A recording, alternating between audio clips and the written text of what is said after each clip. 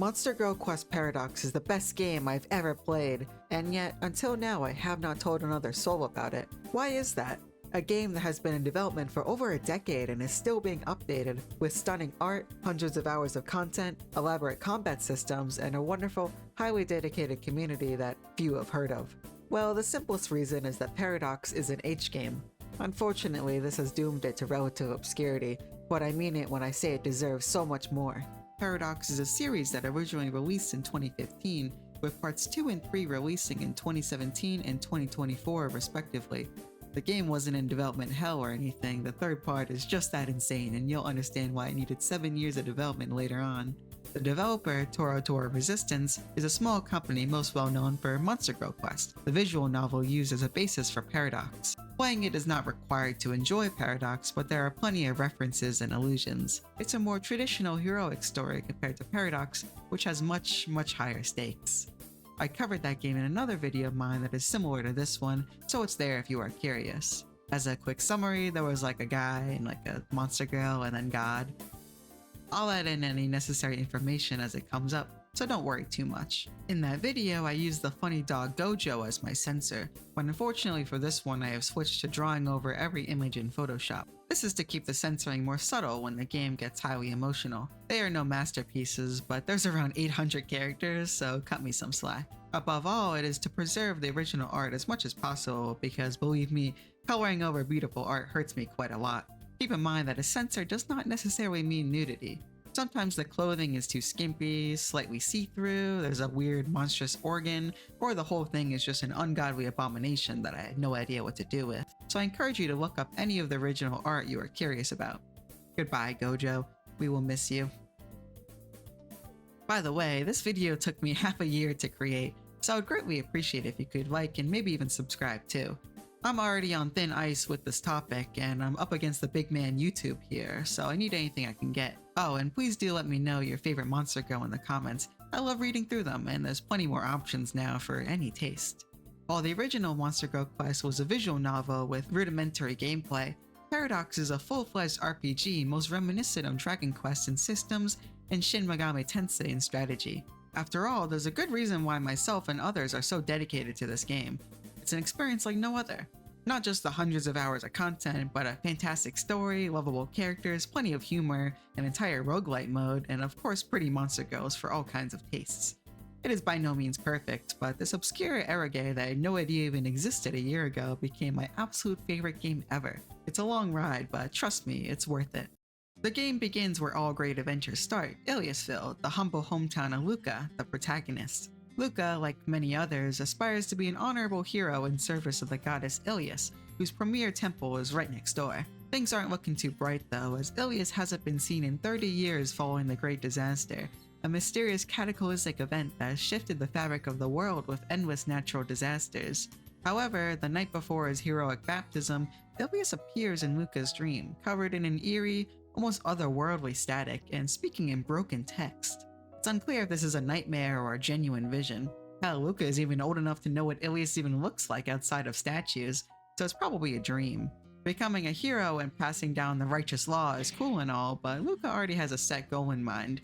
His father, Marcellus, is missing, and has been missing his whole life. Before Luca was born, Marcellus helped those wounded by the Great Disaster, becoming a renowned hero in the process before settling down in Iliasville with his wife Lucifina. But once Luca was born, he departed, mumbling about needing to clear a darkness encroaching the world. Lucifina was the only one who knew why he left, and she died of an illness when Luca was young.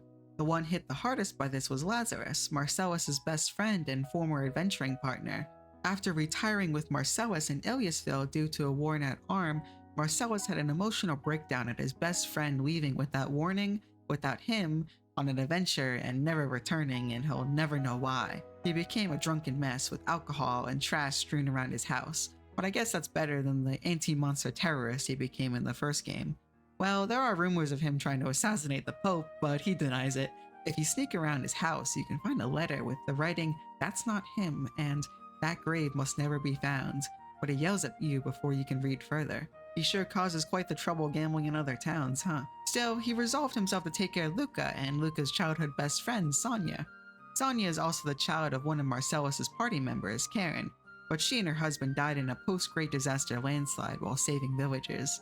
Despite her immodest outfit, Sonya is a priest, but Lazarus taught her how to use a club, so growing up she would beat up Luca for fun, as Lazarus refused to teach him how to use a sword. Both she and Luca have never been on a real adventure, so she bears the responsibility of protecting him from danger and lecherous women. Other than Sonya's training, Luca is self-taught, and to make ends meet, his home doubles as an inn. This has made him really good with numbers. That's not important at all, but I just think it's funny. Right when he is so close to finally receiving the hero's baptism, there's a commotion as an evil slime has kidnapped Hans, the town lumberjack. Despite the danger to a novice like himself, he rushes to the mountains, battling through slimes. Along the way, a huge crash is heard, and upon investigating the crater, there is a weird, small girl that kinda looks like Ilias. She claims to be Ilias, but no one's falling for that. She casts Thunder Retribution, but it's just static electricity. She pulls out a mirror, yells about some 6 ancestors' great seal, and runs off. And there's more important matters at hand, like saving Hans. At the mountaintop, he is surrounded by 2 slimes and their boss, a bunny slime. This is the first real fight, so make sure you know how to fight. How do you fight? Well, I'm glad you asked. For now, things are relatively simple. You have your health, SB, and MP. SB is used for non-magical skills like Double Slash or Quantum Disintegration. It recovers at the end of every fight, but can't be used outside of battle. MP is reserved for magical skills like Hero Killing or Meteor Eclipse. All the skill names are very cool. Unlike SB, it doesn't recover until you reach an inn or healing circle, but the game is very generous with those and only really matters for some insane late game builds. The power of skills are determined through formulas, and the game gives you pages of information needed to mathematically optimize everything if you're a nerd. But at the end of the day, the higher your stats, the bigger your damage. The stats are attack, defense, magic, willpower, agility, and dexterity. Skills will use either one of these, choose the highest, or combine multiple. Each individual skill has its own percentage, determining how much the stat is multiplied by for the damage calculation, but accompanying it will be a letter grade to quickly tell which skills are better than others. Every skill has an element, that being physical, wind, earth, water, fire, lightning, ice, bio, sonic, and pleasure, but later on there will be even crazier elements like carnage or ion. Resistances do matter, but it also means you can buff specific elements and get absurd damage with the job and race system, but we don't have access to that yet.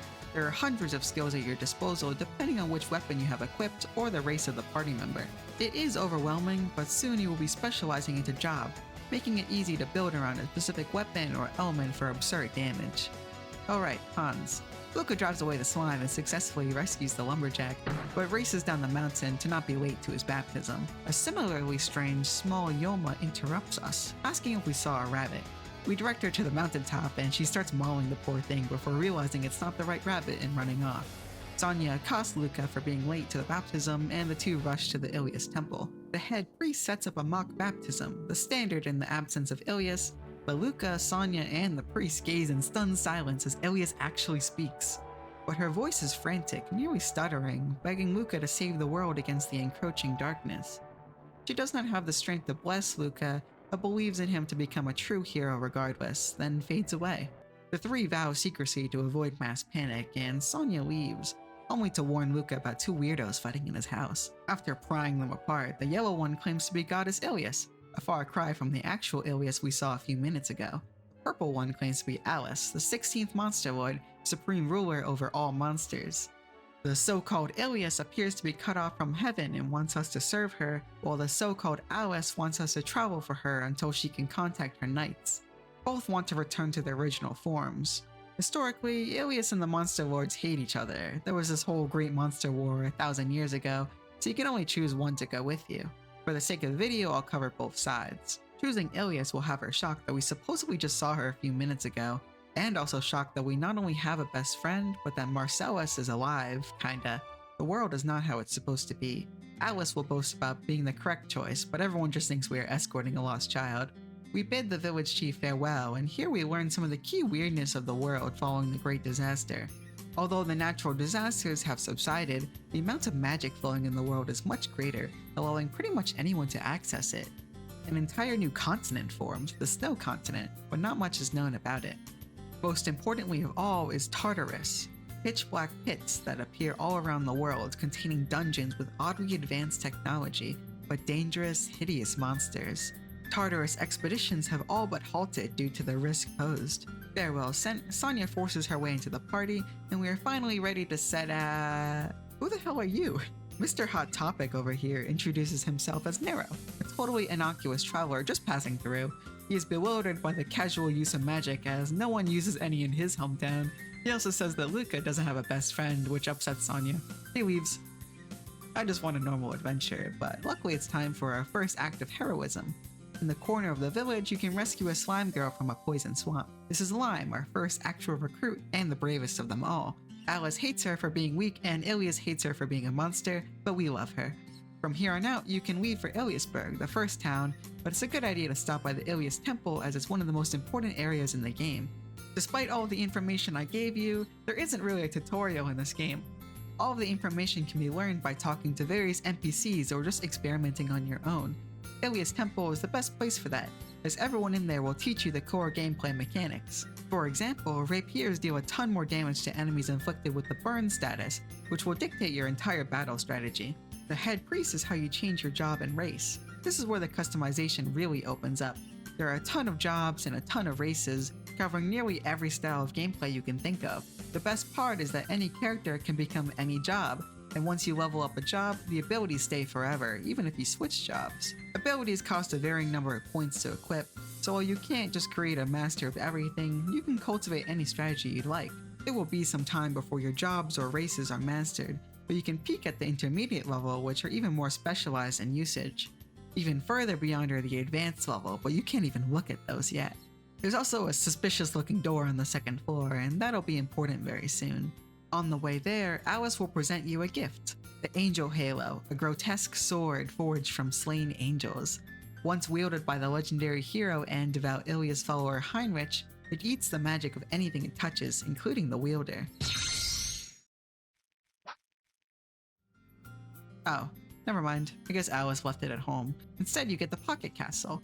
It is given by Alice directly, or given by Ilias after stealing it from Alice. This is your main base of operations, accessible from anywhere in the open world. It's quite empty right now, but as you recruit more members, they will appear in here to talk to you, gift items, or make requests. The open world uses a random encounter system, and this will be how you recruit most of your army.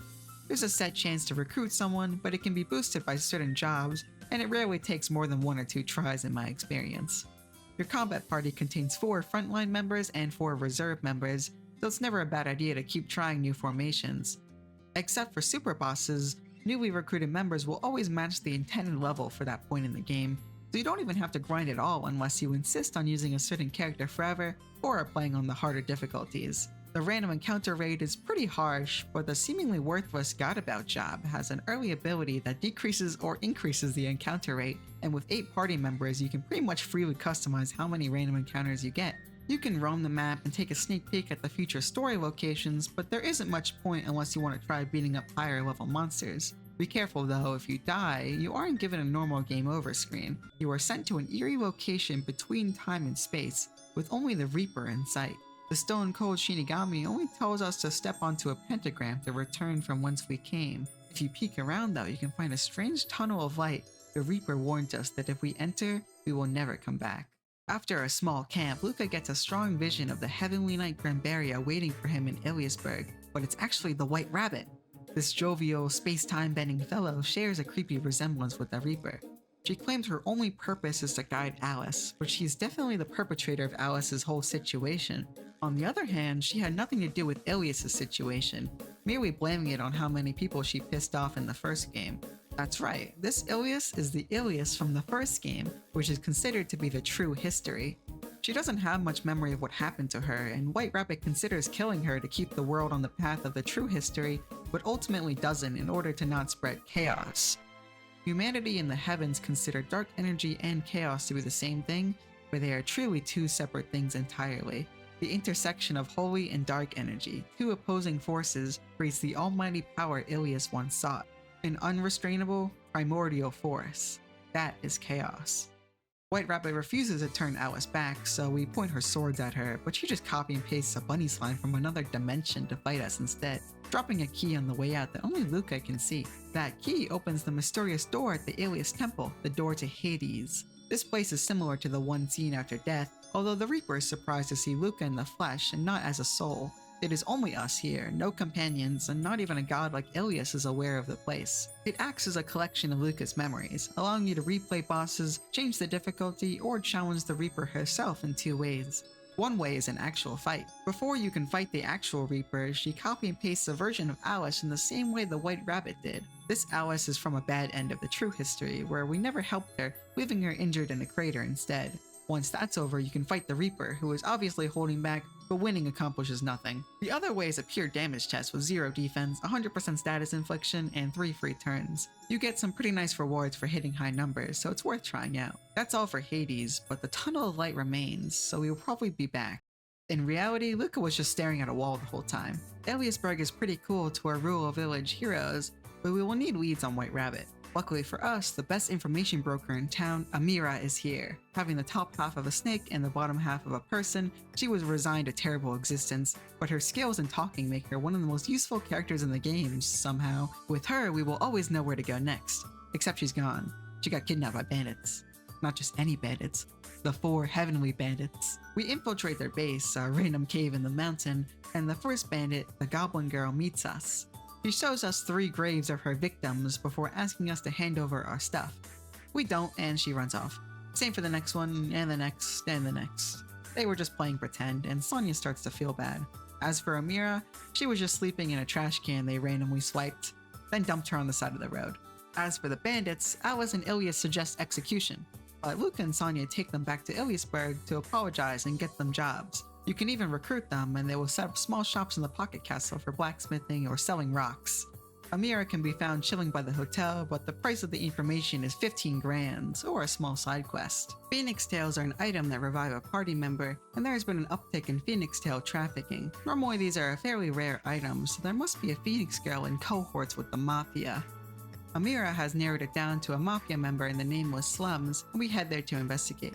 It's not the nicest place, but Sonya, an aspiring femme fatale, goes into detective mode. Slums are only good for one thing: bars. Not for alcohol, but because you can buy information you can't get anywhere else, including a code word to buy phoenix tails. Even with the code, the seller Don Dahlia understandably calls us fishy and kicks us out. So Ilias steals her key and we break into her warehouse holding a naive phoenix girl she had manipulated. She cries until we let her join the party, but the day is saved. Instead of returning to Iliasberg, if you head down from the slums, you can find an ominous, dilapidated castle. Alice and Ilias know this to be the Mithra-sealed castle. It was originally created by Ilias and the first monster lord, Dark Goddess Alaphes, to contain 20 of the most powerful legendary weapons, but they were unsealed during the Great Monster Wars when the two turned on each other. It is a shell of its former self, but still stands, its purpose uncertain. Amira tells us a rabbit monster seen around Iliasberg was spotted heading towards the southeast, likely towards the town Pornoff, the worst location in the entire game.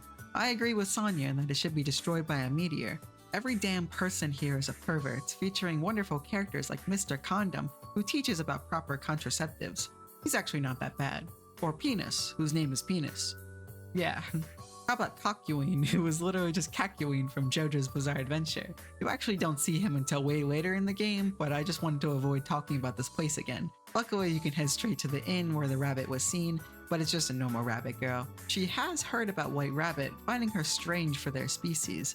She was spotted around the South Tartarus. It's clear she wants us to investigate where no one else has been before. Normally I'd suggest you immediately leave and never come back, but there's one good reason to stay: the casino. Yes, you can gamble, slots and poker. It's amazing. You can even get gear way above what you should have at this point, thus becoming the most fun way to grind. There are casinos in other places though, so you should still leave. There's a small guard encampment outside the southern Tartarus Rift, and White Rabbit jumps in right as we arrive. The guards here freak out over needing to save that rabbit girl who fell in, but we jump in right after, straight into the pitch black darkness. Tartarus is incomprehensible. Walls made of unrecognizable metal, seemingly beyond steel. Technology that shouldn't exist. A labyrinth of corroded halls, and we aren't alone. These are apoptosis, disgusting, malformed, unnervingly human-like chimeric creatures. Not monsters, not people, something else entirely. They instinctively attack those nearby, and their battle dialogue barely makes any sense at all. In chests, you can find muskets and automatic crossbows, far above simple swords, so Luca has no idea what it even is. At the end is a magical door that Alice and Ilias recognize to be sealing the very space itself within it. That is an absurdly powerful spell, and there's no keyhole, so it makes sense why the general expeditions ended here. Luca tries pushing it, and it just opens. Entering through is Remina, a city consumed by a Tartarus during the Great Disaster 30 years prior, but it's all corrupted with weird purple distortion. Townsfolk are seen walking in place, greeting us before devolving into gibberish, and finally snapping at us, declaring us Class 1 crossworld contact and morphing into apoptosis. In one of the buildings is a strange but adorable Scylla creature eating some apples, with a nearby note saying, "Experiment failed, all become apoptosis." She's a nice break from the nightmarish erosion. We decide it's best to leave her alone, but she follows us anyway. She speaks only in cues, but Sonia is able to decipher them, naming her Niruko. Past the remains of Remina is another corridor in the midst of space, seemingly in another dimension. At the end is the familiar magical circle, and we step through, finding ourselves at the entrance of the Tartarus, but there are no guards and no life, only the White Rabbit. She congratulates us for making it this far, but doesn't bother explaining anything. Just vaguely blabs about how only this world's Luca can open those doors. She's here to guide, not explain. Speaking of which, do not walk on the grass. Goodbye. The road leads to Iliasville in total ruins, collapsed buildings and skeletons strewn everywhere, some even recognizable. There are dozens of graves, two in particular standing out, one reading Sonia and the other reading Luca. There's a diary by his grave, the same one he keeps in his house. Everything is the same up until the day of his baptism, where he met Granberria in Iliasburg and ran away, disillusioned from adventuring. There's one more entry dated over a year from today. The angels razed the village, killing countless. If they come back, he will fight too. All that's left is someone else's handwriting, honoring him for his bravery. It's clear this is another dimension, a parallel reality from the one we know. In fact, this is one of the bad endings from the original game. In the true history, Granberria, one of the 4 heavenly knights serving the Monster Lord, is met at Iliasburg. You are given the option to hide from her or face her head on. The former will result in a bad ending, as now no one will be able to oppose Ilias when she ultimately decides to reconstruct the world, the people's prayers not being enough to satisfy her ego. The party teleports back home using the harpy feather item, traumatized and quite depressed. If you're curious, stepping off the road will cause you to be ambushed by Ranael, a high-level angel way above our current strength. We hold a strategy meeting in the Pocket Castle to decide the next course of action. Each of the 7 other Tartarus locations likely contains a door to a parallel world, with the distortion in space-time being the reason for the apoptosis. As for their purpose, they expel invaders as traveling between worlds spreads the chaos that White Rabbit mentioned. They are controlled by the will of space itself. Ilias forgets for a moment that it is practically her who destroyed that world and pretends to just be talking to herself afterward. It's unknown why Luca and White Rabbit can travel across parallel worlds. That's not a power gained through strength, it's something beyond comprehension. The two of them really miss their subordinates. Tamamo, the wisest of the Heavenly Knights, surely would have come to her aid by now as she has a huge information network. The Knights must be busy with something of grave urgency. Ilias wants to head to the navel of the world to contact Heaven, but that place was destroyed during the Great Disaster, replaced with a massive Tartarus rift. That means Heaven is now entirely destroyed. Things still aren't clear, but for now the best way to get more information is to check out the other Tartarus rifts. We're still a hero and we do want to get stronger, so we'll help out in various towns along the way. You never know what might be important later on. The first stop, ranking number 3 in my top places I'd want to live in list, is Harpy Village. Why? Harpies are awesome. Except there's no harpies. They're all gone. What the hell? Even the queen's house is empty. Nero? Hi Nero. He's just sitting there drinking tea out of his own tea set, having cleaned up the place during their absence. He informs us that the harpies have been infected with a virus that drives them mad with lust. The thing is, that virus has been extinct for ages, so he's investigating it as well. He suspects someone from that time period has come here and unintentionally brought it back. The harpies have quarantined themselves in the Harpy Tower, and Nero just so happens to have the cure, a piece of the Yggdrasil fruit from the World Tree. He throws it to us and asks us to deliver it to them. We are suspicious of him, and he asks if he is really that suspicious. He's the most suspicious person in the game. He has more important things to take care of and goes back to writing in his diary. The Harpy Tower is just up north, and we cure all of the harpies, but there isn't enough fruit for the queen, so we'll have to come back later to recruit her, sadly. One harpy remembers how the epidemic started. The queen met with 3 succubi named Lilith, Morgan, and Astaroth, the names of the Lilith sisters from the original Great Monster War, and it seems they've returned. The next location is number 2 in my top places I want to live list, Midas Village. Why? Slug girls are awesome. The list is going quick, but I promise the next one isn't until much later. Midas Village always has an annual slug girl infestation, but this year is extra bad, so we have to go to Slug Tower to stop them from infinitely spawning and overrunning the village. That's it. It's not really a problem to some people, but you gotta do what you gotta do. The second Tartarus rift is on the eastern side of the continent, and near the rift is Rostrum Village, completely destroyed by the Great Disaster. Anything near these rifts is fated for annihilation. The party quickly descends into the Tartarus, finding it much different than the last. Rather than machinery, it's a warped mixture of forests and caverns. It stole the surrounding area and twisted it. That door is there once again, and it leads back to Remina. A red-haired figure with glasses peeks out from inside a building before rushing back in. Investigating the building, you find Promestine, an angelic researcher. If you are familiar with the first game, this is her from when she was a scholar, before the whole evil scientist thing.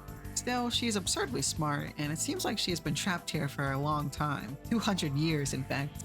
That's not as long as a time for angels as it is for humans, but this should be your first sign that she isn't very sane. One of her experiments went wrong, a fusion of holy and dark, and it led to her being teleported here with no way out. The notes and the leftover experiments were all hers. She joins our party, not really to leave, but because she really wants to know why Luca can travel between worlds. But she needs to be constantly watched, or else she might steal a piece of Luca's frontal lobe for research.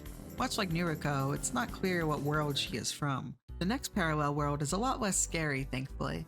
There's plenty of life, and right side of the Tartarus is Rostrum, bustling with people. You can ask someone for the date, and it seems like we are 25 years in the past, before Rostrum was destroyed by the aftershocks of the Great Disaster. To our surprise, the village chief has a message for us, for Luca, from Marcellus.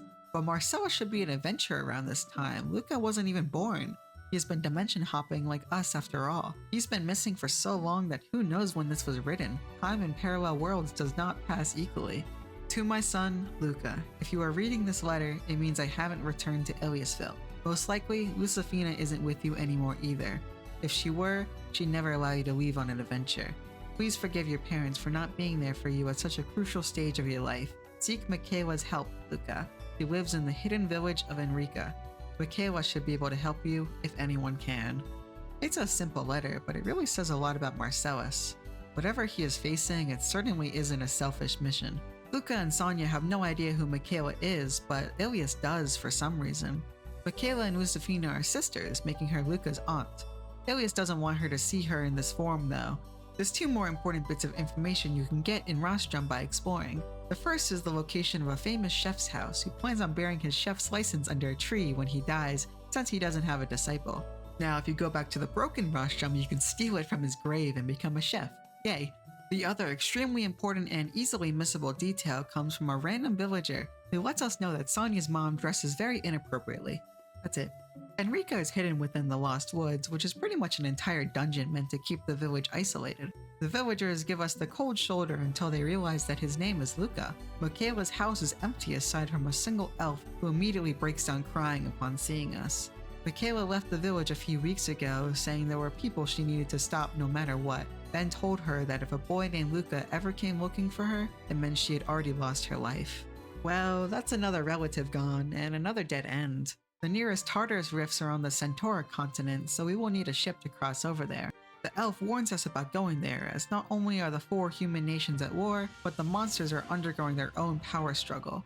With Alice gone, 3 candidates are vying for control as the next monster lord in her absence. The first is Alice the 15th, Alice's mom.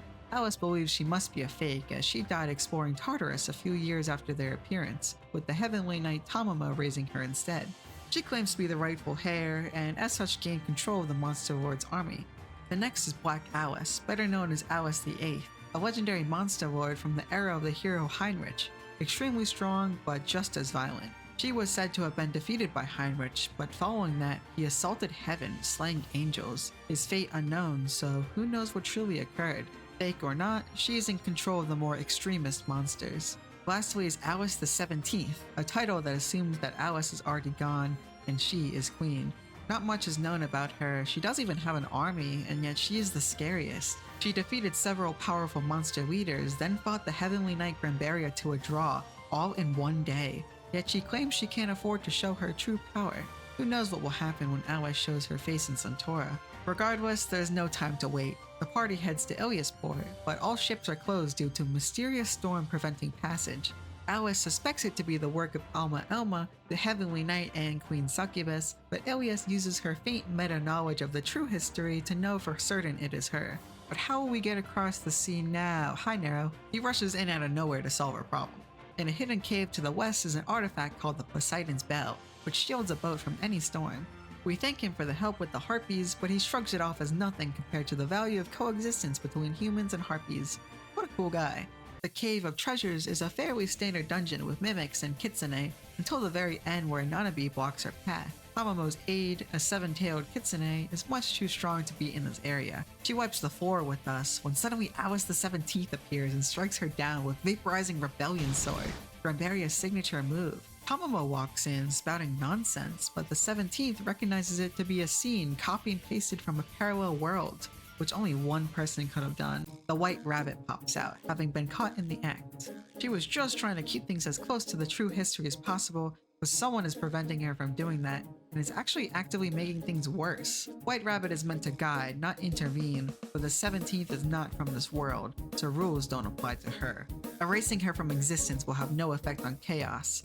She freezes time to a standstill, but she isn't the only one who can manipulate time. Nero activates Flash Kill, then tackles her and teleports away. The 17th gets up like nothing and introduces herself as Neris, asks Luca on a date, then dips. Sonia is angered by the advance, Ilias is angered at someone daring to steal her subordinate, and Alice is just confused. Poseidon's Bell works perfectly, the ship is completely unaffected by the storm. We don't go unnoticed though, and the crater descends in a wreath of wind. Not Alma Elma, but Morrigan, the youngest and boldest of the Lilith sisters, wielding a psychokinetic aura. She plays around with us at first, but gets ticked off at our determination and Alice's claims that Alma is the stronger succubus. She brandishes her full power to kill everyone on the ship at once, when a strong gust of wind blows, and a massive banner unfurls over the sky. On it is a depiction of Ilias, and at the helm is Seraph Zion of the Angelic Army. Stubborn and aggressive, Zion is a mechanical angel of unknown origin. He fires bolts of light into the ship as it splits apart. Morrigan warns the risk of killing any one of us, but Zion doesn't care. She's dead set on annihilating the sisters. Fires break out everywhere as the two attempt to slaughter each other with wind and gravity. We jump into the ocean before it's too late, the sky above us still burning. We open our eyes at an inn in Port Natalia, the ship's crew having been rescued by local mermaids. Morrigan was at least famous in monster history, but Ilias has no idea who Zion is. She has zero recollection of creating her, but Promisine already knows her quite well. She is the second generation of Seraphim, the second strongest class of angel. Promisine's world has forces unbeknownst to us due to whatever variance her world faces compared to ours. Along with Zion and another Seraphim named Gnosis, above even them are the 7 archangels. If Morrigan is on par with Zion, then who knows what monstrosities Morrigan's world holds. And worst of all, they are choosing our world as their battleground. As courtesy for saving our lives, we help the mermaids investigate a string of sudden disappearances around the town. The simplest solution is to ask the Kraken, queen of the southern seas, so we cross the beach and into a path through the ocean to visit her temple. Inside, scattered throughout are cells filled with imprisoned civilians. There is seemingly no reason behind their capture and no mechanism for even unlocking them. At the throne isn't Kraken, but Maya, a random mermaid. She's completely insane, so we beat her up until she snaps out of it. She was brainwashed by Astaroth, another Lilith sister, but for no discernible reason. Kraken was sealed into a small piece of fish that we can't help with for now. It's such a random plot, but at least everyone is home safe. Right past Port Natalia is San Ilia, the first major city. It is unlike anything we have ever seen before, featuring beautiful aquatic architecture and plenty of worship of goddess Ilias. It's easy to forget, but Sonia is a priestess, so she's pretty stoked to see the Pope. Still, this place is not exempt from the aforementioned conflicts of the continent. The recent debacle is over the use of Machina, the advanced technology either found in Tartarus or developed through reverse engineering it. The church is in support of it, but the more religious extremists fled the city to live more traditional. We are given special access to greet the Pope, as Luca was somehow baptized despite Ilias being presumed dead at this point. The Pope, more formally known as the King of St. Ilia, is a pretty chill dude. Alice and Ilias cut to the chase and ask him about White Rabbit, but he knows nothing. Marcellus, on the other hand, the church has been investigating him for quite some time. The missing best friend of the prime bombing suspect is sure to raise some flags. He was seen around various Tartarus locations, and more curiously in the church's library to donate a book. That was over a year ago by now. The Pope has his own request, but the book takes precedence. That book is titled Worship of the Four Spirits and is found by the party several layers deep in the underground library. Inside is another letter, much simpler this time, merely advising Luca to contact with the four spirits. By doing this, he will suppress the chaos in the flow of time. The four spirits are elemental avatars that regulate the balance of nature. They were worshipped in ancient times, but as Faith and Ilias took over, they have since been somewhat isolated in locations scattered across the continent. As for the Pope, the King of San Ilya wants us to supervise a personal trip of his, but we just got here and are not really equipped to deal with the danger, so we head to Mount St. Amos to get new metals to forge with. But it's shrouded in a supernatural darkness, and a weird energy is permeating through the air. The king would have mentioned if anything was wrong, so we head up anyway. At the top, lying in a field of flowers, is Michaela. Visions of her various forms flash through Luca's mind, but the moment is interrupted. Up in the sky, shrouded in moonlight, is Gnosis, here to bring divine retribution to those who have sinned. Cold, rational, but easily irritated, Gnosis is an angel modeled using apoptosis genes. Michaela forsook her heavenly duty to walk amongst mortals, and because of that, she's already dead. We would be too if eliminating us wouldn't increase chaosization damage by 67%. Should we stray from a path, we will be judged. Michaela, in her last will, baptizes us for real. Regretful it may be, that's all she can do for us. All we can do is continue on, so we forge new gear and return to the king. He needs us to escort him to an ancient temple ruins, as his elite guards are helping with the continent's wars, and the ritual must be kept secret. He brings us to the site of the ruins, Luddite village, home of the religious fanatics who abandoned San Ilya. Ironically, the sorry state of the village appalls Ilias, despite their devotion to her. The nearby cave is heavily guarded, and once inside, he reveals that these aren't temple ruins. It was falsely classified that as part of a gag order following what appeared here during the Great Disaster. The Luddites flocked here, building a village atop what they thought was holy ruins, when in reality underneath their homes is an entire research facility, several hundred years ahead of what even Promisine knows. The church comes here to extract Machina, but there are zero records of its owners, only instructional manuals. As for the Pope, this place is why he is still alive. The public thinks he barely escaped the bomb, when in reality he came to the brink of death, half of his body blown up. This lab is the only place with equipment able to save him, and he comes once a year for maintenance. There isn't enough evidence to know whether it's truly Lazarus or not, but regardless, the time bomb method used was incredibly reckless, and even the Pope knows there are ways to assassinate someone with much less collateral damage. Okay, he's a little scary, but it's understandable. At the end of the lab is a liquid tank containing a strange, sleeping being that vaguely appears to be a girl. The church has no idea how to activate her, and Promisine is able to gather that she is entirely mechanical. Of course, Luca puts his hand on a random control panel and the eyelids open. The capsule opens and the girl stands up, but she says that she shouldn't have been woken up. She's only supposed to wake up when the world ends. She initiates combat, thinking it is us ending the world. It's okay though, because the Pope's maintenance is over, and he's here to help. How? Well, health isn't the only use for this technology. Who could resist turning into Mecha Pope? Equipped with guns, lasers, drills, and missiles, the Roid Field of Race has everything you need for badass destruction. This is Brunhild, or Hild for short. We assure her that we are here to save the world. Hild knows she was created to do the same, but does not know who or what created her. All she knows is the name Master. But since they are gone, we suggest she follow us for the time being. She may be entirely machine, but she is quite innocent and curious towards the world. Inside though, she is infused with both holy and dark, something few, if any, life forms are capable of. We return to the surface and Mecha Pope joins our team permanently after hearing about the whole parallel world situation, leaving a hologram at the castle in the meantime. It's impossible to lose now. San Ilya is near the Forest of Spirits, where the elemental self resides. On the way is a creepy haunted mansion that's been overrun by scary monsters, so we investigate that first. It's a silly place with dancing zombies, dumb riddles, traps, and the mastermind keeps running away. Eventually you corner her and meet Chrome, a succubus who disregarded her powers to obsessively research necromancy. She summons 2 zombies on us, a forbidden but still very impressive feat, but they throw her out instead. But it was actually a trap. except the trapdoor is on the wrong tile. You can ambush her in the basement where she is waiting with her ultimate creation, Frederica. Even for a zombie, they are quite attached to each other. Necromancy, one of the 3 summoning magics, are her way of restoring her family's name to the Monster Lord. But the Monster Lord hates ghosts, zombies, and anything undead, so this won't work. Well, there's always other forms of magic, dolls. Those are a lot less messy and more ethical than zombies, so the mansion should be fine now. It's quite expensive though, so she will join us if we find any magical thread for dollcraft later down the line. The Forest of Spirits is much like the Lost Woods, with elves, fairies, and a rumor of a horrifying but non-hostile monster shambling around. The Wind Spirit itself is at the end of the forest, ready to make a contract with us if we manage to beat her. She is dumb and airheaded. That's all, I don't really have anything positive to say.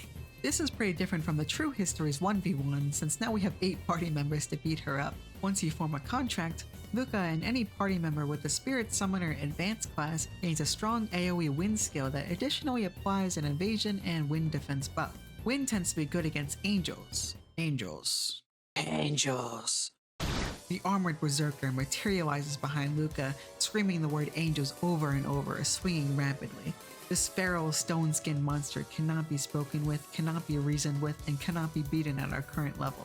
It's about to slice Luca in 2 when Nero materializes behind him, not allowing us to be killed. Nero swoops us away while Nero and the berserker face off. The armored berserker's seemingly induced rage is strong, but is no match for Nero, commander of the Holy Army and the Dark, the Yoke of Heavens, the Calamity of Earth, the one who manages the rules of all creation, the one whose footsteps of victory engrave anxiety in others.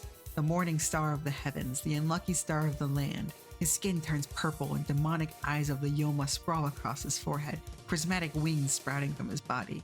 With all of his strength, he faces Heinrich the hero, formerly devout follower of Ilias. Heinrich isn't destroyed though. As long as his body and soul are separated, that husk will continue to go berserk over and over again.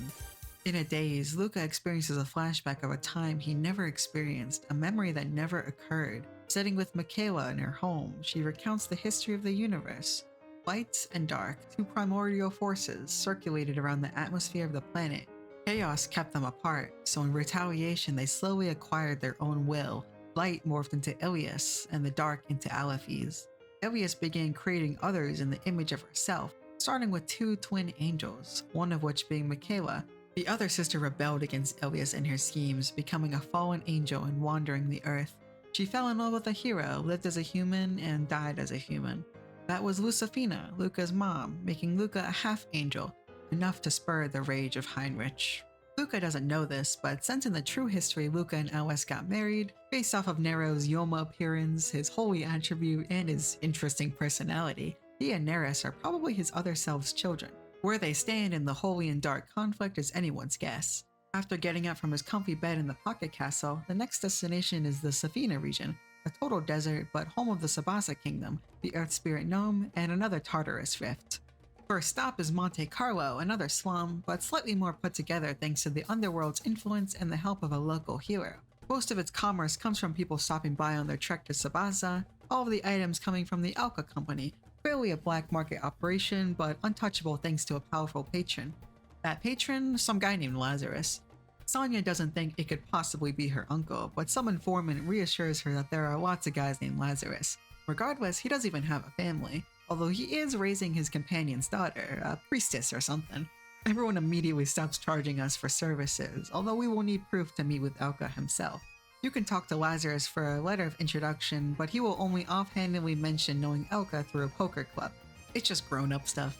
Doing this gets you access to the Informants Guild for plenty of useful information, but nothing on Marcellus or White Rabbit, unfortunately.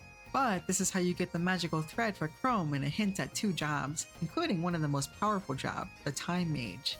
Time Mage and its later iterations are incredibly unique. It's primarily based on support, having its own buffs and debuffs that no other job can use. Stop is a debuff that isn't commonly resisted and just completely stops an enemy from moving for several turns. If it lands, it's an instant win, especially if you have a lance for a condition bonus. Quick makes an ally act first in a turn, and later evolves into straight up just giving an ally an extra turn. If you want to make your enemy really suffer, it has access to not 1, but 2 instant kill methods, Death and Petrify. Obviously bosses are immune to these, but random encounter enemies are going to be vulnerable to at least one of the 4 instant death effects. Not only that, but it has the only non-healing magic in the game that can be used outside of battle, that being Warp and Teleport. Warp travels you to any location you have been before, essentially acting as an infinite source of the Harpy Feather item. Teleport is even better, allowing you to escape from any dungeon at any point instead of having to walk all the way back to the entrance. Always have at least one time mage in your party. The other job is Hero of Justice, giving you a sick transformation power. Unlike Time Mage, this job has a special unlock condition. You have to help the local hero drive away Ava, an unemployed succubus who keeps attacking men. She keeps running away until she gets fed up with being homeless and forces her way into the party. Day saved, I guess. Now you can be a Hero of Justice, which doubles your stats and unlocks unique skills only after you spend a turn transforming. The magical thread for Chrome is in Puppeteer's power past the cave, but on the first floor is Kagatsumigi, eerily staring at us. Infamous among Magicraft specialists, she far surpasses the Artiste family in skill. Alice and Ilias advise us to leave, now, and Kagatsumigi goes back to talking to herself. Luckily for us, there's some thread back in that cave. Kagatsumigi remains in the tower, but was actually just speaking to Black Alice on her throne. This is the true Black Alice from 500 years ago, as she is the one who personally created the Kagatsumigi name. But Black Alice has had her dreams crushed twice already, one by Heinrich and once by Luca of the true history. She isn't from this world either, and she won't fail this time. She brings forth the fruit of her efforts, legendary monsters from the original Great Monster Wars, each based off of mythological deities. Kagatsumigi has her own masterpieces, dolls of Alice the 6th, 9th, and a fused 11th and 12th, with many more on the way. Black Alice is getting ready for a wonderful tea party. Oblivious to all of that, the party stops by Rubiana, one of the places mentioned by the informants for being under investigation. That's because it's completely empty. Similar to the Harpy situation, except there are 0 leads and no Nero to help us. You can't really do anything, but keep it in mind for the future. Right past Rubiana is Tsubasa, the second major city. Immediately after entering, you will be accosted by guards who speak like generic anime thugs. This place is not being run well at all. The previous king died in Tartarus, and when the Queen Sara took over, all she has done is neglect her duties and make terrible decisions. Tsubasa went from the strongest military to the weakest. Our informant connection leads us to a rebel assassin who has served the family for generations and has an idea as to why Sara is so incompetent. Tsubasa royal family is actually part monster, having descended from the Sphinx, a long-life Yoma that resides in the pyramid. Something activated her dormant monster genes, so we asked the Sphinx for help. Normally she doesn't interfere in human affairs, but this is technically her responsibility too. The process can't be reversed, but since the insanity is caused by the transformation itself, we just have to speed it up to completion and she will go back to normal. In mind, at least. There's no time to discuss though, as Luddite village is under attack. Tsubasa and San Ilya have a military alliance against Grangold, another major city, so it's her duty to help protect it. The queen herself is going because the attack is by the culprit behind Sara's transformation, the Lilith sisters. All 3 are there in the flesh, having already massacred the entire village in minutes. This place didn't exist in the true history, so there's no consequences to destroying it. Astaroth, the highly loyal middle child, stays behind to test our potential, claiming that we might even work together one day.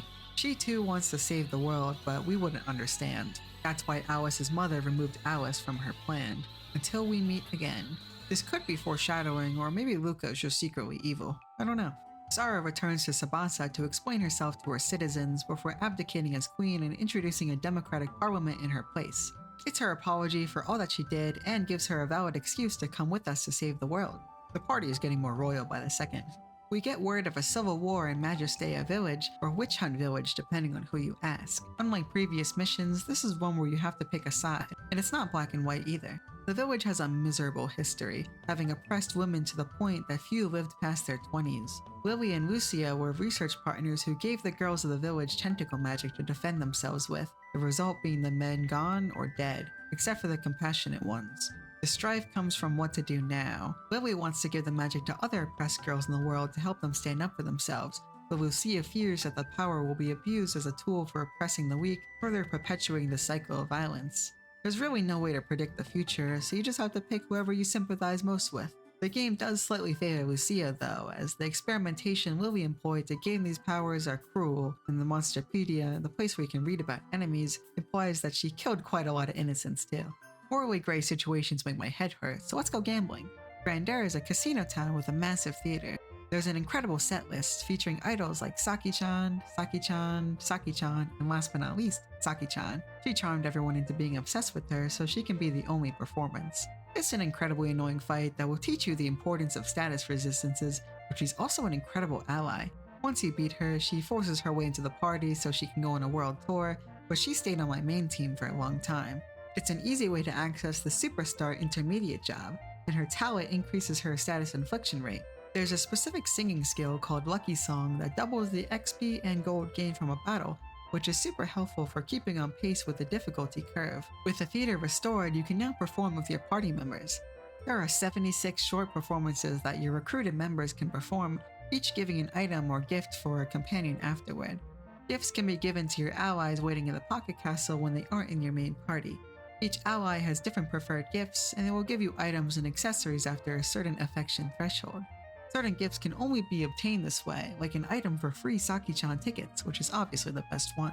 Grandeur also hosts a giant, luxurious mansion where the head of the Mafia lives. We are allowed in thanks to her Elka connection, and upstairs we meet the Don himself, Merlin. Merlin was one of Marcellus's party members and a good friend of Lazarus. He's old, so we don't recognize him, and he gives a generic speech about how checked evil is better than unchecked evil. It's much more boring than we expected, so we leave. But right as we head downstairs, Lazarus crawls out from under the couch sporting a fine suit and slick shades, thanking Merlin for standing in for him so we wouldn't know he's the real Don. Finally, there's a small stop in the town of Saloon where we are able to forge some new crystal equipment. Similar to Iliasville, there's been a kidnapping, but this time by actual bandits, the Scale Thieves. Once beaten, she offers to join the party if you've recruited her lackeys, not for selfless reasons, but so she can expand the group's operations. Sonya will rightfully question our recruiting decisions, but we assure her that all monsters who join us will eventually change their ways after seeing the world for themselves. We can't venture into Tartarus yet because of a conveniently placed rock, definitely placed by White Rabbit. We need the power of the Earth Spirit Gnome to move it, so we head to the Safar ruins where she lives alone with her dolls. Unlike the dim-witted Sylph, Gnome is entirely silent, but still good buddies with Sylph. She struggles to express herself, except for when it's time to punch Sylph. We make the contract the usual way and move the rock out of the way, but White Rabbit pops out to make sure that we do actually have Gnome. Also, she stole Nero's glasses. They aren't prescription. This Tartarus starts as a cave, but quickly deteriorates into nothing. There is nothing but a pinkish-purple miasma as far as the eye can see. There's no remnant either, just the other world, except there isn't that either. Other side of the Tartarus is just a black void. Self can feel that even the wind itself is dead. There are strong earthquakes, but it isn't the earth. The only thing left is a large tower, the Administrator's Tower. Greeting us at the entrance is Radio, a small, polite, and clearly outdated robot. She offers to bring us to Master, the same one Hild knows. She confirms for us that the entire world is ending. The last human died 25 years ago, the last angel 8 years ago, and the last monster 6 years ago. This tower was humanity's last bastion, created to survive as long as possible until any solution could be found. But it never was, and slowly it died from the inside out, its residents morphing into apoptosis day by day. With our arrival, a Class 2 cross-world contact, there are mere minutes remaining. Master, the last life remaining, is ahead. Behind us, something else is approaching. Darker than dark, pure nothingness, something is crawling out. The highest class of apoptosis. We run as fast as we can to the top of the tower and meet the Master, Lacrosse. Adramelech enters the tower. 30 years ago, chaos began to spread from Remina. It spread cracks throughout the world, eroding existence. Over the years, this is the result. The researchers here desperately hurried to find anything, and what they found was that this world did not follow the correct history. At some point, a paradox occurred. The contradiction of events disrupted reality, turning the world itself into chaos, into nothingness. Adramelech enters the second floor. This world did not cause the paradox. It was a parallel world, and yet the chain reaction impacted theirs too. Our world, or rather every single world, will have the same impact, until everything is swallowed by chaos, until everything is nothing. Adramelech enters the third floor. They hand us the notebook, urging us to pass it on to the Lacrosse of our world. The culmination of their efforts in one book, everything they have fought for, and yet only one person could understand it. Adramelech is below.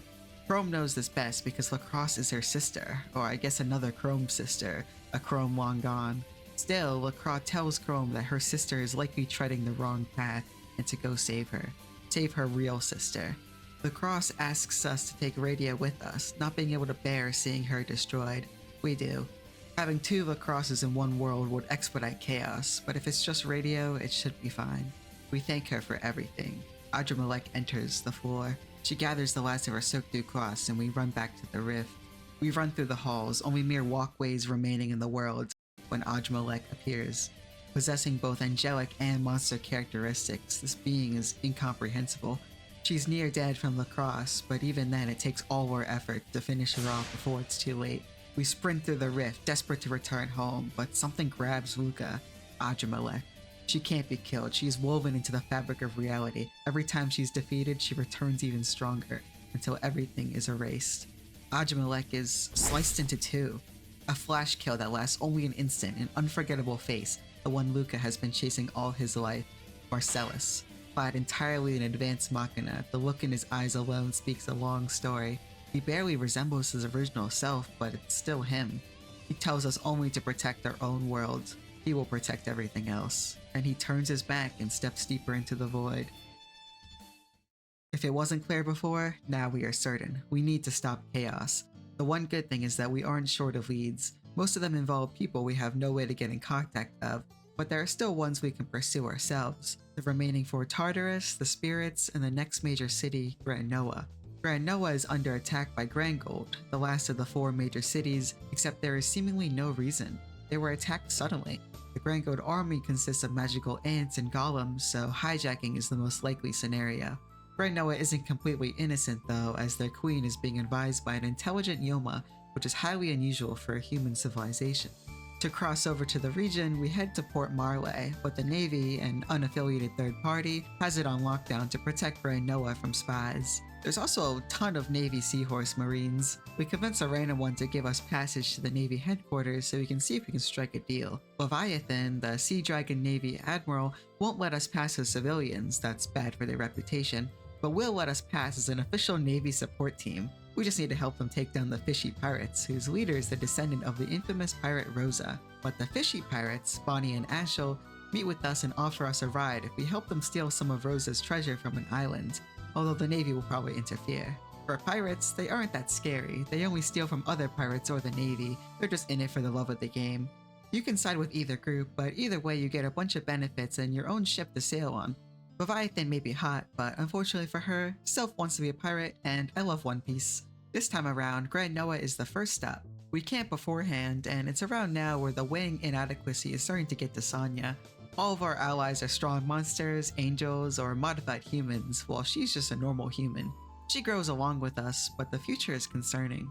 The best way to cheer her up is at the Grand Noah Coliseum. This is what the city is famous for, and is the center of its economy. It clearly works because the city is really beautiful. It ranks number 1 in my top places I want to live list. Remember that? There's a more specific reason why, but I can't reveal that yet. We use our Sara connection to meet with the Queen because the nearby Tartarus is in the middle of a lake we need permission to help access. We also want to check out Esta, a town whose entire population disappeared just like Rubiana. She's about to grant permission until Mephisto, the Yoma Royal Advisor and Magical Academy head teacher, interrupts us. She asks us to prove ourselves in the Colosseum first by joining the annual Queen's Cup. She's not suspicious. We fight through the tournament, and once we get to the finals, it becomes clear why Mephisto wanted us here. The final opponent is Alma Elma of the Four Heavenly Knights, fighting us here just like she did in the true history. Alma goes easy on us, conceding way too quickly, but Mephisto teleports in with Granberria of the Four Heavenly Knights. Dragonkin devoted to her fiery blade, her pride is only rivaled by her loyalty. Mephisto calls Alma a betrayer, and Granberria questions Alma why she isn't following the current Monster Lord, but that lord is not the one she swore allegiance to. They lured her here to capture her. Alma and Granberria are equal in power, but with our help and Granberria's type weakness, it's enough to drive her away, ruining Mephisto's plans and causing her to retreat too. The wind is free, and she wants nothing to do with the 15's plans. She leaves too, not in the mood to help us out either. The wind goes both ways. The Queen congratulates us on winning, but she has one more request before giving us our assistance. Mephisto's true allegiance has been revealed, and with the monster influence in Sabasa, she suspects something fishy. We are the only ones she can really ask, so she asks us to investigate Mephisto at her magical academy. An annoying drawback, but understandable given the circumstances. On the way out, the Cerberus and Dullahan from the Colosseum want our help too, but it also aligns with our investigations. Plus, the Cerberus named Caesar is so strong that she was in my team for nearly the entire game, so she absolutely must be recruited. 40 Minotaurs have gone missing, having been invited to a yummy sukiyaki party at some castle ruins. We check it out, and yep, all the Minotaurs are here eating unlimited sukiyaki. We look around for the mastermind and run into Sun Wukong of the Black Alice army? A rough but still chivalrous martial artist, she isn't totally obedient to Black Alice, but helps her as obligation for having been resurrected. He ate too much sukiyaki, so we just awkwardly shuffle past her, I guess. The real mastermind is the Cow Demon Queen. She gathered the Minotaurs and is feeding them meat so they will grow to be strong and loyal, but she didn't expect them to just keep eating. Yeah, she's at a bit of a loss here. Anyway, Yamatai Village is the next source of trouble. Yamatai is a very important location and is heavily influenced by real-life Eastern culture, reflected in giving us access to cool ninja and samurai jobs.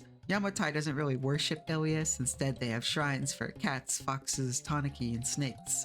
Each shrine has something wrong with it that we urgently need to investigate. The cat shrine has way too many cats, and we can't tell which one is the cat goddess, so we just pick a random one.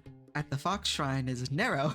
He asks us how our journey is going, and is sure we have seen plenty of strange things. He is the strange thing. He's doing well too. He has new mega glasses that are 1,000 times stronger than the ones that White Rabbit stole. He begins to answer all of our questions around parallel worlds until so many foxes surround him that he is forced to leave.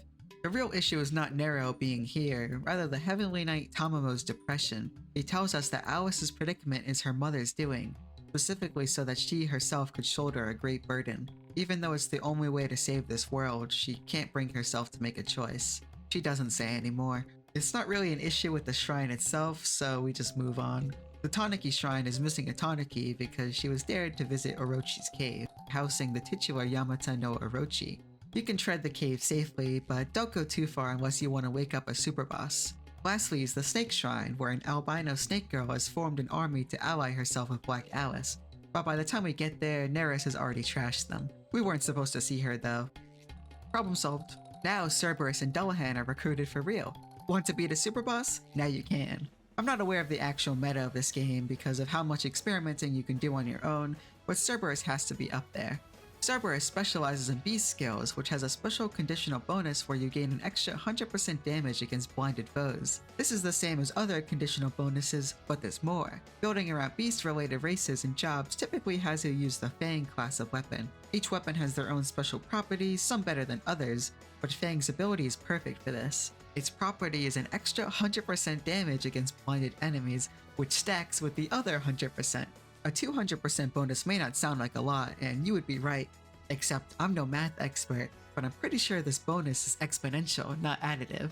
The result has you doing a few thousand damage on a good attack, but the moment the enemy is blinded, suddenly it's over 100,000. The key here is applying blind, which the enemy can be immune to and ruin the strategy, but it just so happens that 2 of the 3 super bosses available right now can be blinded. However, none of these things are unique to Cerberus. What is unique to her is her trait, Hellhound. All beast skills have twice the SP cost but activate 3 times. That's absurd on its own, but combine it with the beast ability of having a chance to apply blind on each hit, and nothing is safe. Yamata no Orochi can even be recruited way before you should have her if you manage to live a turn to blind and decimate her, further ruining any semblance of balance. You may think this makes the game too easy, but later on you're gonna need it. With your weapon of mass destruction recruited, now we can roll up to the magical academy with no fear. Inside are a lot of normal students doing normal studenting. The not suspicious Mephisto is seen speaking to Lilith, which we eavesdrop on to hear that they have been working with the 15th. Or rather, the 15th has been working with them. Lilith doesn't care that we are listening cause she's gonna kill us, but the schoolgirl, Alma Elma, swoops her away while we corner Mephisto. Outside, Alma and Lilith fight with their full strength in the sky, equally matched, and neither returning to the academy. We drag Mephisto back to Granoa to spill everything, and she does, calmly. Her orders were actually to serve Granoa to the best of her ability. Not only were the 15th and the Lilith sisters behind the Tsubasa incident, but they are also in control of Grangold. So they are behind both Granoa and Grangold, yet making them fight each other? Strange. That's all she really knows. We think execution is due, but the queen actually keeps her as a magical advisor. Keep your friends close and your enemies closer, I guess. We finally get our permission to go to Esta, but Mephisto has the nerve to ask us a request. Well, it's for the sake of Grand Noah, but still cheeky. There's a civil war in Plantsect Village between the plants and insects, which is normal for them, but the strange part is that Neris put an end to it not long ago, meaning someone reignited it, the insiders being Tezcatlipoca and Quetzalcoatl of Aztec culture. These long-worshipped monsters revived by Black Alice really hate each other but are rarely seen apart. Their rivalry has spanned since ancient times. While you can choose to side with either the plants or insects, this time a third option for brokering peace is possible. This upsets the two sent here specifically to take over the village, but that doesn't last long and they go back to fighting each other. Black Alice's army is truly fearsome. Without further ado, Esta. The moment Luca enters, he finds himself alone. More strange is that the place is supposed to be empty, and yet here it is, lively. Everyone here loves Ilias to the point that they let her decide everything for them. The church bells ring, and Luca is brought into a pure, empty space. Standing before him is Raphaela of the Seven Archangels. Her calm, warm personality juxtaposes her clear succubus influence, an exceedingly strange combination for an angel.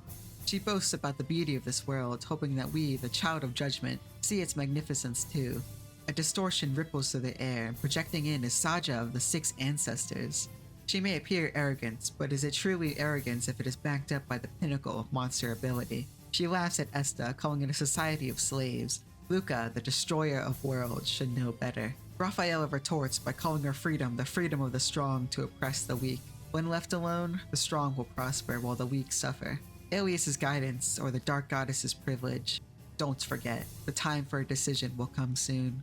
Luca wakes up in the real Esta, completely dazed, explaining the situation. Saja is very well known from the Great Monster War, but Raphaela isn't known at all. We can't tell what either of them are fully capable of. We take a boat to the Tartarus, but without any infrastructure, there's no way to enter without plunging to our deaths.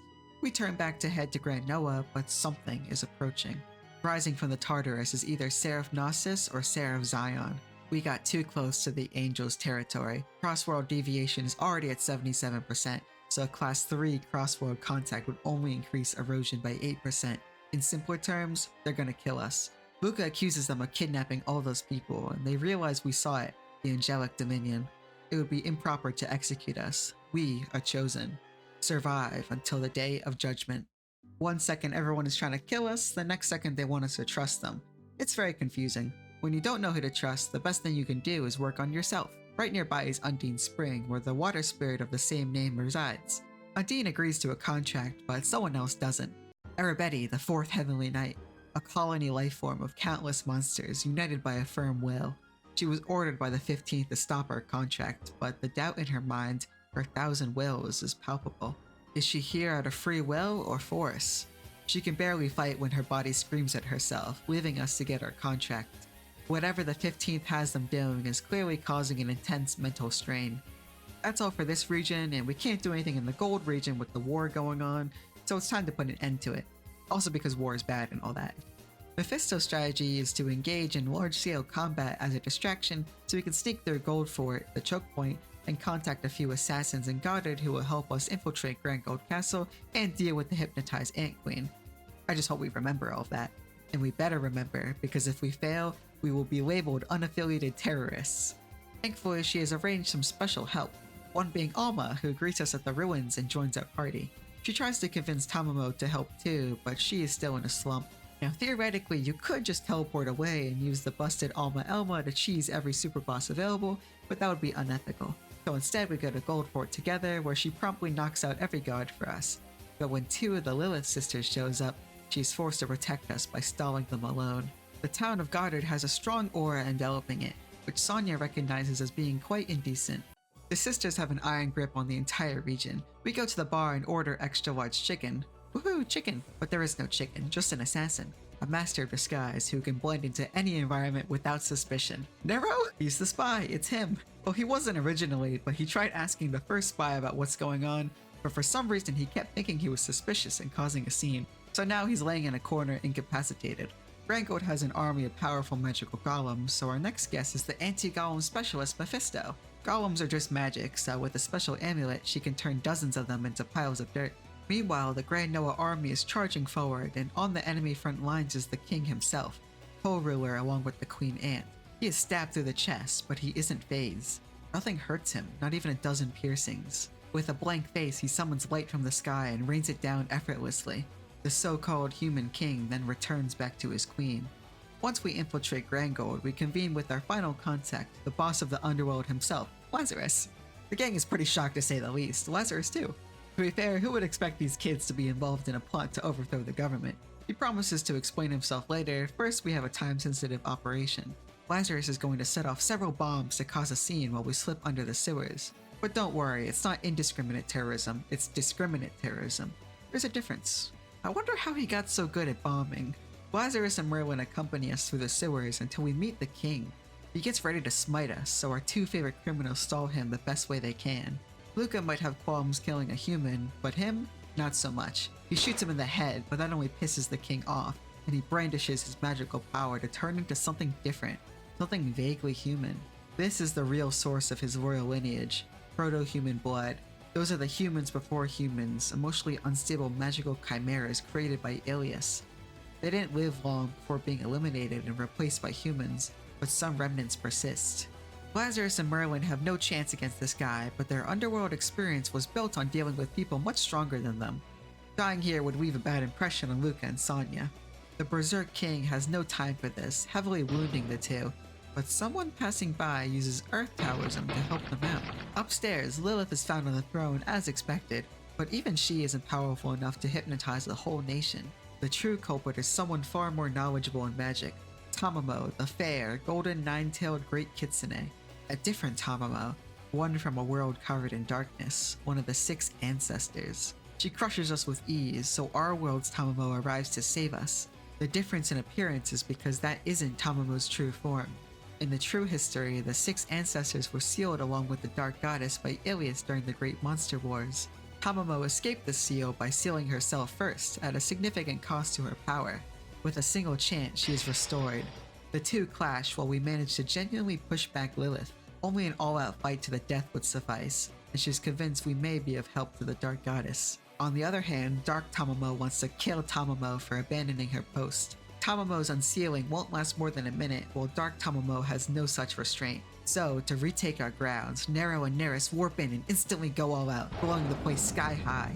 Everyone is only barely able to evacuate while all traces of our enemies vanish, the brainwashing dispelled. Now that everyone is sane again, a few days later, a huge banquet is held celebrating the Four Kingdoms peace. The Grand Gold King is still stuck like that, but it's fine, he keeps his cool space magic. This is one of those fun opportunities to talk to literally any major or minor character. Sometimes the number of characters can get overwhelming, but it's nice knowing everyone gets some content. It's kinda like Pokemon in a sense where even the most random character is someone's favorite. This sweet moment is interrupted by the 15th, projecting into the room to declare war on literally everyone. That's it, goodbye. Everyone scrambles to get their armies ready, but nothing happens. There's no sign of war anywhere. So, while we wait, there's a few things we can do. You can find Lazarus and Merlin at the bar again, and they would yell at us for overthrowing a government if they weren't too busy dodging questions. Instead, they sense a business opportunity, setting up a casino in the Pocket Castle. It's gambling on the go. Something that's pretty funny is that Lazarus's job increases his gambling odds, so you can cheat at his own casino to get much stronger equipment. Also, there's the pirate Celine, whose great-grandmother was a famous pirate overtaken by a cursed treasure. Now a ghost ship is drifting at sea. Celine offers the treasure on the ship, but we really care about dealing with that cursed object and all. That cursed object housed several Beelzebubs, ancient insect monsters who can overrun the entire world with sheer numbers. That's why they were sealed in the box. Well, now they are free from the box, but we are strong enough to beat them before anything happens. Except they just teleport away instead, which is really, really bad. If we were still in ancient times, that is. Humans and monsters live together these days, so no one is really scared of them. Even if they did make an army, much scarier forces are already taking over and destroying everything. The modern world sucks.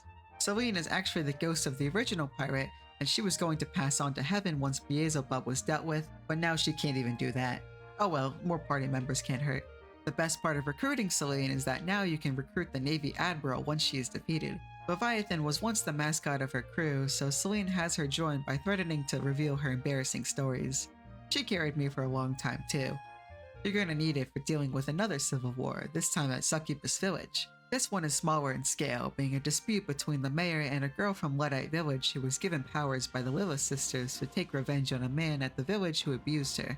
The girl wants to kill him, while the mayor wants to punish him according to the law, which is still brutal but not satisfying her wish for personal vengeance. It's very similar to Witch Hunt Village, and the two from there will also be vocally supportive. If that wasn't enough for you, right next door Ladies Village is another rebellion. This one is a bit sillier though. The mayor Cassandra and her daughter got beat up by Neris, then immediately had their power stolen by a greedy witch. Cassandra is pretty evil, but at least she behaves. Without her, some villagers are prone to going back to the days of kidnapping travelers. The witch is a bigger danger, so we track her to a mountain to get her to spill out the power she stole, which isn't even their full power. As thanks for her help, they run off to a poisonous swamp to become magical girls. Magical girls are banned by the Monster Lord for sourcing their power from grudges, so sadly we have to stop that too. The ceremony is a battle royale though, so after everyone is down, Luca won. It may be banned, but we also kinda wanna see what would happen. The 15th isn't having it though, so Granberry teleports in to stop it, and you can't take it off without doing the chant. You have to say it like you mean it. Yeah, like that. She's gonna go home now. Before the next Tartarus is the final spirit, Salamander, located at the center of Gold Volcano. We successfully contract, but Granberry enters once again. Now that we have all 4 spirits, she is ready to fight us to the death. Recent events would tell us that she is dead serious. Alice once again questions why she follows the 15th so blindly, when all it seems she seeks is destruction for destruction's sake. That small seed of doubt is enough to make her indecisive and her mind waver. Granberry may specialize in fire, but the power of water is an essential power too. Water requires a serene mind, and anything but absolute certainty is enough to break it. She genuinely can't fight like that and seeks soul-searching on whom her blade belongs to. White Rabbit appears again in front of Tartarus to check that we do have Salamander. She hasn't been doing much lately, but yaps a bit about the current state of the world. Although their goals may differ, the monsters and the angels are trying to follow the correct history as close as possible, and while they may consider her an enemy, no matter what they do, she can't be killed. She's a part of the natural order itself. Killing her is like trying to kill the Pythagorean theorem. She leaves before we can at least try though.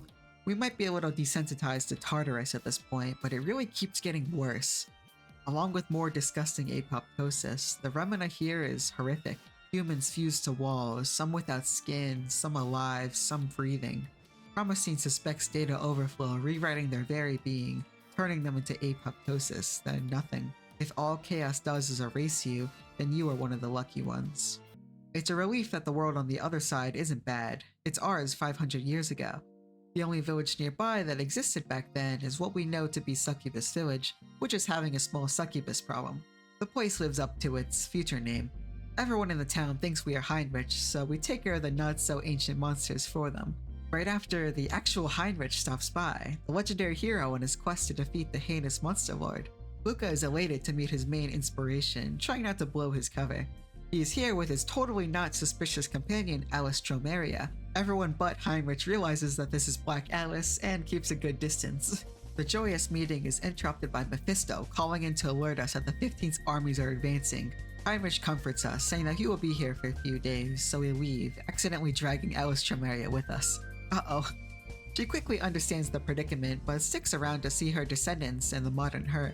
I really didn't think we'd recruit Black Alice this early.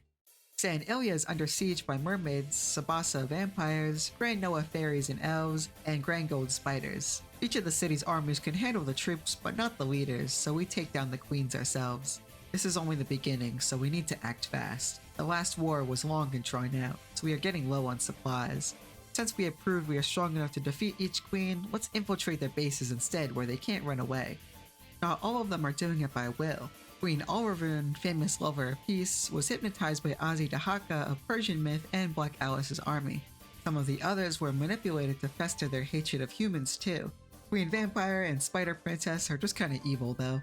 For example, Queen Vampire wants to take over the world with a sustainable business chain of bars. There's really no telling with these guys. This will never end unless we defeat the 15th, so she is our next target. The Monster Lord's castle is on the continent of Helgondo, but it is surrounded by thick cliffs, so boats won't work. We need flights. It's time to hatch the divine bird from her egg. To do this, we need to offer 6 orbs to infuse power into the egg. We collected half of them passively already, but the others require more effort. The silver orb is gained from Poseidoness at the Northern Sea Temple Shrine, although she can't do anything about Kraken. Mermaids are better at restoration, so Queen Mermaid can. The red orb is held by the elf princess, but she is a total shut-in. She speaks telepathically to her mom and is only willing to give the orb to her ideal man. A first-class swordsman with a clear will to fight dwelling within his eyes, who would protect her whenever she is in danger, has first-class culinary skills, and is a late bloomer when it comes to and he has to be a boy from a noble lineage. Queen Elf sends her a picture of Luca and she lets us in. She has her aides speak for her, gifting us the orb and a lot of items. She's ready to marry Luca whenever. Sonya herself deems her to be going too fast and naturally fights off every aide alone, impressively returning still half-conscious. The last orb, the blue orb, should be held by the Kraken, but Astaroth destroyed it when she sealed her. So we just have to go into the past and steal it from where it was formed, Black Alice's castle. Back in that village, Heinrich will lend us a boat to Helgondo. This was before when the Great Disaster terraformed the world so we can land safely. Alias gets Heinrich to help us by pretending that this is all a dream meant to train him. She may look different, but she not so subtly convinces him that she is the real deal through what she is best at, threats. Eventually she tells him the truth, which he already guessed, but he is resolved to follow her to the end of the world. He is a traditional hero from when monster and human coexistence wasn't normal. Alias used to be everything to these people, and only when she's nothing can she really see how that warped her. There's nothing more lonely than being born a god. This reality being set 500 years in the past means that the 5th secret city is still around, Remina. Even though Helgondo is a harsh climate, it thrived as one of those rare places where humans and monsters live together. We can meet the king with Heinrich, where he vows to defeat Black Alice. The princess has a fairy tale-like crush on him, which should probably stay unrequited if history follows how we know it. Alice notices a strong familiarity between Luca and the princess, the only possible meaning that they are related in some way. Luca is technically royal, but it never mattered as Remina doesn't exist. The king senses an even greater burden on us than Heinrich, and grants us a special item that unlocks the Sword Saint advanced job. Unlike basic and intermediate jobs, every advanced job requires a special item to be obtained before you can use it. But advanced jobs are the best of the best. You can get more by traveling to Remina's lab with Promustine, after which she will speedrun their entire curriculum in 17 minutes. It may be far in the past, but Remina is most well known for their science, so much so that the Ilias faith openly protests outside, seeing it as an insult to the goddess's own powers of creation. In the true history, Ilias slaughters the entirety of Remina for advancing too far in technology. That was supposed to happen exactly 30 years before Luca's adventure, but it seems the Great Disaster came first. Or could it have been after? You can visit the Helgondo shrine, but other than that, the Monster Lord's castle is the only other thing on the continent.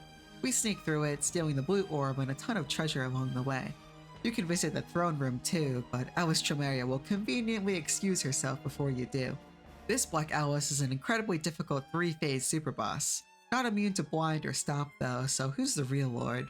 The chance is still really low, so you might have a better time just fighting normally. Interestingly, you can't fight her with Heinrich recruited. That dance is for another time. Returning back to the Holy Wings Shrine, we place the orbs and nothing happens. Damn.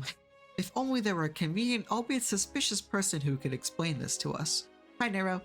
The Divine Bird won't awaken because the flow of mana in the world is completely disrupted, but that's more of an issue with the world itself after the Great Disaster.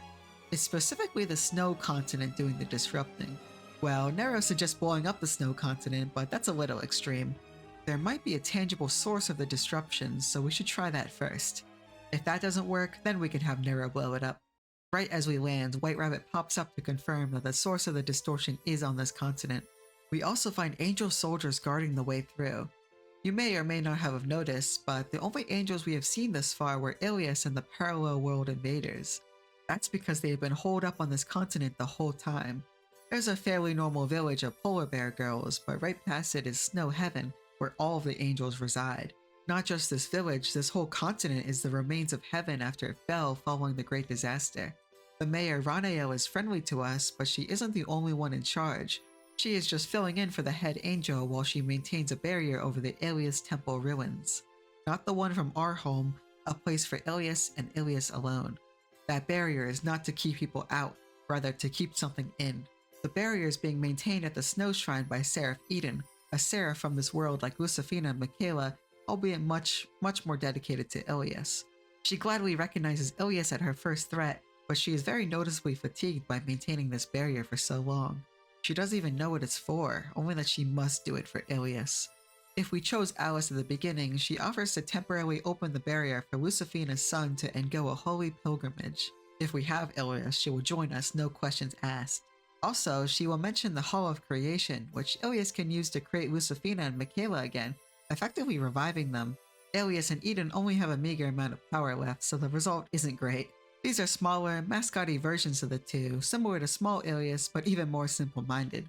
Disappointing, but at least Eden gets to be the big sister for the first time in her life. Also, it's a glimpse at their true personalities. Now, the group enter the Ilias Temple ruins. It had been frozen in time by Eden, but now whatever is waiting inside is free, and here to lead the way is White Rabbit. She will guide us to the answer.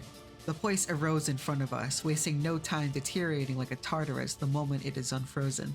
White Rabbit is rushing us through before it collapses, taking us to meet that which lies deepest inside. That thing is becoming a paradox, and if we can do anything about it, the erosion might cease. It's not malicious, it's actually the one who has been holding back chaos this whole time. The core of chaosation itself, the paradox. Everyone has been guiding us along the true history. Marcellus, Lilith's sisters, the Seraphs, even herself. We aren't the true history, just one of the countless parallel worlds.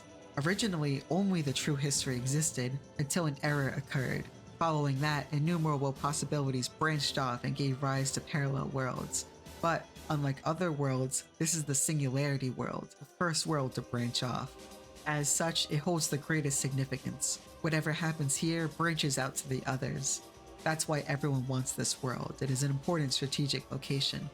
None of them wanted to fall apart as a result of failing to follow history. The paradox caused worlds to branch off, but even before that, the space-time continuum had already deteriorated. The time axis was messed up because a certain goddess crammed way too many loops into it. Whenever Luca died, she would rewind the worlds. This was her recreation plan, forcibly reviving him until he succeeded in defeating the Monster Lord. This alone isn't enough to collapse time itself. It can repair itself. The primary reason is what lies ahead. That. White Rabbit is smitten instantly because calling a goddess like herself that is disrespectful. Ilias, long deteriorated, has been waiting a long time for us. The true Ilias of our world.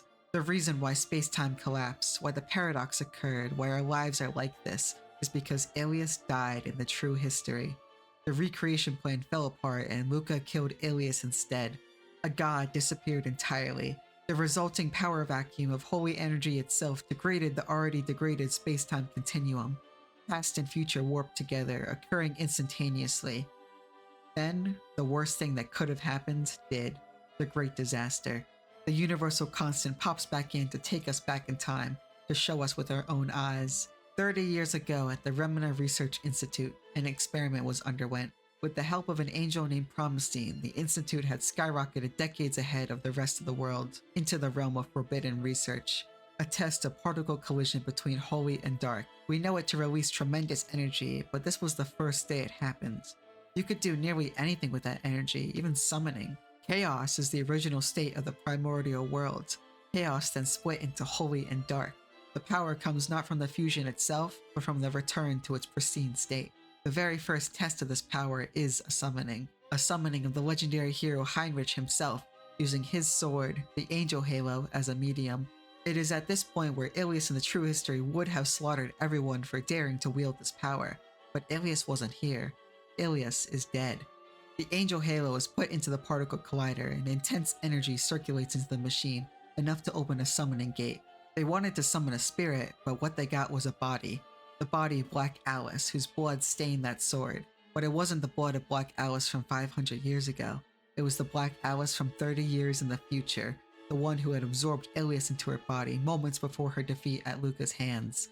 She is not in any way proficient in holy and dark fusion, so her power was not harnessed, and she was killed. But now, that causality broke. She is safe, she has time. The light from the goddess, the darkness from the dark goddess, each was born with divinity, and power was divided amongst them. The whole power that should have been. A third god is born. Researchers melt, fuse into walls, torsos gone, still screaming, still alive. Remina became the center of the great disaster. Chaos swallowed everything and fragmented into Tartarus. Power that should not exist, a torrent of chaos. It ripped holes in space-time and rent the world asunder. Heaven was pierced and Ilias suffered a fatal wound, but Ilias is already dead. Space-time no longer has meaning. Parallel worlds spew forth from every possible deviation. The Tartarus bored through space-time, deep enough to travel between worlds. But Holy and Dark do not lay idle. A world of darkness and a world of light. They want everything too. She sees now the three forces vying for total control. She sees us too.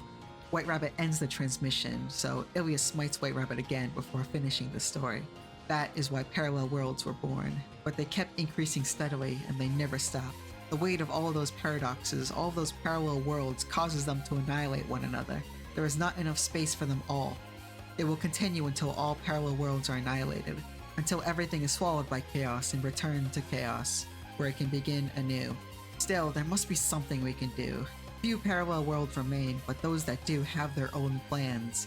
Two in particular have very unique histories. Once they became aware of other parallel worlds, they interfere in them for the sake of self-preservation. The Lilith sisters and the Seraphim are examples of such assassins. It is impossible for us to work together, because those from the other worlds... Wind from Lilith strikes Ilias. The goddess's role is over, so step down from the stage. Ilias begs us to save the world before dissipating into mere particles. The sisters claim to have helped us by eliminating the core of chaos, but their world has their own goals in mind. In their history, the Dark Goddess triumphed in the Great Monster Wars. She and the six ancestors rid the world of Ilias' oppression. Their destruction was meant to save us. The 15th never abandoned Alice. She did this herself so Alice wouldn't have to play the villain. Their goal was the complete unification of worlds, combining all parallel worlds into one, so there is no need to consume one another. With the Dark Goddess's help, they are going to draw every soul into their world. To do that, the soul needs to be released. They need to kill everyone. It's the very same technique Ilias used to rewind her world, the evaluation, modified and improved.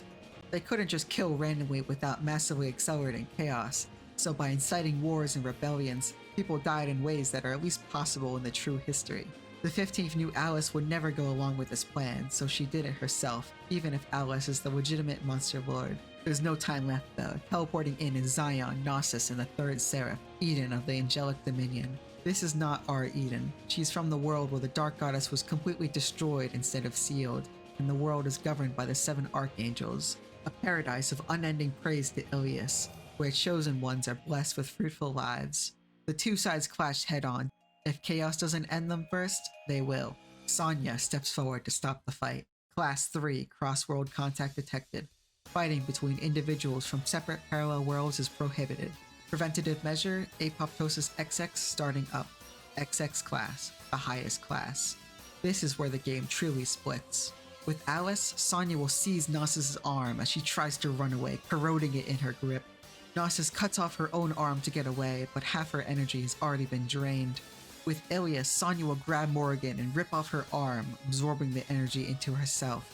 Regardless, she will have harnessed Holy or Dark, turning into Sonya Mazda or Sonya Mainyu. Everyone turns to fight her together, but in response, she summons Ajmalek. Morrigan recklessly leaps forward to stop her, but Sonya Mazda grabs her, absorbing even more power. Luca will stab and stagger her before she is killed. Gnosis tries to interrupt the summoning, but gets grabbed in a counterattack. Luca is barely able to make her flinch long enough to escape. Either way, she will have absorbed Dark or Holy. Combined with the other energy, it's enough for a chaotic fusion. Ajmalek is successfully downloaded into the world, its third incarnation, even stronger than before. The Lilith sisters and Seraphim surround her, hoping it's enough, while we turn to Sonya Chaos.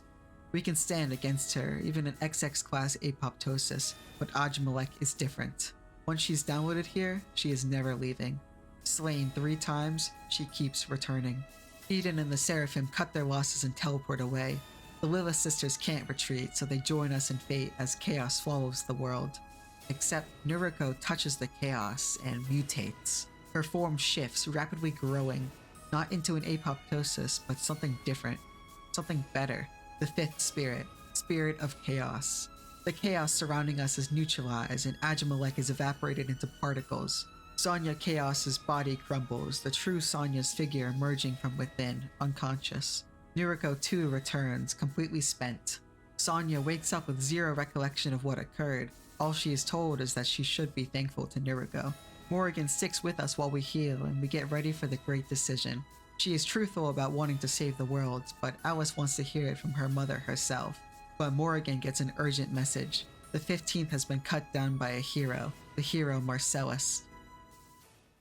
The Lilith sisters know this is hopeless and run while they still can. The Seraphim need us for their plan and are doomed whether they leave or stay. Except Sonya Chaos sees us fighting to the last second and faintly remembers what it was like to be human. She turns and pierces through Agimelech to protect us, but there is no way for her to win. Exhausted from our fight and fatally wounded by Agimelech in return, there is only one thing she can do. She rewinds time to before her transformation and creates a copy of herself from another parallel world before bleeding out on the ground. At least this way we won't be alone. Everyone awakens dazed with no memory, only a strong desire to fight chaos. The Seraphim promise to help us in exchange for our support too.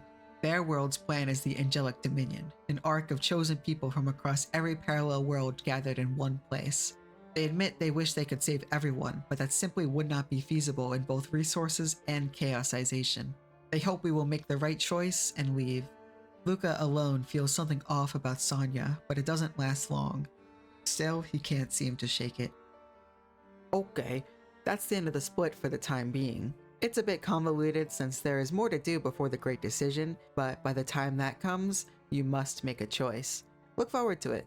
Now that part 2 is over, a bunch of other things open up. Remember that really long gap between the release dates of part 2 and part 3?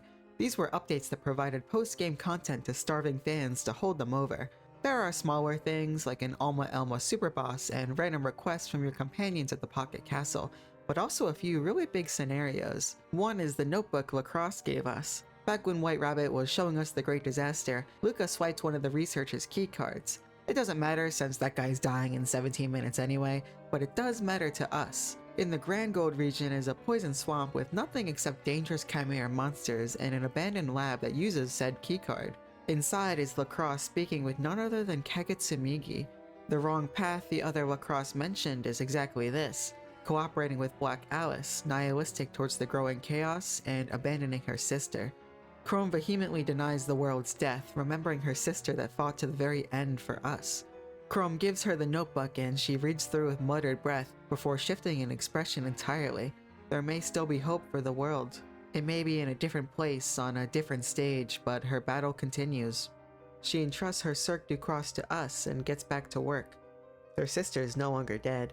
The biggest addition is an entire collaboration scenario between various other eroge. I really didn't expect much going into it, but wow, it is an experience. Best part is, those games also have Monster Girl Quest collaboration content in them too.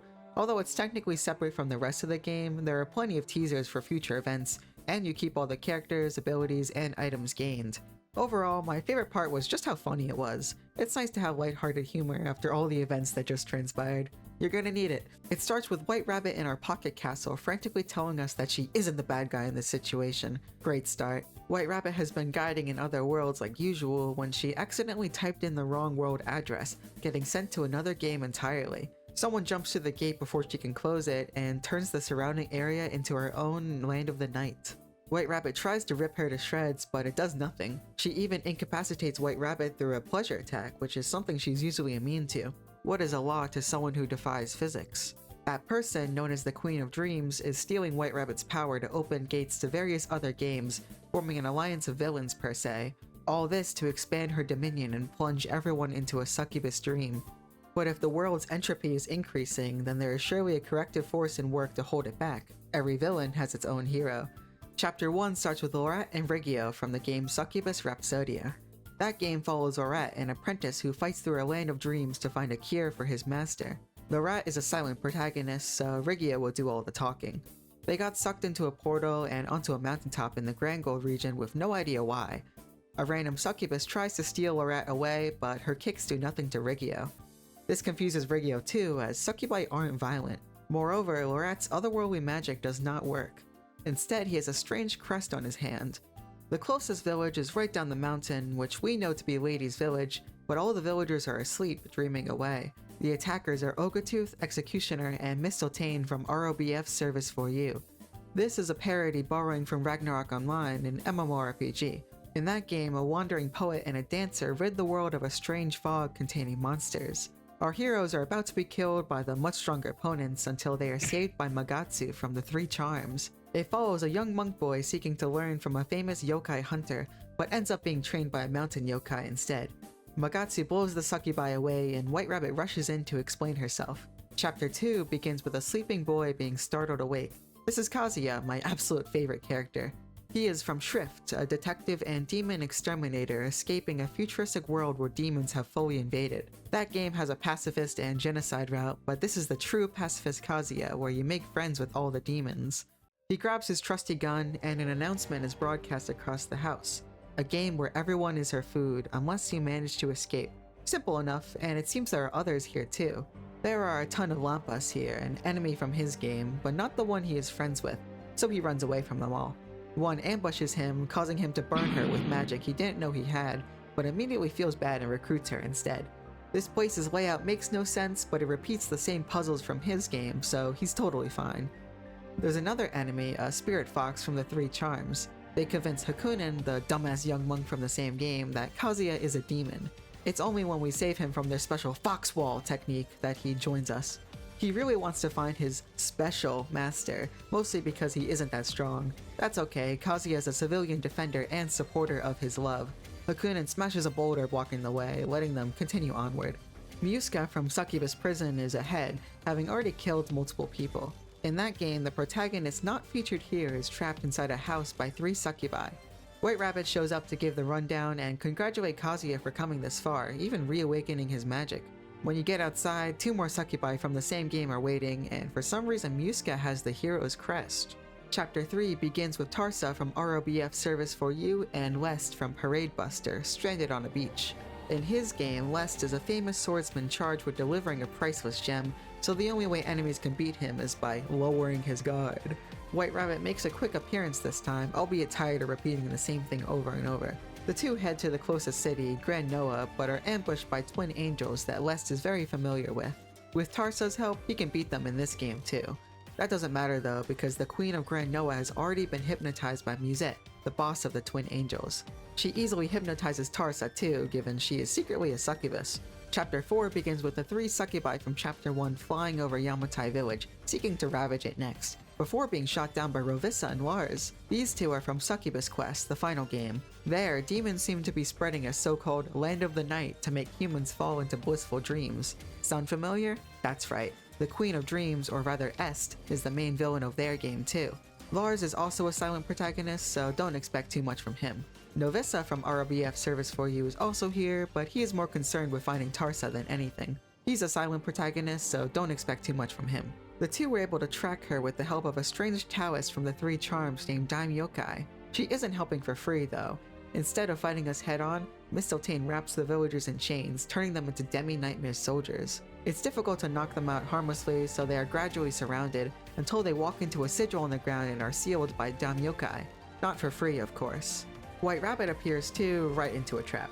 Daime Yokai will join for real, both to go home and because she really wants the succubi bounty. The group get word of Grand Noah being the epicenter and leave right as Luca and co arrive to see the aftermath. Chapter 5 returns to the Lorat group, still confused as ever, seeking information at Succubus Village. The mayor and witch decide to help the group out. Lorat gets his runes fixed, while Riggio is enthusiastically trained in the ways of dance, shinobi, or magical girl. They also head to Gold Volcano to gain some of Salamander's power. A narcissistic nightmare that Lorat and Riggio know well appears to boast about their opening of her domain, the Chateau des Romans, which will endlessly spread the land of the night. Comment down below if you think my French accent was cool like Kazuya or lame like Luca. Chapter 6 is back to the Kazuya group. Even though they walk straight into the succubi, the game is still on and they get to keep running.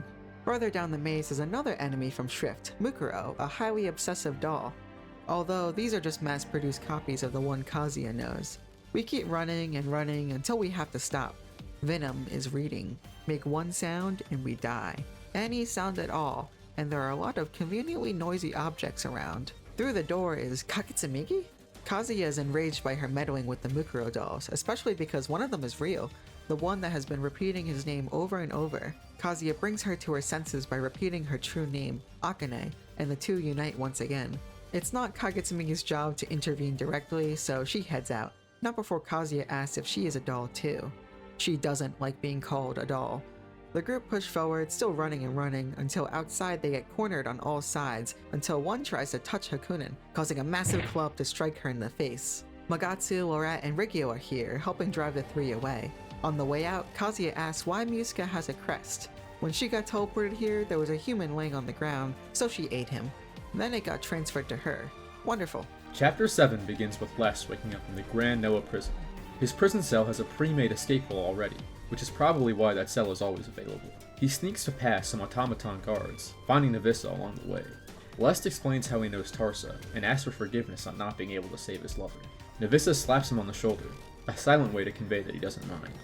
He also doesn't mind that Tarsa is a succubus who attacked Les and a bunch of other men, only nodding in understanding. What a guy. Escaping is easy because the warden quit now that the queen has gone mad. They find Tarsa gathering energy for the Chateau de Romance ritual and knock her back to her senses. It's too late though, as Musette appears to complete the ritual, swallowing everyone in its creation. Tons of nightmares spawn in from the castle's radiance to attack, so Revissa's group intercepts to save them. In another town, Luca and Co are investigating the disaster, receiving word that Grand Noah has turned into an eerie castle.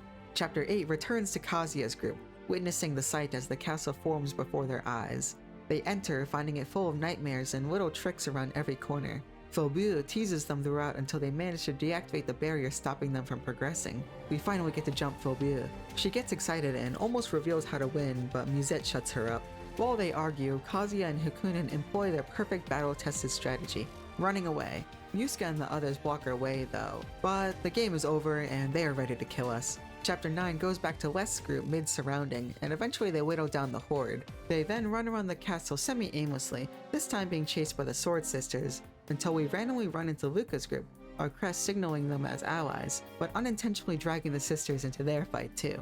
Luca has more than one or two members from his own game though. We're in his world after all. Alma or Eden will spring forth and punch Ogretooth, while Alice Tremeria or the Mini-Saros will explode Executioner, leaving Lars' group with only one foe to deal with while Luca's group handles the succubi. Musuka falls into one of Daimyokai's traps, so Venom bargains for her release. They will retreat and Musuka will give Luca the crest. It's a strange turn of events, but the real reason is because the succubi and the sisters will backstab each other at any opportunity, so this was the safest route. With that, the 7 heroes are all gathered. Chapter 10 begins with everyone in a castle. They are about to leave to formulate a plan, but Rigio has another idea. Gilgorn, a demon lord from her game, should be around here. This was originally her castle, so she will probably help us take it back from the nightmares. She thinks we are a trap set by the nightmares, so she activates a wall, but it does nothing. After some light persuasion, she asks why we didn't say we were on her side from the start. With her recruited, our plan is complete. Rovissa will boost Gilgorn's magic while she rains down meteors on the castle. Once inside, we can activate our crest to warp into the dream reality and face Est herself. Chapter 11 starts in an open field outside the castle. Each of the 7 heroes walk forth shoulder to shoulder for the final battle. A team that could beat anyone across any eroge, the Ahengers. Meteors rain down on the castle and nightmares swarm out like a wasp nest. We protect Gilgorn while she focuses until the castle is mere rubble. Eventually the nightmares get to Gilgorn, but her sacrifice was not in vain. Elsewhere, the 3 succubi attack a random town while we were busy. They are fools for thinking Luca was the only danger in his world. Chapter 12 begins with, what's with these short chapters? This is the last one, I promise. We invade the castle, fighting nightmares along with apoptosis. It would make sense for the universe to attack this place too, given how it overtly breaks space-time. Throughout the castle is Collab character exclusive equipment referencing their original games. It's important to gather since only they can defeat Est after all. It's also good for fighting Musette and the Angel Twins. They used to be threatening, but with all of us together, we have nothing to fear. I'm sure we could also fight the Cursed Sword Sisters, but the Lilith Sisters or the 3 Seraphs fight them off instead as a show of trust. We are nearly at the gate, but Phobia sits on her throne in front of us. We tried to walk past her, but she keeps teleporting us back. Fine, we beat her up, and she ever so kindly graciously gives us permission to pass. Finally, we reach the final layer, and White Rabbit pops up to guide us to the end. Right past the door is the sleeping White Rabbit. Just wake her up, and we can challenge Est and save the world. But Kazuya notices. We have already come far enough. That door will kill us. Back then, how did White Rabbit know Kazuya used to be able to use magic? She shouldn't know anything about the other heroes, she'd even know their names. So why does she know anything at all about him? He's seen this trap before. She's from his world. Daji, the tricky nine-tailed kitsune. She absorbed the sleeping white rabbit to mimic her appearance and gain limited warping abilities. Kazuya knows she always bets everything on one trap, so she has no interest fighting anymore. She even opens a gate to Est, but countless nightmares flood in instead. We still have more allies, and either Tamamo or Raffaella will enter to fight on our behalf. Only we can fight Est. We stand before her in the land of night, but she goes stronger and stronger with every passing second. Waves of pleasure knock out everyone no matter their strength, except for the 7 heroes. The crest shines. Normally we'd be screwed as only a few of us can deal pleasure attacks, and they aren't anything special, but the crest shines. A gentle power flows out from it, the power of desire. All of our attacks deal pleasure damage instead, the perfect power to fight back. Now is the time to settle this battle once and for all. Est, the gate, and the crest all disappear. That's it. Well, Est is gone, so why can't the heroes return? No one really knows what to do, so they stick around in hopes of returning once our world-ending disaster of chaos is solved. And if they are here, then that means that they are here too. The first target is Daim Yokai, who has no innocent reason to have left without word. In truth, she put up a barrier around the snow shrine so she could loot it for ancient artifacts. Cool. Along the way, Promisting gets warped away for a few seconds, coming back with a charm from Hakunen's world. She had quite the adventure over there. Daim Yokai gets angry at us for trashing her barrier and wields several legendary artifacts to stop us with. They break mid-combat though, and she gives up. We reach a compromise by just hiring her. We're rich anyway. Musette and the Angel Twins are also nearby, but they give up after being beaten. The Sword Sisters are at Fairies Island, home of the Elf Queen and the World Tree, but we beat them before they can cause any more trouble. They even agreed to lend us help if we can give them something to kill their world's angels with, as that's what they really wanted to find before they got sent home anyway. Remember that house Kazuya and Hakunen were stuck in? The 3 succubi are still there. Upon entering, Muska will announce that we must complete her 7 trials. If we do, then they'll do whatever we want. The first trial is the someone must have to open the door game. She's always wanted to do this classic scenario at least once. Everyone's silent, so Daim Yokai steps up to take Hakunen first, but Magatsu drags him away into the room instead. Damn Yokai. After not very long, the door opens up and no one says a word. The second trial is the someone must have sex to open the door game number 2. No one said there'd only be one, and no repeat couples either. We pair everyone up with their lovers, except for Lest, who is alone. Lorat and Rigio go next, and after a bit the door unlocks. Okay, that's just unnecessary. The next trial is a different game, since reusing the same joke gets old. Now it's handjob karaoke. Kazuya of all people knows this one from his world, albeit only on films and not actually a real thing. You are graded on a singing performance while being distracted. The one doing the distracting is a clone of Tarsa. We just need 90 points to pass. Hakunen goes first as he is trained for this, 44 points. Kazuya tries next because he has a song he's really good at, 36 points. Lest is next, but he has no confidence, 38 points. How about Luca? 29 points. Okay, this sucks. There's no rule against attacking the Tarsa, so with the distraction out of the way, Kazuya goes back to his specialty, 76 points. These guys suck at this. Well, the game isn't locked to just males anymore, so we call up Saki-chan to get 99 points for us. The fourth trial is the someone must have sex to open the door game number 3. How original. This time we draw straws, so Tarsa and Novissa are next. Thankfully, they should have no issue completing this trial. The next trial is the someone must have sex to open the door game number 4. We were prepared for this. Kazuya is next, but he has 2 options. They tug of war over his body, but draw more straws before he dies. It's Lampas.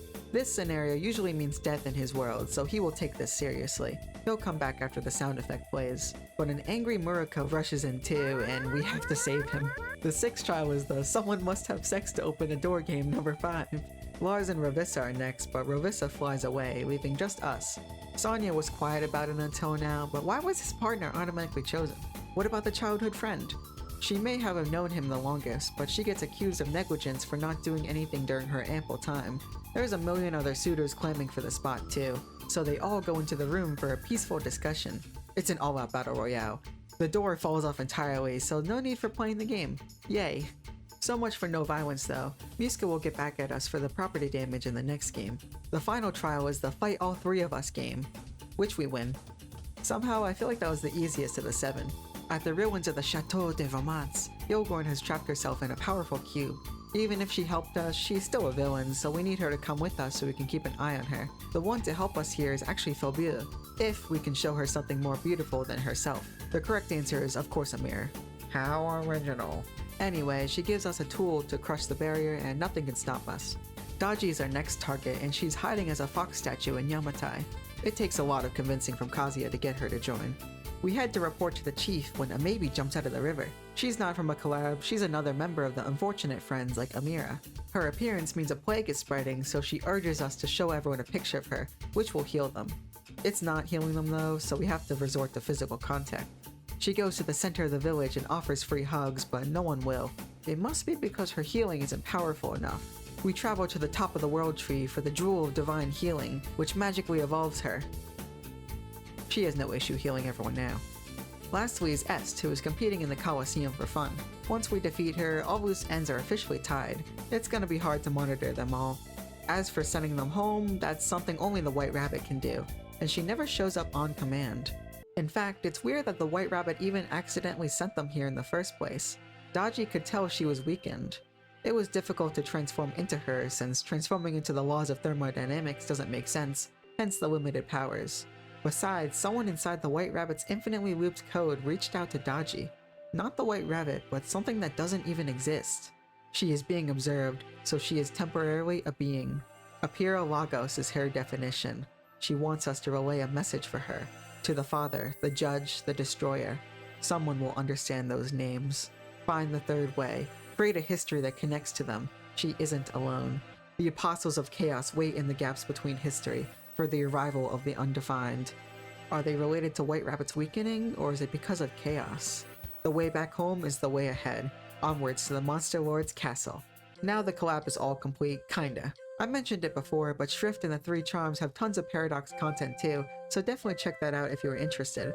Some of the content is a bit spoilery and only makes sense if you know the characters of those worlds, so I didn't include it here. The next free update is Promistine's Gate. This also features the collaboration characters even if it isn't officially part of the collaboration.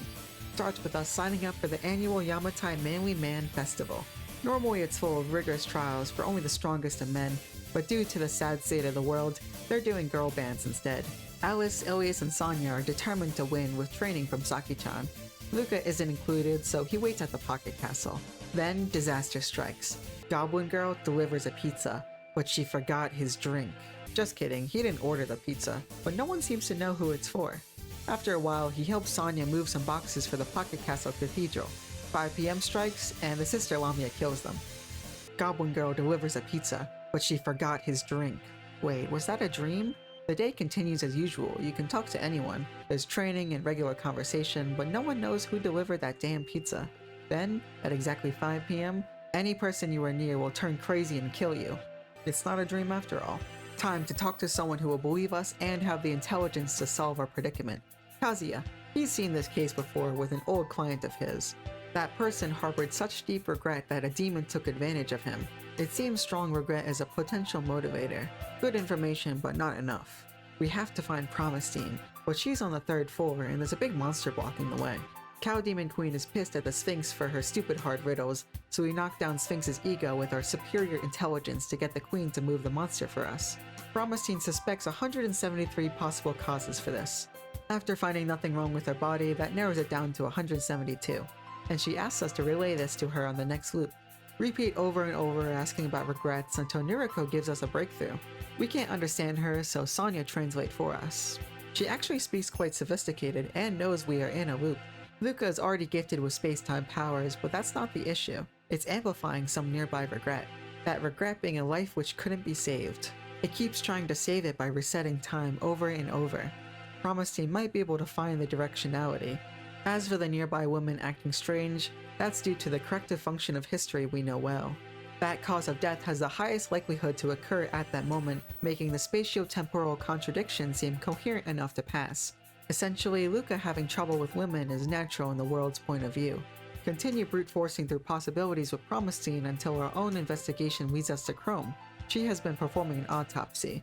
There's a body here that was brought in at exactly 1 PM and has a weird machina they are unfamiliar with. So we head over to Kazuya. Wait, what? The fluctuations in space-time has made it easier to contact us. According to the theory of relativity in modern physics, time, space, and matter are all interconnected. All physical theories lead to chaos. Before the universe was formed, there was only chaos. After the Big Bang, chaos became time, space, and matter. Everything but chaos has a lifespan. The universe converged on itself in the Big Crunch. Then that terminus became a genesis for a new Big Bang. This is the ninth universe. Time is not a straight line. Time is a wave, a flux of probabilistic distribution. We are a singularity that completely disregards relativity, the absolute coordinate, and thus the absolute space. Only we can see time in its absolute form. Only we are unevenly distributed relatively. We are in absolute space and see absolute time. We are chaos. The eye is constantly observing all time and space. It watches and occasionally intervenes, but we must never gaze back at the eye from here. If it is ever observed, the destruction of the world line will be confirmed from that moment onward. We know the eye is watching, but we must ignore it. Never touch, observe, or even look at it. Don't look at the eye. Don't look at the eye. Don't look at the eye. What the hell does any of this have to do with a pizza order? Hi Kazuya, I missed you. He recognizes the Machina as a smartphone, but not from his world. Muska commented on having no service, so he figured their world must be similar to his, meaning that dead body is the seventh hero. It may be taboo, but the circumstances demand it, so Chrome summons his spirit. This is Toru from Succubus Prison. Every time he died to the Succubus sisters, a treasure of his world turned time back, and he would die again and again. The only way he was able to escape was a sacrifice. He tried over and over for another way, but the only way he could escape was ordering a pizza. The delivery man was killed in his stead. That's their regret. If the statue can't be destroyed and Toru's regret can't be dispelled, then we just need to go back in time to save that pizza delivery guy. An operation to make the impossible possible. That's Promerstine's Gate. There's a lot of sciencey stuff involved, but essentially they will use a similar time-reversing statue from this world to track the resonance of the other world and grab the coordinates. Luca has warped the Toru in his house, scared but glad someone is here to help. He explains the traps in the house and what we need to avoid them. 3 succubi hair, magic disabling gloves, and a key from Venom's room, but he needed the sacrifice to get that key. Through trial and error, we grab a few more magic tools to help us. A puzzle book, a USB virus, and sleep medicine. Only the puzzle book is magic. With that, we can spike Muska's soda, install a Trojan on Nemia's computer, and lock Venom away in a dimension of riddles. Now we grab Toru and rush outside before the pizza guy can ring the doorbell. Day saved. That's what we think, but Toru heads back in the house anyway. There's no fixing that. The important part is that the time loop is now broken and we can enjoy the Yamatai Night Festival. Sonya's band, Pretty Childhood Friend, performs terribly. 2 points. An insult to music itself. Her musical career is over. Planet Element is pretty good, although Self sucks. 26 points. Dream Collab Girls perform amazingly. Such passion. 5 quadrillion and 19 points. They definitely win. Last is Angels of Genesis. I don't know. Whoa, they have cool graphics too. 5 quadrillion and 19 points. Who won? Who's next? You decide! Afterward, we can enjoy the lovely night festival. You can choose someone to go on a date with, the options being Alice, Elias, Sonya, or Alma, naturally. Either way, everyone will have a good time. Kazuya shreds the shooting game, winning a dozen rabbit dolls but only taking 1. He's my humble, nonchalant king. Don't let Sonya play or she will accidentally shoot the worker. Chrome is having her dolls dance in the street. Lorat and Rigio are very openly kissing, which pisses off Alice. Gilgorn gets the privilege of saying the only F word in the entire game while failing to scoop fish. You go, girl. Elias will insult whoever you are with, unless it happens to be her, of course. Promisine is a lot more friendly than she was when we first found her, but she doesn't want to be seen as a cheap tsundere. Alma, Saki, Magatsu, and Tarsa dance together, but Daimyokai watches from a corner. Your chosen date will have a lot to say, too. Alice eats a lot of yummy food while reminiscing about living in the castle. She misses Tamamo the most, her mentor and stand-in mother. Elias is happy to be back with her seraphs, especially because of how annoying the lower angels are. Lucifina in particular was super bloodthirsty, having killed half the monsters in the Great Monster Wars. So scary that monsters would rather kill themselves than face the Daystar. Worst of all, her cooking was hit or miss. Sonya's date is a mess, with the two of them bumbling around the whole time. Luca is oblivious to her advances, which is a crucial part of the childhood friend dynamic. Alma's date is surprisingly sweet, with her opening up about how harsh yet hypocritical her mother was. There's still a lot of flirting though. This isn't a childhood friend dynamic, so Luca can freely block her advances directly. Like Sonya, she will follow Luca no matter what, but she does hope to fight a certain ancestor someday. We all gathered to watch the fireworks at the end. One last sight of beauty before we are back on our adventure, even if that means to judge or to destroy. The next morning, Goblin Girl delivers a pizza, but she forgot his drink. Alice ordered that one, she was hungry. Since we solved the snow continent mystery without blowing it up, we can now awaken Golda at her shrine. She's massive and gives us free flights to anywhere after imprinting on us. Charging the castle now certainly means no going back, so there's still a few matters to resolve in the world. We mostly do it to help out the extremely exhausted Tamamo. She did save us after all. First is the rebellion of the Roach Girls at the Forgotten Tower. Arabetti is already there, mercilessly dissolving monsters until no one remains. However, these are just clones, as powerful slimes can split endlessly. We try to save as many as we can, but the queen is hell-bent on refusing to surrender. It's not until the true Arabetti arrives that we can attempt to reason with her, but something is off. She has merged with the cells of Kanade, the ancestor of slime, and is struggling to acclimate them. Alice can convince her that she will inherit her mother's policies, and although she may seem hypocritical now, she just needs more time. But if Alice isn't there, Arabetti will go berserk. She clones herself over and over until everyone is devoured, including the tower itself, all in the name of the Dark Goddess. We are quick to escape, but the queen isn't so lucky. We are being driven further and further apart. Kitsune village is in uproar because Tamamo has been kidnapped, presumably by the neighboring Tanaki village, as seen by this letter written and signed by the leader Black Tanaki. The best explanation is that Tamamo was so tired that she couldn't defend herself. However, Tanaki village is also in uproar because Black Tanaki has been kidnapped, presumably by the neighboring Kitsune village, as seen by this letter written and signed by the leader Tamamo. Elias makes fun of the obvious trap, but can't find any actual proof before the two villages go to war. Nero is here too. He's not responsible, he's trying to find Master or Lady Tamamo too. He can't go outside without being chased around though. With his help, we find a sealed Tamamo ball in a pot. Black Tanaki is probably sealed away in their village too. We find her in a pot, but she was just kinda shoved in there. Tamamo had 2,000 seals on her, so maybe they ran out? The culprit is Izanami and Himiko, ancient Yamatai legends that Black Alice revived. Intimidating, but nothing Luca and Nero can't handle together. Honestly, Black Alice's minions are kinda frauds, but it doesn't matter when she herself is a god. It's almost time for her to board the stage. With Tamamo and Black Tanaki unsealed, they can finally settle their rivalry. But it's a little one-sided. Finally is the Elf Village, also going through a rebellion because of the Monster Lord's extermination plan. Neris is here too, but only because this rebellion never happened in the true history. After exchanging a bunch of letters, it's once again Izanami spreading the half-truths. This time, Grambaria was the knight sent on behalf of the monster army, but she can't even make it past the guards, let alone stop Izanami. Grambaria is still weak. She is not fit for swordsmanship. After our upcoming fight at the castle, she will lay down the sword. We drive Izanami away alone, but the elf princess is still reluctant to step in herself. The only way to get her to fight with us is to gather her online friends. Then she will join the gamer army to save the world. Stepping onto Helgonda, we stop at a small church run by a sister Lamia. She actually recognizes Luca, but Lazarus knows she is confusing him for Marcellus. Even though it took them a whole year to cross over the mountains, this was their last stop. How their group managed that without dying is because he can't tell us. But White Rabbit is here to lead us to the truth. Underground, far beneath the shrine, is a grave. Here rests the hero Marcellus Hine. It's the real Marcellus. Son of an innkeeper born in Iliasville, Lazarus' best friend, but not Luca's father.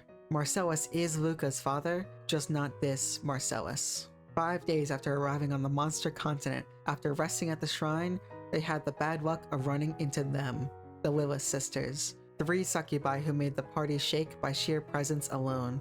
Marcellus was willing to let them go if they promised not to hurt anyone, but the sisters had arrived to slaughter everyone. Figuring killing just 4 humans wouldn't affect history much, they killed Marcellus, a top-class hero, in just a single blow. Not even resurrection magic would work. What would come next was even worse. Another voice.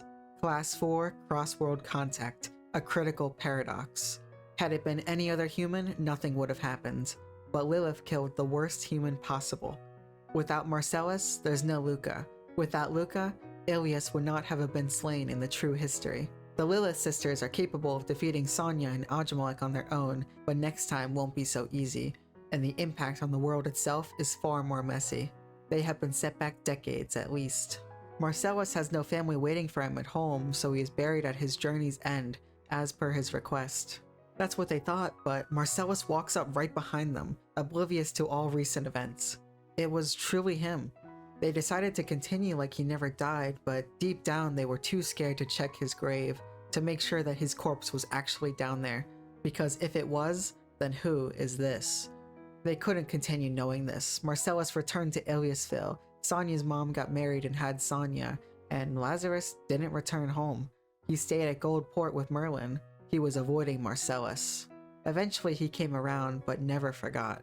For over 20 years, Lazarus knew what happened, but after seeing parallel worlds, he is starting to understand. White Rabbit can explain that better. As we know, history has its own self-correcting function.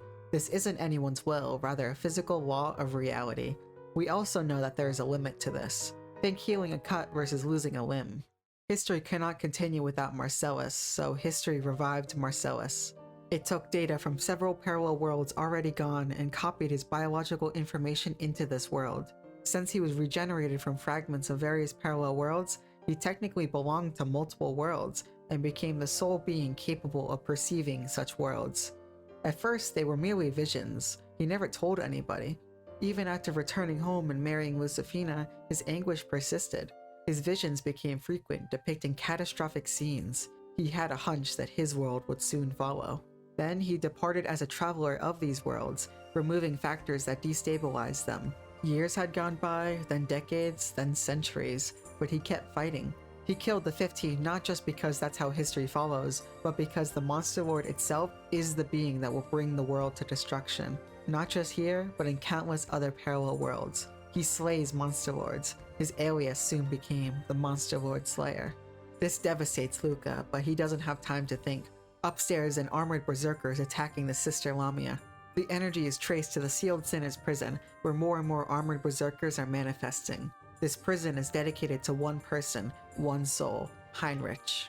This is his punishment for invading heaven. The seal had faded and his thoughts are leaking out. His terrifying hatred of angels spread around the surrounding area and attached itself to the holy mana in the atmosphere itself. Crystallizations of holy energies that go berserk from hateful thoughts.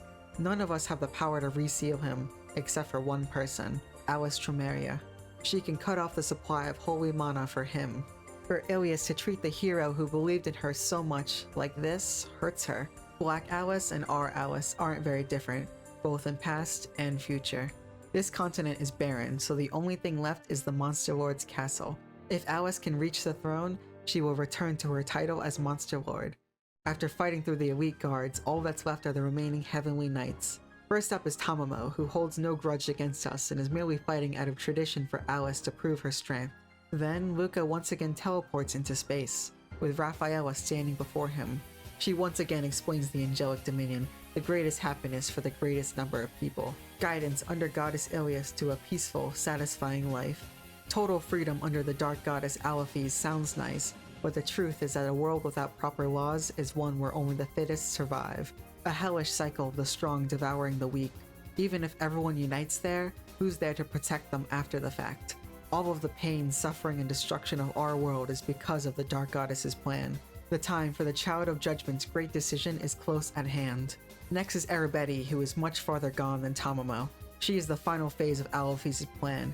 She is going to incorporate all life into her being and unify, then self-destruct to release their souls into the Dark Goddess's world. Whether we agree with her or not, she wants us to strengthen our will. Past Arabeti, Luca is being transported back into space, this time with Saja. She claims Luca's destiny is to be a destroyer, annihilating evil worlds. And yet, that is the key to saving all worlds. Unified into one where the Dark Goddess does not rule. Everything is left up to the people. A healthy society overflowing a free and lively spirit. Unlike Ilias's world, ruled with an iron fist, her citizens mere puppets.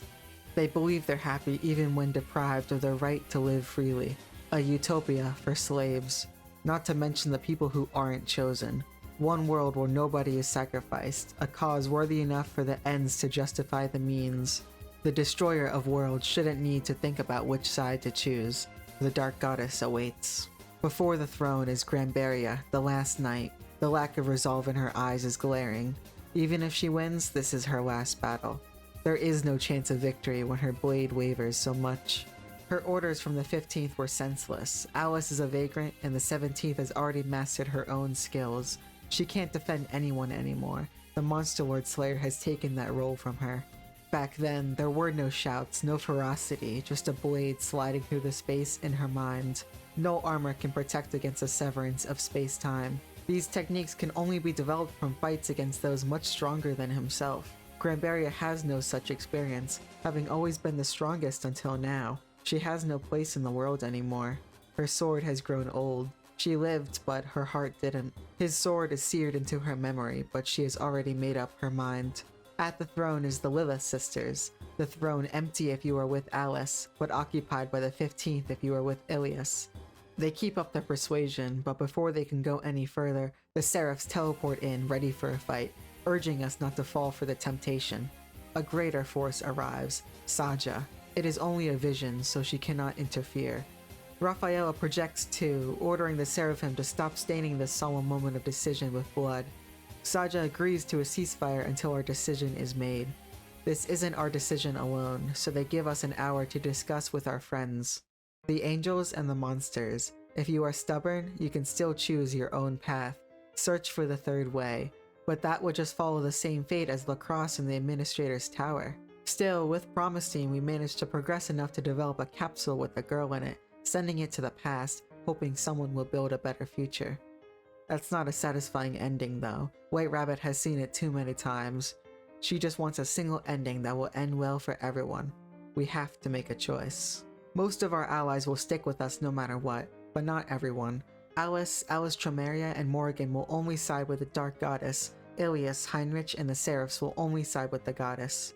This extends to our future companions too. Do not expect Arabetti to join us after siding with the Goddess, or for Zion to look the other way when siding with the Dark Goddess. There is a clear distinction between our friends and allies. Most importantly, there is nothing more for us to learn. All of the cards are laid out. We just have to decide. From here on out, the game is entirely split. The Monster Realm and the Angelic Dominion. Yes you, decide which to choose. If you choose the Monster Realm, continue watching. If you choose the Angelic Dominion, skip to this timestamp. No matter what, once you finish, you must watch the other afterward. Make a choice you won't regret, and good luck. There's no going back now. The angels are done being patient. Raphaela initiates Plan B, invading the Monster Lord's castle herself. She summons the Next Dolls, artificial weapons specifically designed to counter the 4 Heavenly Knights. The Seraphim engage the Lilith sisters while Raphaela targets us. She descends for real, no longer a projection. The wave of oppression is on the same level as the Dark Tamamo. The Angelic Dominion's technology is on a whole different level than the Monster Realm if they can teleport across worlds. Because of that, Saja is powerless here, merely urging us to run. Raphaela still avoids killing Luca, but everyone else is fair game. The castle begins to collapse, so the Lilith sisters abandon the Seraphs to weigh down Raphaela as much as they can, leaving the Seraphs to block our way instead. Even if the second generation of angels are stronger, we have trust. Sun Wukong, Tezcatlipoca, and Quetzalcoatl, former agents of Black Alice, abandoned her for her dishonesty. The heat of battle is where they belong. Just a mere second of leverage is enough to jump on Galda and crash through the window. We fly high up in the sky, far enough away from any pursuers. With Tamamo, a retreat should be possible, even if the castle will fall, but something is still tracking us. Gliding through the air is Eden, bringer of divine punishment. She's not going to let us escape. She charges her spear, causing it to radiate pure, unadulterated holy energy. It's way beyond her strength because it's not coming from her, it's coming from the spear itself, the Holy Spear Longinus, a peerless tool gifted by Ilias herself, an archangel in its own right. She wants to fire, but a solemn voice calls down from the heavens, stopping her in her tracks. She looks confused, but unable to move. You aren't allowed to question a goddess. The next question is where to go next. For that, White Rabbit is here to help. She is going to take the small Alice to the big Alice. We are warped to the Monster Realm and stand in the Dark Goddess's castle. Even after our decision, the White Rabbit is still helping us. Why? Because the Monster Lord is the switch to the endgame, an entity that also leads to chaos. Whatever that can mean, we don't know. We aren't allowed to leave the castle and explore the Monster Realm, but we do get to meet the Dark Goddess herself. Alephys, the primordial embodiment of the dark element and incarnation of the Abyss. The pressure itself is suffocating, but Alice keeps up formalities. This is the being that the 15th met with long ago. Even if you picked Ilias at the start, she has inevitably been killed by Marcellus already. Alephys is the only one who knows the truth behind her actions. The night she disappeared, she was visited by the White Rabbit and shown visions of other worlds collapsing into ruin. Like us, she was brought for an audience, and to avoid destruction, they formed a plan. By the time she returned, so much time had passed that Alice now wore the crown. So, as to not drag her into her cruel plan, she used the White Rabbit to seal Alice and don the mantle of a merciless executioner herself. Even then, she knew that she was going to die. True history demanded it. No matter what she did, Alice would be required to inherit her will. Finally, Alice is willing. Time is limited, not just because of the Angelic Dominion's movements, but because Alephys herself is shouldering a great burden. This world is far removed from the true history, diverging as far back as 1,000 years ago during the original Great Monster War. Naturally, chaos should be running rampant. Rifts are even forming as we speak, so Alephys has been freezing time around them to stop the erosion. The same technique our world's Ilias used, but applied across 32 different rifts. A permanent solution needs to be found in 3 months. Through tireless research, a ray of hope has been found, but that is classified until completion. Until then, the goddess and her angelic dominion are the greatest obstacle. Both plans cannot coexist. A second great monster war is inevitable. The monster side faces a severe disadvantage. We cannot transfer across space-time freely like the angels can. The technology is not there yet. At best, it can only be done through a one-way soul transfer like the Lilith sisters. Even Tamamo's most advanced magic in the world is only capable of a few minutes of projection. The disparity is due to a core within the Angelic Dominion, but this gap can now be bridged thanks to Luca, Destroyer of Worlds. He can warp across space-time. It's not enough to transport an army, but it's enough for a small elite force of guerrilla warfare with Dark Tamamo as our strategist. That is our mission. Of course, we will have the backing of the Monster Realm behind us, including the Lilith sisters. They are safe and the grunts have scattered, but the remaining Heavenly Knights are all missing in action. The rogue allies are the same. We can only hope for the best, and if they have been captured, we will find them. The Tartarus that connects to the Angelic Dominion is in the middle of the lake in the Grand Noah region. Before, we had no means to enter, but now the Queen has finished her special ship. But first, Alephys has gifts. Alice's stolen power was entrusted to Alephys, and now it's time for it to be restored. Alice is now back in her true form. As for Luca, the goddess is not the only one who can bestow baptisms. An advanced job like no other, the hero of darkness. But there is power even beyond advanced. Sealed jobs, locked away for wielding fragments of chaos. Alephys has unsealed some for the Destroyer to face the goddess. That's right, why are we called the Destroyer of Worlds? Well, when the 15th was shown ruined worlds by the White Rabbit, she was also shown potential futures. There, she saw us, transformed into the Destroyer. Something is missing for us to reach it. The White Rabbit hinted that attaining the 8-colored power would make us the Destroyer. It sounds vague, because it is, but 8 colors would correspond with the 8 elements, although there's no ice or lightning spirit. And Luca is not a monster, so he wields no dark energy. Still, it's unsure how destruction would lead to salvation, but that's only one mere possible future. Our fight with the goddess will lead us to our destiny. And to do that, we now have some very powerful allies. Tamamo, the pinnacle of sorcery and intelligence. Kanade, a mortal hive mind of trillions. Kanon, destructive weapon lacking even a shred of remorse. Minagbi, piercer of any defense. Hiriko, the devourer, the world is her feast. And lastly, Saja, shield of the goddess. The 6 ancestors are the peak of monster kind. Even if the ancestors are roughly equal to the archangels, the enemy doesn't have Luca. We can tip the scales. Well, we aren't strong enough to make a difference just yet. To do that, we need to get acquainted with these new powers. The difficulty gets a lot harder from here on out, but there are plenty of new mechanics to master and soar even higher. The first are the new elements, Chaos Elements. These are upgraded versions of the basic elements, just with way cooler names. Resistance to basic elements doesn't matter when faced with these bad boys. That's not what makes them so good though. A buff to a Chaos element also buffs the corresponding basic element, and that stacks. Combine that with the fact that most Chaos element attacks also deal the basic element, and the numbers will blow up once you set up a proper build. For example, take my favorite job, the Spellblade. That archetype allows you to imbue yourself with a buff for most elements, allowing you to be very flexible against your opponent. The sealed job, Force Master, allows you to upgrade these elements to Chaos, giving you a massive buff on top of your already massive buff. As these types of games tend to go, the more buffs, the better. The next major mechanic is Chain Attacks. Either as an ability or as a trait, Chain Attacks will grant you an extra action provided you follow a specific order. Already incredible, but it even halves the chain skill's MP and SP cost too. You could use this to set up some cheap high power skills or get creative with it. For example, take my favorite job, the Spellblade. The drawback to that archetype is that applying a self buff takes a turn. There's a passive to get a random one at the start of battle, but that's unreliable, and more importantly, you can imbue more than one element at once. As a random example, let's say you take an easily attainable ability called Spellblade Chain that lets you chain a Spellblade imbue into a sword skill. Now, every turn, you can give yourself a huge element buff while still attacking, and then again the next turn, and again, for 9 different elements. And let's say you had a skill that utilized a bunch of different elements. Each individual element would be buffed. Now let's say you upgrade it to Chaos elements. Yeah, that's just an obvious application of this stuff. The game really wants you to crack it open by this point, and that's reflected in how high the enemy HP is now.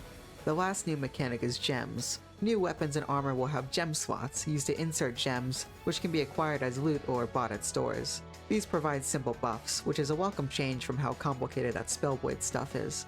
Gems can be swapped in and out freely, allowing you to alter your build a lot easier. You can go for raw damage, but I found it to be a good way to make characters more tanky without swapping a weapon out for a shield. Later, as weapons get more stronger, you will get more slots, but those can't have more than one of each type at once, so it's just free HP and damage. These buffs also add up multiplicatively, so the numbers get out of hand quickly. Who doesn't love huge numbers? As for where to get this equipment, there's only one person in our world who can handle such a task. The blacksmith Randolph, a retired legend who disappeared to live peacefully. And he was living in Iliasburg all this time. Only Poppy, his pupil, is able to inspire him to don his headband and fight against the dangers of these worlds. Instead of forging for a pointless war, he will forge to save the world. Plus, he will even teach Poppy along the way. We also get word of Alma in Succubus Village. Unlike Randolph, it's not possible for her to stay hidden. She grabs some of her martial arts books from her old home and joins us again. It seems she has a hidden trick up her sleeve. The Queen of Granoa has specially designed a steamboat for us to descend into the Esta Tartarus. It's got plenty of chains and anchors for a safe, slow descent. There are 2 terrifying forces in this Tartarus. An incomprehensible shadow creature that attacks erratically, but Sarah notices something. It's actually her father. His soul was fragmented across dimensions when he fell into Tartarus, and this is a piece. Since it has to do with chaos, Sonya can translate for us. He may have been fractured, but if we can find 2 major pieces of him in the other worlds, he can be reconnected and brought back whole again. The other presence in the Tartarus is much more sinister. The Nephilim Weapon, a super weapon made by the goddess to rival Alephys' own daughters. It's not very stable, so it was banished to this between dimension as a guard and a prison. It will obliterate you if you try to fight it, so just sneak past. It's not that easy though. There's an actual guard, Heaven's Gate, that we need to smash open to enter the angelic dominion. The dominion is bright, illustrious, and high up in the sky. The ground itself is made of clouds, with endless pale blue beyond it. The angel army is right ahead, so we hide behind a conveniently shaped pillar until Apoptosis attack, giving Dark Tamamo enough time to cast a strong illusion spell around us, turning us into average pilgrims. It won't work against powerful angels, but is good enough for covert operations. Esta is just like what we saw in our dream, fully populated with idealized first-class citizens. There's no crime or discrimination when only the highest class of people are allowed in, of course. This world is foreign, but still vaguely similar. We find out that a version of Grand Noah and the other major cities exist, so that is a good starting point for information gathering. Outside, Dark Tamamo has us throw her tail up in the sky so she can peer down and get a good look at the world. There are 6 continents, each splintered and not connected at all. Each are likely ruled by an archangel, with Grand Noah hosting Uriella, a fiery war maniac befitting the Colosseum. We would see for ourselves, but that Apoptosis attack was bad. Angels are blowing up the bridge to quarantine the area, but that must mean they have another way to travel. We follow them to a tower, the Administrator's Tower. In this world, it is a teleportation hub between each of the continents. We are forbidden to enter, but that won't stop us. We drop our cover to fight our way in. This puts the tower in red alert, so the angels start smashing the warp gates to prevent us from traversing to the rest of the Dominion. A high-ranking Ranael stalls us until all but one gate is left, and a Cupid runs away to her governor with the activation stone.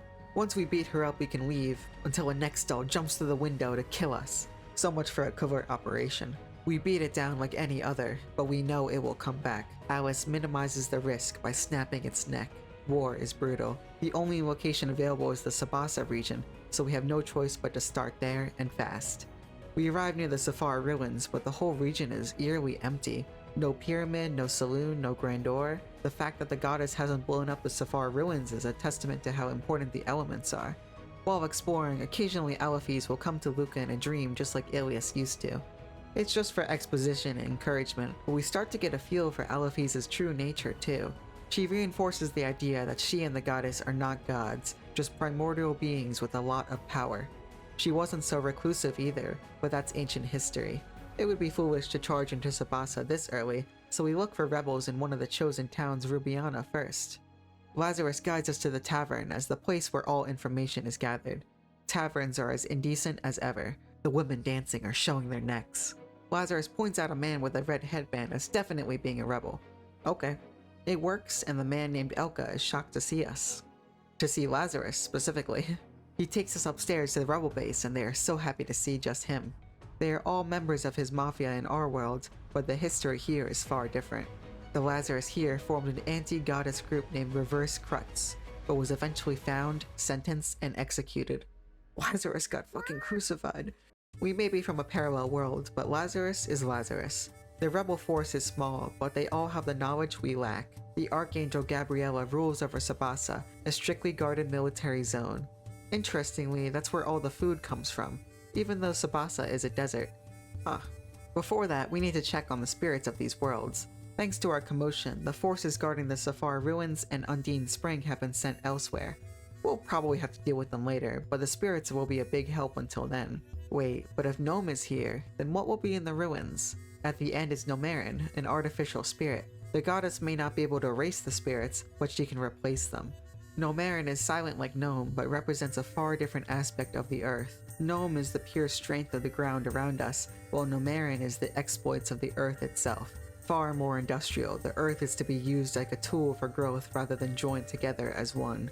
The scene is the same at Undine Spring, with it entirely empty except for the artificial spirit Grandine put there to manage the world's energy. She is also silent, not as a means of focus, but as a channel for destruction. Here, water is a raging storm, not a serene wave.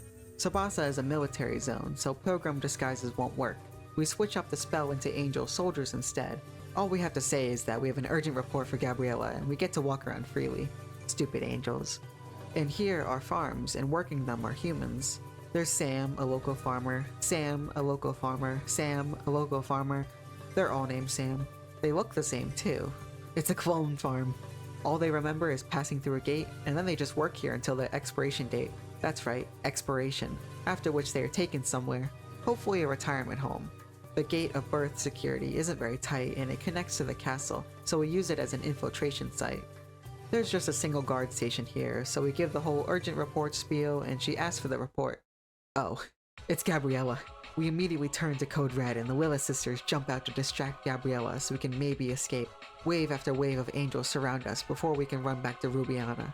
We are only alive because the Willis sisters are experts in hit and run tactics. We underestimated the angels badly. We need a new plan. Tamama will use the same mass charm she did in Grangol to get the Sams to riot. They are all adult males with zero intimate experience, so it shouldn't be that hard. We stay at the rebel base in the meantime, and 3 days later we are ready to strike. The Sams are leading their own Sam Rebelli-Am, which lets us run through the city mostly freely. This time it's not Gabriella blocking the doorway, so now we can cross through. The gate of birth is just a lab, and a bloody one at that. The way forward involves a lot of stepping over limbs and corpses. Paradise, huh? What a joke. Sensing our presence, the Willis sisters will bust out of jail to join our assault. Inward towards the center of the castle, Gabriella waits on her throne. She activates her ambush since our movements were admittedly pretty obvious. That doesn't matter though, we just need 5 seconds. Even swarmed, we hold out. That's annoying. Gabriella is fine, but we aren't so weak anymore. She channels her power into a whip of thorns, preparing the first real attack of the Archangels. 99 guiding flames, the path to the underworld. Funeral flame. Soul-burning flames incinerate Gabriella from the inside out until not even a speck of dust remains. 1 down, 6 to go. The Sam Rebellion was a success. The angels concede. The news spreads quickly, but the other archangels don't tell the goddess yet in fear of being smited. Rule via fear is backfiring. Inside Gabriella's notebook, she mentions imprisoning rather than killing the Lilith sisters, as per her request. That can't be the goddess, as she would never not be mentioned by title alone, so someone must be curious about us. All that's left is to occupy Sabasa. The angel army will stay here, which would normally lead to instant betrayal, but Ilias created them to be so simple-minded that they wear their thoughts on their sleeve. Lilith will stay to rule the area in the meantime. We have more archangels to kill. Gabriella was in possession of the Grand Noah Warpstone, so we used that to warp right outside of Fanoa, past the broken bridge. Fanoa was another of the missing towns, but here it is fully populated, not by the first-class citizens we saw earlier, but by the second class. They are quite poor, but hard workers nonetheless. In the middle of town, a rift opens up, which could spell trouble if the goddess appears to freeze time. Luckily for us, Nuriko steps out to swallow it whole. She's full and can't eat anymore, but wow, that's convenient. Although, far in the distance, someone was watching. We learned from the townspeople that Grand Noah is hosting a special martial arts tournament soon. Last year, the Fanoa town hero challenged and actually won the tournament, then was promised a wish if he were to beat the Archangel Uriella. He died in 2 seconds. This is the standard for these tournaments, but people will keep trying, because Uriella will never go back on her word. As much as we'd like to beat her, then wish for her to kill herself, that's not happening. But just the opportunity to know exactly when and where she will be on that day is a fortune in itself. Grand Noah is a lively place, and there are even monsters living amongst the humans too. In this city, you earn rights through strength, but the weak are treated worse than slaves. Grab some apple juice at the bar, and you can learn about 2 other anti-goddess forces, remnants of the Monster Lord's army, including the 4 Heavenly Knights of this world. One is currently imprisoned, the Black Gunner. Doesn't sound like anyone that we know. Then there's the Moon People, a mysterious force of exactly 30 and 1 leader, all with the same face. They attack for unknown reasons. Sign up at the Colosseum as Tonruva, the Wandering Pilgrim, and fight. Work your way up from Angel Soldiers up until the reason why Angelic Dominion Grand Noah is #1 in my top places I'd want to live list. Fernandez, the living one, not the zombie one Lacrosse made. Sure, living under the goddess isn't ideal, even if Grand Noah is fairly nice, but I just really like Fernandez, and she's here, so I am too. Now, of course, she has very little screen time and even less plot relevance, but that's okay. I forgive you. Defeat and recruit Fernandez to use for the entire rest of the game, and you can move on to the finals. Uriella herself, a living embodiment of combat, an angel with 4 devastating machina bearing strength that rivals even Michaela. How was her creator not afraid of a rebellion? She has been waiting a long time to fight the Monster Lord. Ever since the Great Monster War, she has been aching for a real fight. She doesn't even care if meeting us here is part of our strategy. She just wants a taste of Alphys' army. The more she thinks about it, the more she gets worked up, and all her weapons shine to blow the Colosseum away. Tamamo notices the gap and teleports in, but Uriella quickly dodges. The same trick won't work twice, and even then, Uriella was the one who killed Tamamo and Minagi in the Great Monster War. But this isn't the same Tamamo. Unable to turn her back on us, she summons her army to stop our escape while the 2 fight. We run through the Colosseum and into the castle, stopping shortly to take the tournament prizes, of course. Around every corner, angels are putting up barriers and blocking every exit. We reach the gate, but Luca is cut off by a wall of flame, then surrounded entirely. It looks like he can walk right through, but this is fire that can burn the very soul. The contingency of the angels. Uriella is not the only archangel here. Sariella, the undead angel, warden and executioner of the Grand Gold Prison. We can only watch as our friends run away, resolved to rescue us another day. We wake up alone in a prison. A tight, maximum security jail with no obvious escapes this time. We don't even get the luxury of peace, because right next door is Tezcatlipoca and Quetzalcoatl bickering over and over. Sun Wukong escaped the assault on the castle, but not them. The ultimate torture for them, and now us, is to be trapped together. And now they actually are stuck, because they are unaffiliated now. They left Black Alice because her secret trump card made them useless, and their working conditions sucked. They urge us to help them escape because Luca is said to be the singularity of chaos. He should be able to open the door of time and space like Black Alice can. It's no different from opening the door in Tartarus. Good luck. Luca thinks hard, back to when Marcella stepped into the void. He wants to save all worlds too, not just his, and ends up blinking into their cell. A painful, numb feeling washes over him along with intense dizziness. All that just to cross a wall. He steels himself to do it just once more, but he can feel himself being corroded. It'll be a while until he can do that again. Sariella's presence is felt upstairs, so we go deeper downstairs in hopes of finding someone. Far down at the deepest level is a prison cell. Inside is the Angel Hunter Vanguard, one of the 4 heavenly knights of this world. With her, we might be able to get past Sariella. It's better than rotting away here. This mysterious vagrant is actually a much older Vanilla, the vampire from the 4 bandits. Above the prison, Sariella waits on her throne. She's prepared to execute all of us for breaking the rules, but we have grown strong. She needs to use her full power to beat us. From her third eye, she summons the flames of Hades to swallow us whole, so Saja devours it with her own magic. Following her in is all of our companions. They traveled all the way to Grangold while Saja took after Tamamo's ritual to be able to summon a physical form for a short period. She wastes no time calling forth eternal darkness that tears apart Sariella's body. She's gone, only to reconstruct herself from dust. An existence that goes against the principles of heaven and earth. You can't kill what's already dead. Even if Saja can't win, she can't lose either. She incinerates Sariella over and over for as long as she can. Countless angels and artificial chimeras have formed a defensive line to stop our retreat. The city's layout makes their formation disorderly, so we break through the weakest link and dash to the streets.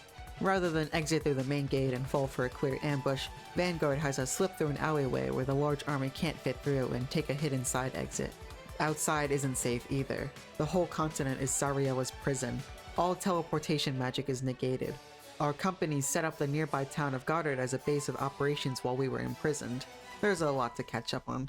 Elsewhere, in a mountainous village in the Grand Noah region of the Singularity world, a certain dragon girl named Barry has been making appearances, selling wild boar and helping out here and there. The local hero Dennis the Crimson confirmed that she's safe.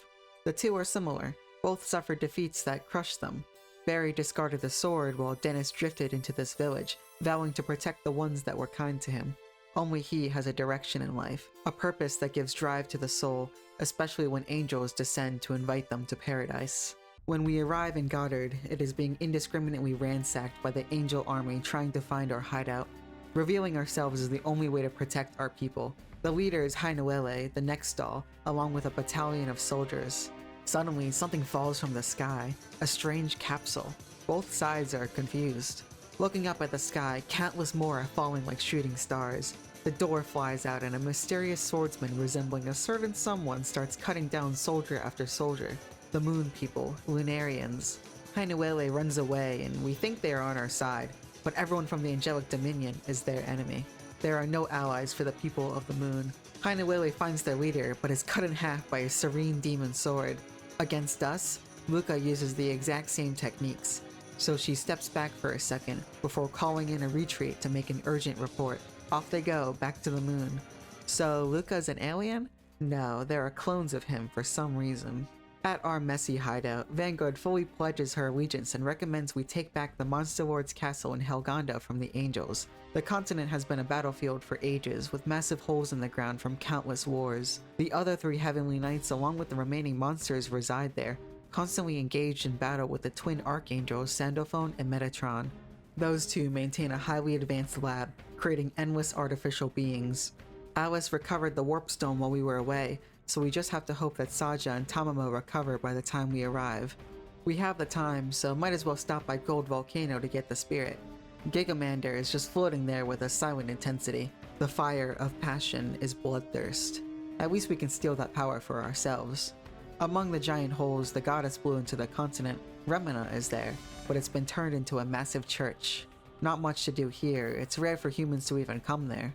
On the way to the castle, an angel battalion formed a choke point between the mountains, but they misjudged their location. Several armored berserkers spring forth out of nowhere to slay them. Then us, too. If we want to secure this location, we should go seal him again. The sealed sinner's prison is now the prison of the condemned, a massive establishment, but admittedly lacking in security. The original seal still remains, but a massive amount of holy energy coalesces at our presence. It's not an armored berserker, but the figure of the valiant hero himself, a domineering presence and eyes filled with strong will. He calls out Alice Tromeria by name. He can't see, can't hear, but he can feel her breath. Even if it's not the same one, he killed her. Even though they were comrades, It's all Ilias's fault. The previously tranquil aura writhes and Heinrich starts sputtering. We rush to apply the seal and he vanishes instantly. Even here, Heinrich disappeared after killing Black Alice, who in this world was the last Monster Lord, and thus proper suppression began. The Monster Lord's castle is under siege, blimps high in the sky, dropping in angels. Thankfully, we can sneak up behind them for easy work. The angels and artificial monsters are pretty bad at working together. Inside is Idaten of the Four Heavenly Knights, a grown-up goblin girl. She is overjoyed to see Vanguard and her Monster Lord savior from another world. Also here is Puccina, the former tiny Lamia. She freezes enemies into pieces for us to cross safely. Together we thrash the next doll Amphisbaena. At the top is Grandpappy, the dragon pup, fighting the enemy leader. It's not the twins, because if it were, the entire castle would be gone by now. Instead, it's Lopless, a mechanical lifeform dispatched by the Alliance of Wisdom, a group aligned with the Angel Army. Therefore, the ally of my enemy is my enemy. She very quickly yields and offers to bring us to her lab to explain everything. She acts humbly, but she insists the Alliance of Wisdom holds no hostility towards us. They are far more neutral than we thought. Rather, contact and cooperation with the Singularity Luca takes priority over everything. The Remina Research Institute has been receiving support from the Alliance of Wisdom, and is the reason why the Angels have advanced so far in technology. The Alliance just needed safety. The actual Alliance research base exists in a different space entirely, where people from various parallel worlds gather to research countermeasures against chaos. That is exactly what we wanted. Our lacrosse is there too.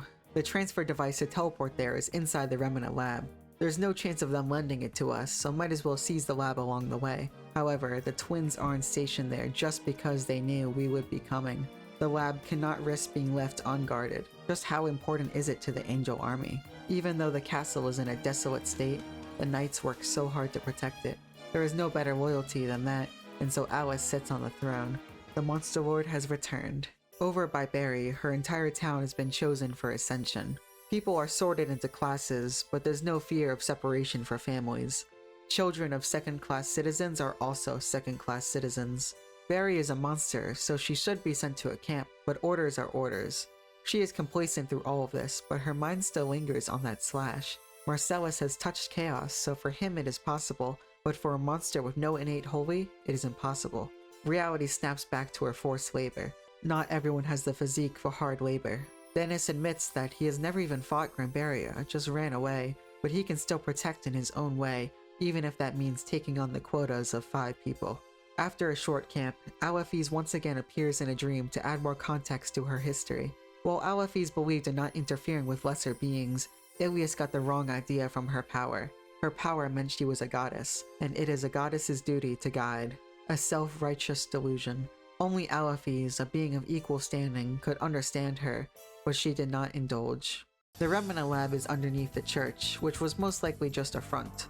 Tsukuyomi, the next doll, guards the entrance. She threatens to activate the many traps, but Laplace has already disabled them all. The Alliance created her and this place, after all. This place is the exact same as the lab from the Great Disaster. Laplace connects to a computer and initiates contact, but the sight is unbearable. There's blood everywhere. Standing in it is Kagetsumeigi. Everyone is dead. Promestine, Lacrosse, all because they would interfere with Black Alice's game.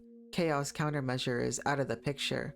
All we can do is fight valiantly in their honor. Sadra urges us to hurry and destroy the Angel space-time transfer device. If we can, the Angel's premier advantage will crumble.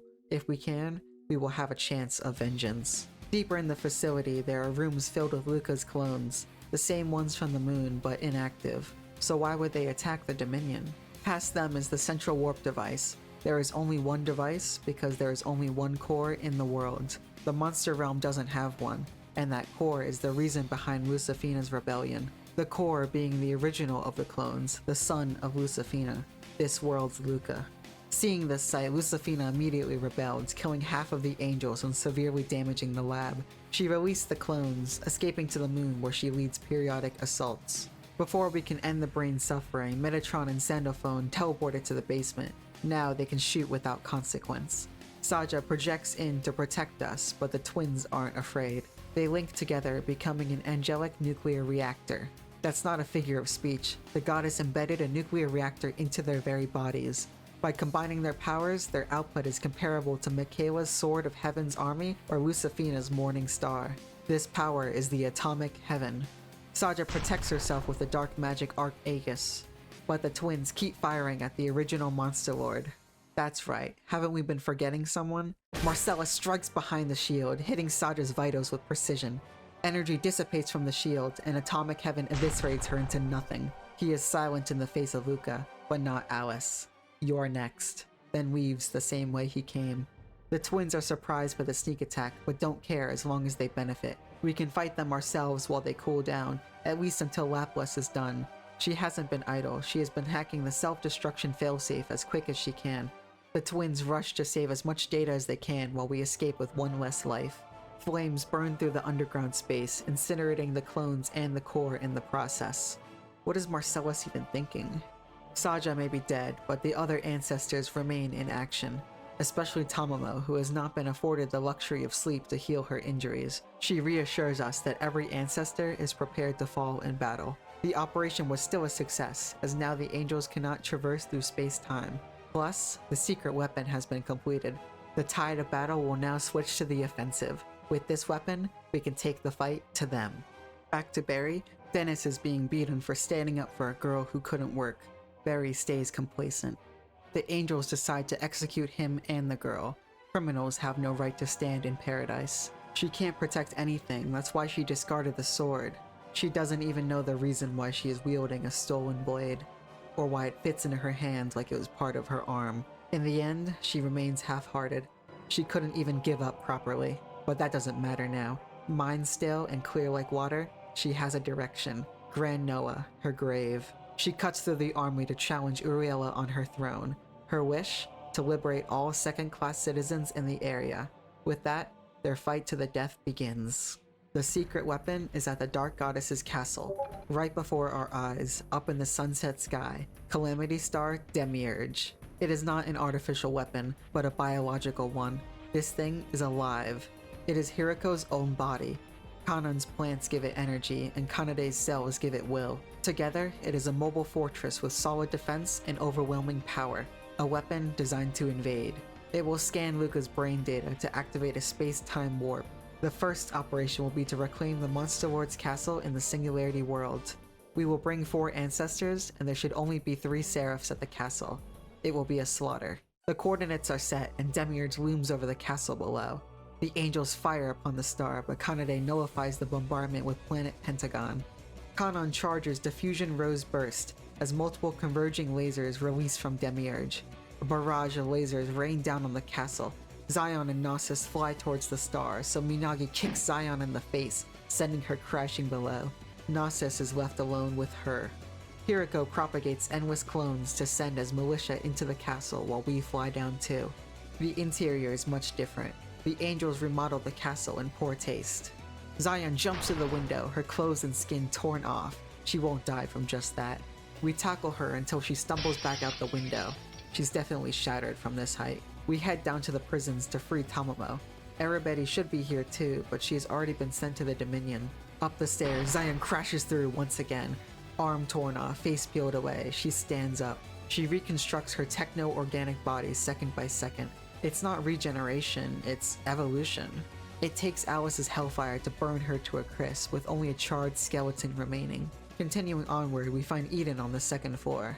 She should be the one commanding, which means someone else is on the throne. She brandishes Longinus, so Hiriko steps forward in our place. Eden charges the Holy Lance to annihilate Hiriko, directing it straight at her. Hiriko's body vanishes, but another appears. Glad I wasn't that guy. Even if it can kill an ancestor, Hiriko is endless. She throws it over and over in vain.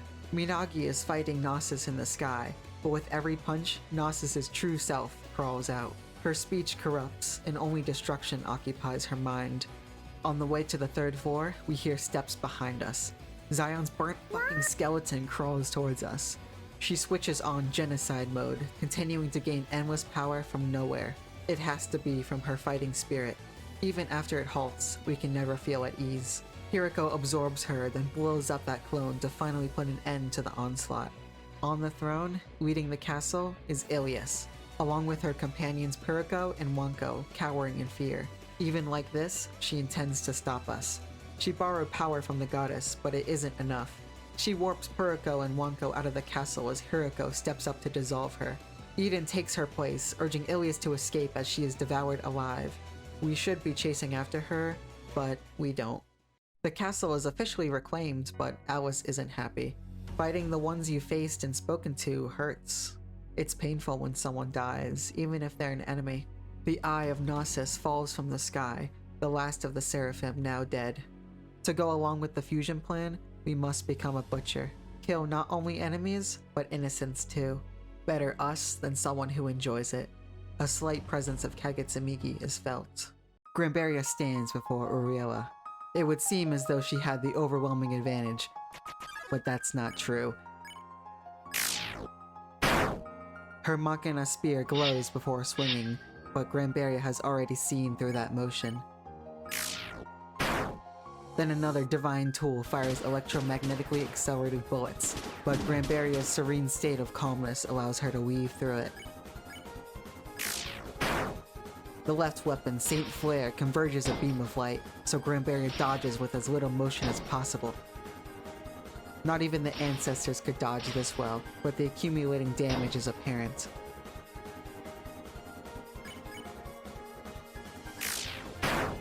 Grambaria's sword is deflected, and she can't even parry without it shattering. Uriela fires a spherical plasma that diffuses radially, so Grambaria steps in to avoid at close range rather than at a distance.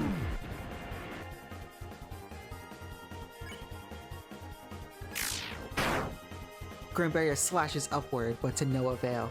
Not even a scratch, even though a glancing blow to her is fatal. Uriela activates all 4 of her divine armaments for a simultaneous barrage. Bullets and lasers dance around, heat scorching every surface.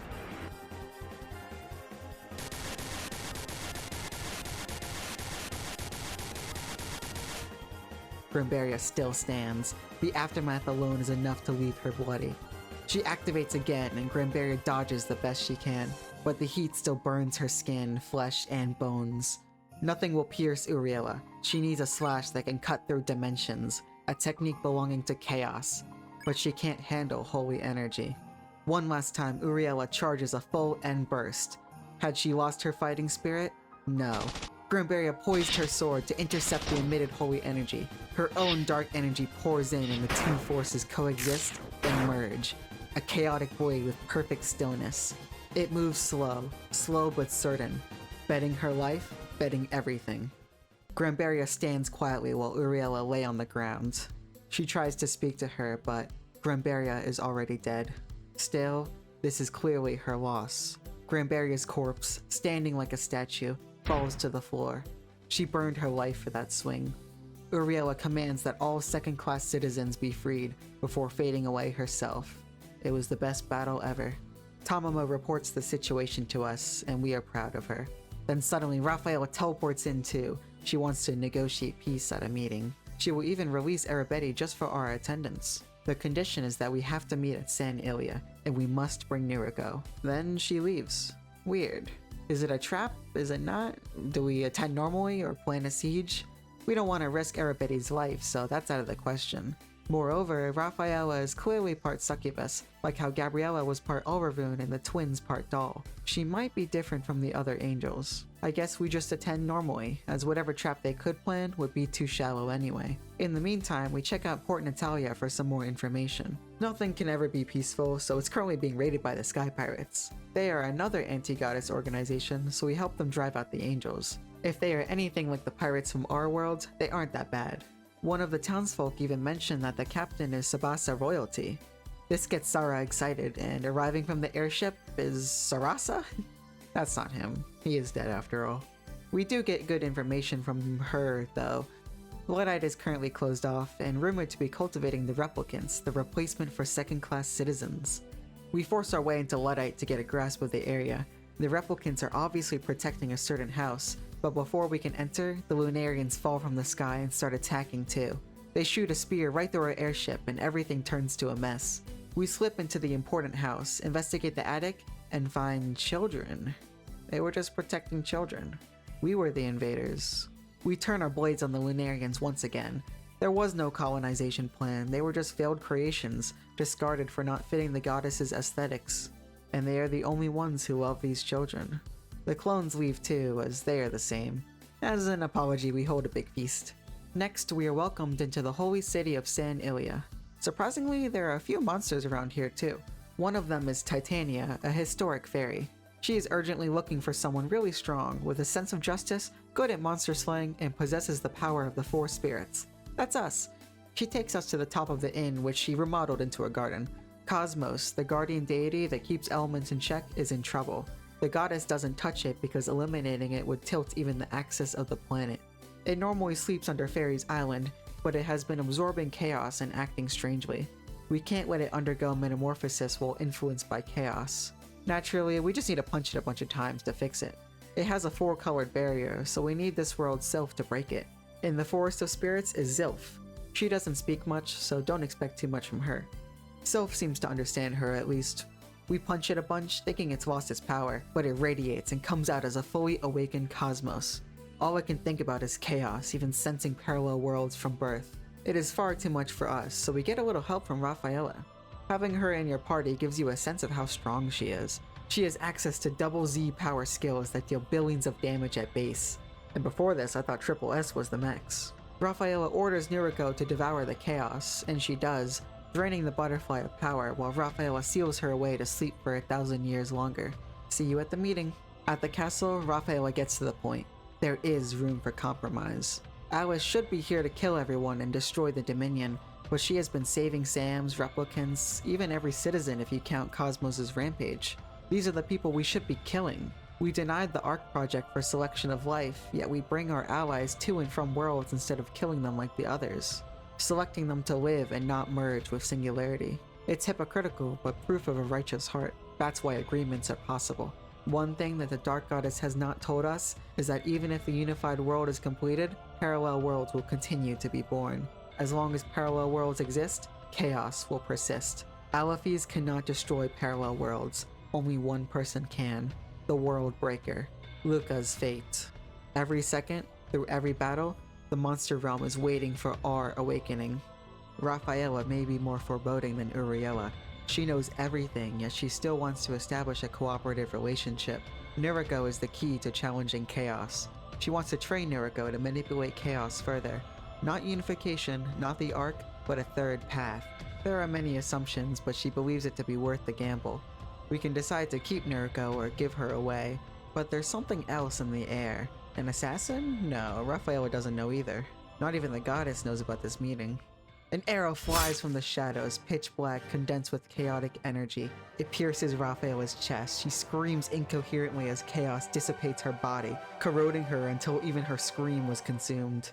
Black Alice. She's here to invite us to her own party, with her own little flair, and she brought many guests. Gates appear everywhere and outspew Black Alice from parallel worlds. Hat Alice, Umbrella Alice, Winter Alice, all Alice. She knows our plan is stupid, like how Sylph cannot erase all the wind, Nuriko cannot erase all chaos. So why not have a little fun until the end? 150,000 Black Alices pour out of the portals and into the world. We rush to protect everyone despite the hypocrisy, but even we aren't enough to save everyone, so we must leave it to the Angel Army. We need to get out before they arrive, and someone does arrive. The Archangel Michaela, entrusted sword of the goddess. With a single order, she raises her sword, concentrating abnormal energy into it. Receive, the holy sword that commands the angel army. A deafening flash envelops the arena. A destructive wave sweeps the holy city. Everything is obliterated beyond recognition. Alice's, angels, civilians, all dead. In the monster realm at San Ilya, Minagi at her throne feels a weakness. Dizziness, fever, then a magical block. Beginning the day after the operation on the Monster Lord's castle, Kagetsuniki. She plans on assassinating the ancestors one by one, beginning with the weakest. The virus, 3 Monster Lord dolls, and a song. That is enough. The pitch black rondo. San Ilya was not the only target of Black Alice. All 4 cities are being swarmed. Sabasa and Grand Noah are under our control and need protecting. The entire monster realm is also under attack, so Demiurge is out of the question. Grand Noah is mostly civilian, so that is top priority. Inside, chimeras are raining down on Alice's, but they never end. Us too get surrounded until time is frozen. Nero and Neris fly in to cut down the Alices. They shout over the Monster Lord to give admittedly very good orders, then focus on evacuation while we handle Black Alice's leaders. Unlike Azidahaka, who surrendered, Himiko does not bow, so Alice kills her. We need to deal with the root cause, but that is tricky. Black Alice is likely not in the Monster Realm or Angelic Dominion, but in the Chaos itself. Even then, what can we do against a god? Worse is that Nero and Neris are now waving goodbye. This is the last time we'll ever meet. They are departing for the Central Tartarus, where they will figure out chaos or die trying. Nothing thus far has worked, and the path through true history is inevitable demise. Only the largest Tartarus is left. Nero returns the Angel Halo back to us before trying their own path. In the true history, Luca would have been consumed by the blade had Ilias not stepped in. Ilias doesn't exist anymore, so he took it, but we are stronger than that now. He's right, we never see him again. Tsubasa is just as dire as Grand Noah. Tamamo reports in that Minagi has been killed by Kagatsumigi. Hirako and Kanan are after her. The Lilith sisters are enraged at their mother's death and ignore everything else. The one saving civilians this time is Marcellus. These are monster lords after all.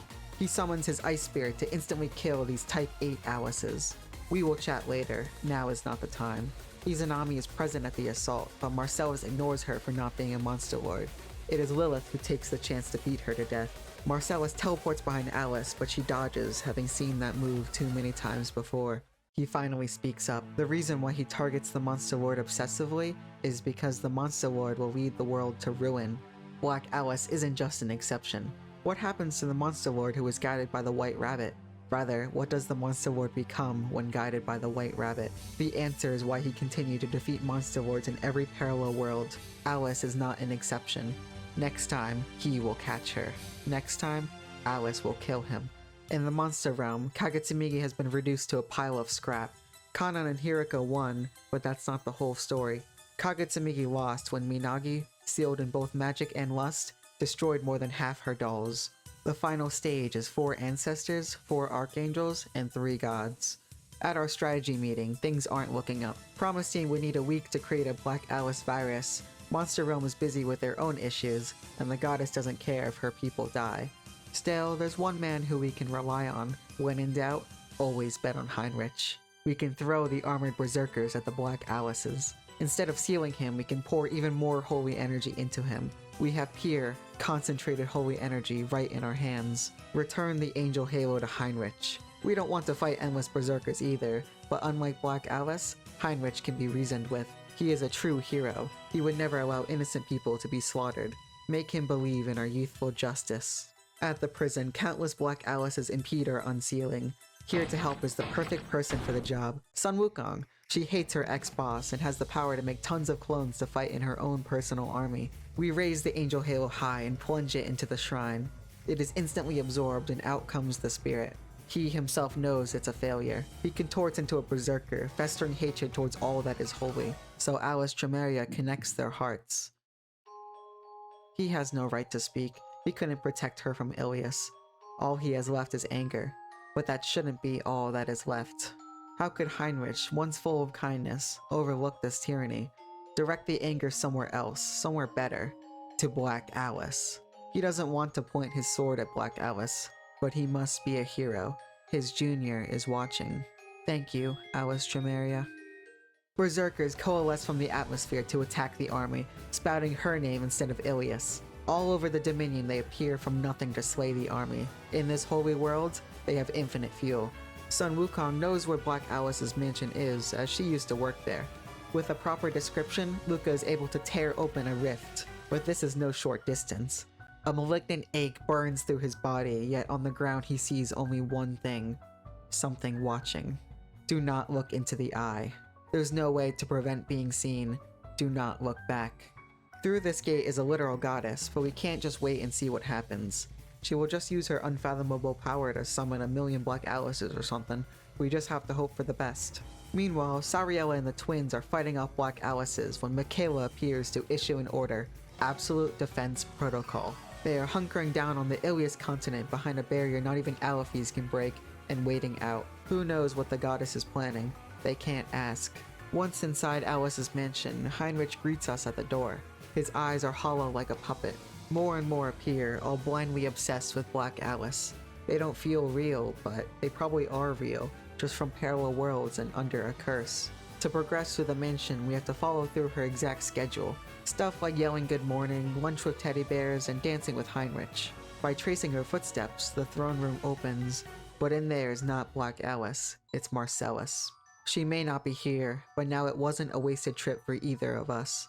To stop the Monster Lord from being guided by the rabbit, to stop her from bringing about destruction, to stop her from spreading chaos. White Rabbit, the true scourge that spreads chaos across all parallel worlds. Those guided by the White Rabbit become the White Rabbit. They are corrupted, destroying their own world and perpetuating the chain reaction of chaos. Every Monster Lord slain is a day saved in the Singularity world. All he has done for thousands of years is kill and kill each and every one. Even if his opponent is his father, he will not falter. Even if his opponent is his son, he will show no mercy. The two clash until Marcellus's doubts bring him to his knees. He has been seeing Alice all this time, but her transformation is far too late. It's not normal. He should have been trying to hunt Sonya too, a management class, but she's normal. He doesn't know what to think. Someone by our side has been neutralizing chaos for us. Revelations are interrupted by laughter. Black Alice, sitting there like she has been here the whole time, just watching for fun. Marcellus instantly draws his sword and closes the distance, but he is swatted away like nothing. If we attack, we will die. Before then, someone should unleash their power. Noriko shifts into her true form, admonishing the false god of chaos for calling her forth. There are no gods, just spirits of energy. Neither are gods nor rulers. The two embodiments of nothing clash, putting up a valiant fight, but no Kagito falling just short. So, Marcellus stabs Black Alice from behind and tears open a rift to the abyss of chaos, dragging her in with him. A place where you are broken into molecules, then mere units of information. A place that can never be returned from. Only in reincarnation may they meet again. Left behind are Kirin and Korikicho, Marcellus's lightning and ice spirits. Now contractless, they are passed on to Luca. The tired Noriko returns back, but a beam of light encases her the moment she does. The seal cannot even be touched. Only one person has that power, the goddess. She will make great use of Noriko, but this isn't the last of her. We will see her again on the day Alaphes perishes. This is bad. We can't be hasty, but we have to act quick. They might be planning to harvest her chaos for space-time transfer, and the gathering on Ilias continent is worrying. It's time for the final battle. The Administrator's Tower has a grave site. A next doll has already crushed the warp device. Killing the doll is no issue, but now we are stranded. The continent's barrier is obscenely strong, and only Alaphes can match that power. Their space-time transfer will be far complete before we can pierce it. Holy energy would be ideal, but even then only 2 people are capable of breaking through with sheer might alone. Michaela and Lucifina, the original angels. Michaela, no. But Lucifina? She's already anti-Ilias. But how can we get to the moon? Promisting can't make a spaceship that quick, but the Alliance of Wisdom already has one. Their lab has the exact same layout as the one we found in Luddite Village, but far more advanced. They never got to finish their chaos research, but we can still carry on whatever was left. What we do know is that chaos is existence. It is time and space itself, best explained as the theory of relativity. The origin of all matter and the basis of all physical laws. It is information and therefore probability. We are all chaos, in a sense. It was the first thing that existed, and is neither good nor evil. Over time it differentiated into holy and dark, then into all sorts of shapes. This isn't an issue, as it is the natural course of the universe, but when the holy energy was lost and the paradox occurred, these probabilistic fluctuations rose exponentially. Anything could differentiate into anything, so parallel worlds sprung out of every possibility.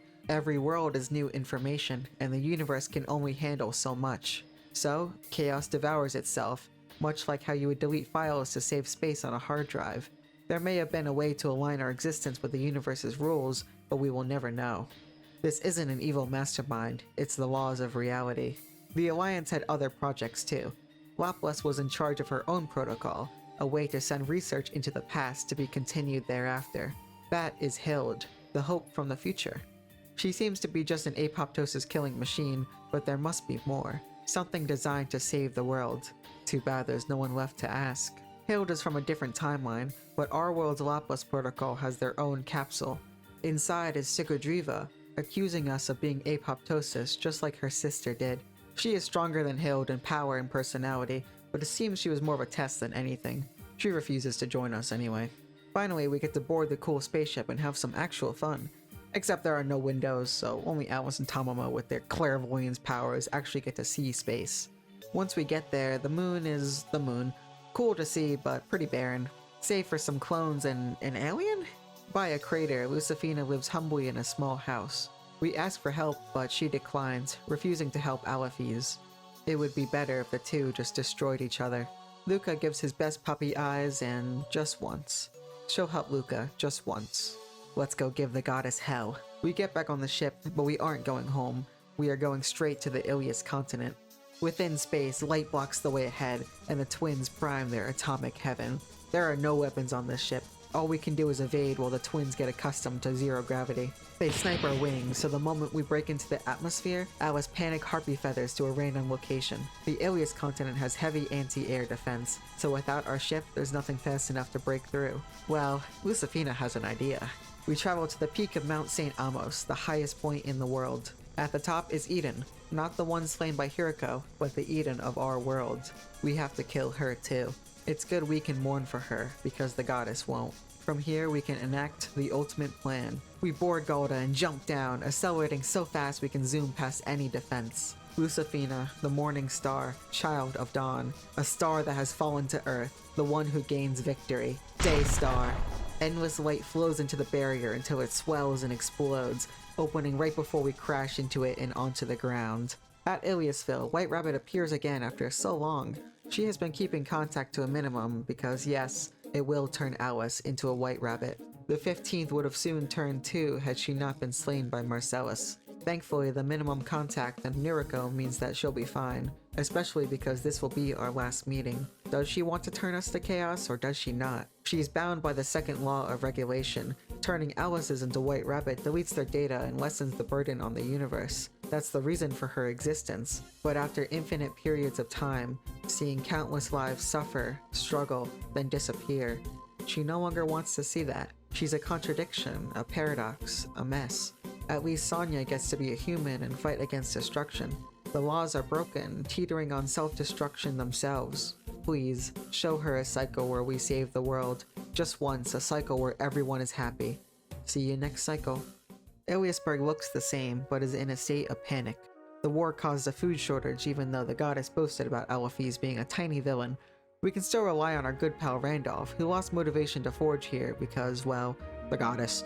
We need a new way to relight the fire in his eyes. There's one thing no one can resist, and that's badass weapons. Given the altered history, the Mithra-sealed castle is still standing. If we steal and show him the pinnacle weaponry, it'll inspire him. Plus, we don't have to return the weapons. Randolph is back in business. He's not the only famous blacksmith in the world. In the now deserted Grand Gold prison is a legendary dragon blacksmith who was forced to work for the Angel Army. Together, they forge beyond anything seen in this world. At our final camp, Alaphies appears in our final dream. She and the goddess used to be close, fighting catastrophic threats and guiding the world. Their perspectives destined them to part ways. In the true history, Ilias threatened to destroy the world they loved unless Alaphies were sealed. In the monster realm, she killed Ilias. The only difference between Singularity Alaphies and Monster Realm Alaphies is that she ignored the threat. Because she knew Ilias couldn't bring herself to destroy the world either. No one understands you better than your twin self. But, through the loss of Ilias and the loss of her daughter, she was still locked away. Standing in front of the temple, we have our coordinates. We board Demiurge with 100,000 troops and every ancestor. Every monster and every angel clash while the ancestors meet Sariella and Michaela in the sky. That's when Tamamo's smile drops. She urges Hiriko and Kanade to return to the Dark Goddess's castle immediately. Their space-time transfer device is already complete. All plans are out the window. Tamamo and Kanan cannot handle these two on their own. Even Sariella would be enough, but the strongest Archangel too? Kanan needs to go Green Dragon. Vines and plant tissue overflow from her body until it absorbs into a huge, grotesque monster. Its jaw clenches hideous teeth before opening, soft green light emanating before the true power. A large laser shoots out into the sky before splitting and raining down everywhere. Everything falls into disarray as monsters and angels alike suffer. This is our chance to slip through the enemy formation and into the temple. Mid-air, calmly dodging through lasers, Sariella and Michaela reminisce on old battles. After all, they've seen this before. Sariella swings at Tamamo while Michaela flies up into the air, sword glowing even brighter. Receive, the holy sword that binds the angel army. A torrent of holy energy washes over the green dragon, enveloping it in a dazzling light. Underneath, Kanan is screaming Michaela's name until nothing but ashes remain. Tamamo is next, but Michaela leads her to Sariella. She senses us in the castle. There's no security to stop the twins in the monster realm. They can't fight Alaphies themselves, but if they blow away the castle, that's our command center, communications, and supply lines all lost. Hirako and Kanan are here to stop that. In the castle, the goddess lies ahead. Within the garden is Ilias, with Hirako and Wanko at her side. She only requests that we take them with us to the unified world so they won't have to be killed and transferred to another world's body. We can do that much for her. After all, she was running around trying to save the world too. Just before the throne, Michaela flies in, eyes filled with anger and pure murderous intent. Nothing like the Michaela we know. Fighting us is tiring, but it's no matter. She raises her sword for one last Daystar. Lucifina and Michaela grapple through the wall and out into the sky. Hirako and Kanade are keeping the twins split and uncoordinated, their many clones proving frustrating. Mid-fight, the goddess calls out to them. You are having too much trouble, so self-destruct. Now. They are living fusion reactors, so a meltdown would eliminate the entire Helgondo continent. The twins plead, not wanting to leave each other, until Metatron glows. She was remotely overclocked. Kanade quickly envelops herself around Metatron as she unwillingly detonates. The explosion was kept to a minimum, but not even a trace is left of the two. A crying Sandophone glows too, but an intruder interrupts. In the innermost sanctum, the goddess lies before us. Alaphies wants us to use the strategy we are best at. Distract for a few seconds, then kill. The goddess and Alaphies are similar in strength, but we want a guarantee. We have gotten this far. Scratching a goddess is within our abilities. It is our first time meeting the goddess in flesh, but we do not tremble. She offers Luca, the child of Judgement, one last chance to join her, but we've seen the Ark for what it truly is. The clones, merciless slaughter, and persecution. She is going to eradicate darkness once and for all, starting with us and ending with the Alaphies waiting for her chance. She sees through us, but she can't let her guard down for even a second. The tension builds and builds as she gets increasingly pissed. These brats who refuse to obey ruin everything, tossing aside her own prophecy of judgment. Her vision narrows, her vigilance slipping for a fraction of a second, all that was needed. She misjudged us. Sputtering blood, she looks to Alaphies, then away, then vanishes. What? She wouldn't try to escape, would she? No, she warps to Nuriko, grabbing and absorbing her. The pressure in the air intensifies as thick miasma permeates through the air, the distinct feeling of chaos. We tremble at the thought. The ultimate being, Chaos Ilias. The beginning and the end. Alaphies yells at us to run, regroup as she is stabbed through the chest. Her last words bring us to a dark, calm place, where time is stopped, inside our heart. Alaphies is leaving us her power. A half-human, half-angel cannot handle it, but the Destroyer can. A black, swirling ebb of darkness appears before us.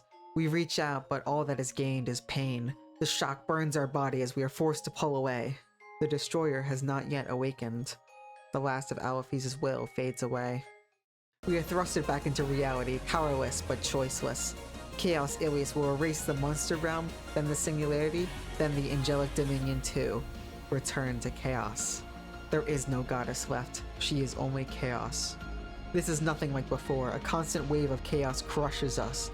We fight back as much as we can until a slight irritation irks her, the only semblance of the goddess left. She curses us for being the center of distortion, the center of the paradox. She coalesces chaos into a thin beam at her palm and fires at Luca. It's undodgeable. Alice jumps in the way at the last second. She lay on the ground, fatally wounded, looking towards our heart, then closing her eyes. Time stops again once inside our heart. This time, it is us connecting to Alaphies, not the other way around. For the prophecy, we need the 8 colored powers, right? Sylph, the raging wind. Gnome, the unshakable earth. Undine, the tranquil water. Salamander, the resonating flame. Kirin and Korikicho entrusted by his father, pure light given by his mother at birth, and lastly, the dark ember. It's still too much, so someone approaches from behind. Alice, borrowing space in his heart. They can fight together forever. The burning sensation is eased. The dark ember blends into Luca's body like nothing. She can handle this much for us. Love is a burden shared, after all. Altogether, 8 powers in one body, each surpass their own limits. 8 become 1. Chaos Ilias is caught off guard by our sudden vanishing, furthered by a sharp killing intent in the air. It's not Luca. Luca is no longer here. This is the Destroyer of Worlds, the World Breaker. Chaos Ilias unleashes primordial force, but not even a scratch sticks. She cannot break him. Everyone withdraws until just the 2 remain. Right now, he can destroy a god, the world, even chaos. There are many ways to break her, but we only need one. The light of dimensional annihilation fired from the heavens by the Destroyer. The goddess falls from the heavens to the earth, where lives continue to end. Michaela and Musafina end in a final draw. Before their deaths, they too witness the fall of a goddess. Musafina fought this hard for her son, even if her son is no longer here. A split fragment of the goddess's soul lands on the ground, the only piece she could escape with. Coming to her side is Sandalphone. The goddess orders her to take her to a parallel world where she will rise again, but Sandalphone merely raises her gun. For killing her sister, her beloved Metatron, she shoots the goddess in the face over and over. Outside the temple, Tamamo stands over Sariella's body parts. It was a narrow victory, but the still alive Sariella shares Tamamo's feelings of void. So many have died that even the victor feels dead. Every battle is a hollow victory. That's why they both hate fighting. Upward towards the atmosphere, she feels it. That thing. A bizarre existence of neither friend nor foe. Its only purpose is to destroy parallel worlds. Hovering like a star, it charges energy. Tamamo rushes Hiriko to get our forces onto Demiurge and rush away to anywhere. In a single motion, energy radiates into the world, and it breaks. The meager survivors collect themselves. The last of our original party go to their rooms to cry. The rest decide on secession. The one unified world will soon arise, and we must be strong or else cracks will show. Kanade will be replaced by Arabeti, Minagi by Alma, even if she says no, Saja by Alice Tremeria with some help from Heinrich, Kanan, who had no disciples, replaced by Priestess, who tries to kill herself at the responsibility. Too bad. Lastly, Tamamo by Tamamo, because Tamamo is now the Dark Goddess Tamamo. No one would respect her as a god, so she goes by Evil King instead. The Evil King and the 6 ancestors advance the unification plan left by Alaphes, and now only one world permeates. As for the other worlds, they fall as soon as they arise. Sonya, now a small-time priest, lives with Lime and our Pocket Castle friends at Iliasville. Hard-fought happiness. Every second is time bought by the World Breaker. For hundreds of years, destruction is the only thing he has done, crushing worlds before they disappear into chaos. Some resist, some don't, all break. To protect the one world that matters, at the cost of all others, but even that has its limits. The proliferation of worlds becomes faster than its ability to destroy. Soon all worlds will descend into chaos. That can never be stopped. But it wasn't in vain. Several hundred years of peace, enough for them to live and die on their own terms. Luca and Alice continue to destroy worlds until the day everything disappears into chaos. Finally, he awakens in Hades, and the White Rabbit runs to his side. She can't reset too many times more, so let's make the right choice next time. Hope persists, guided by the White Rabbit. Let's make the right choice this time. There's no going back now. Lilith locks the room in a space-time transfer blocking field. Saja and Raphaela's projections vanish instantly. Normally we'd be stranded, but now we have the might of the Angelic Dominion on our side. The Seraphs engage the sisters, urging us to escape with our lives. If you stood with Ilias throughout the adventure, Alice the 15th will still be alive to block us. But every Monster Lord is resigned to the same fate. Our communication is cut off and the Monster Lord's castle still has Tamamo, Arabeti, and now Alice trying to kill us. But there's still one person who vowed to stick with us no matter our choice. Alma gets in their way. If we run now, we should still have enough time to escape alive. Surrounded on both sides, we board Galda and jump through the window. Morgan and Astaroth abandon the Seraphs to chase us and drag us down. No one grows as fast as we do, and that's a threat. Eden alone arrives as rescue, but we don't just need to escape. We can kill them too. She charges her Holy Spear Longinus, the power within far surpassing the wielders. This isn't just a weapon, it's a relic. She hurls it at Astaroth, striking squarely at her chest. Barely a second is needed to end her life. Morgan freezes midair among the dust of her slain sister. We exit the range of the barrier, and Raphaela teleports us to the angelic dominion at no cost. Our technology is far more advanced than the monster realm. Here we can meet the revered ruler, Ilias, the goddess of creation, the all-knowing, all-powerful, benevolent being. Having two Iliases is confusing, so she will call our Ilias Lesser Ilias, and our Ilias will call that Ilias Sub-Ilias. Much better. Together we will finish the Ark project, merging both our worlds into one. Saving only the Chosen is regrettable, but necessary. The Ark world only has the capacity of one realm. The merging will be smooth except for one obstacle, the Dark Goddess. They too wish to devise one world, but in a much more horrifying manner, killing everyone and summoning just their souls. Even if more people are theoretically saved, no one would be the same after losing their selves. Eliminating the Dark Goddess takes top priority. Sub-Ilias is not able to move from her castle. The operations will be left to us until the very end. The twin archangels Metatron and Sandophone arrive with a report, a new dimensional crack above Grand Noah. Ilias freezes time around it, the same method of the Singularity Ilias, except across 25 locations.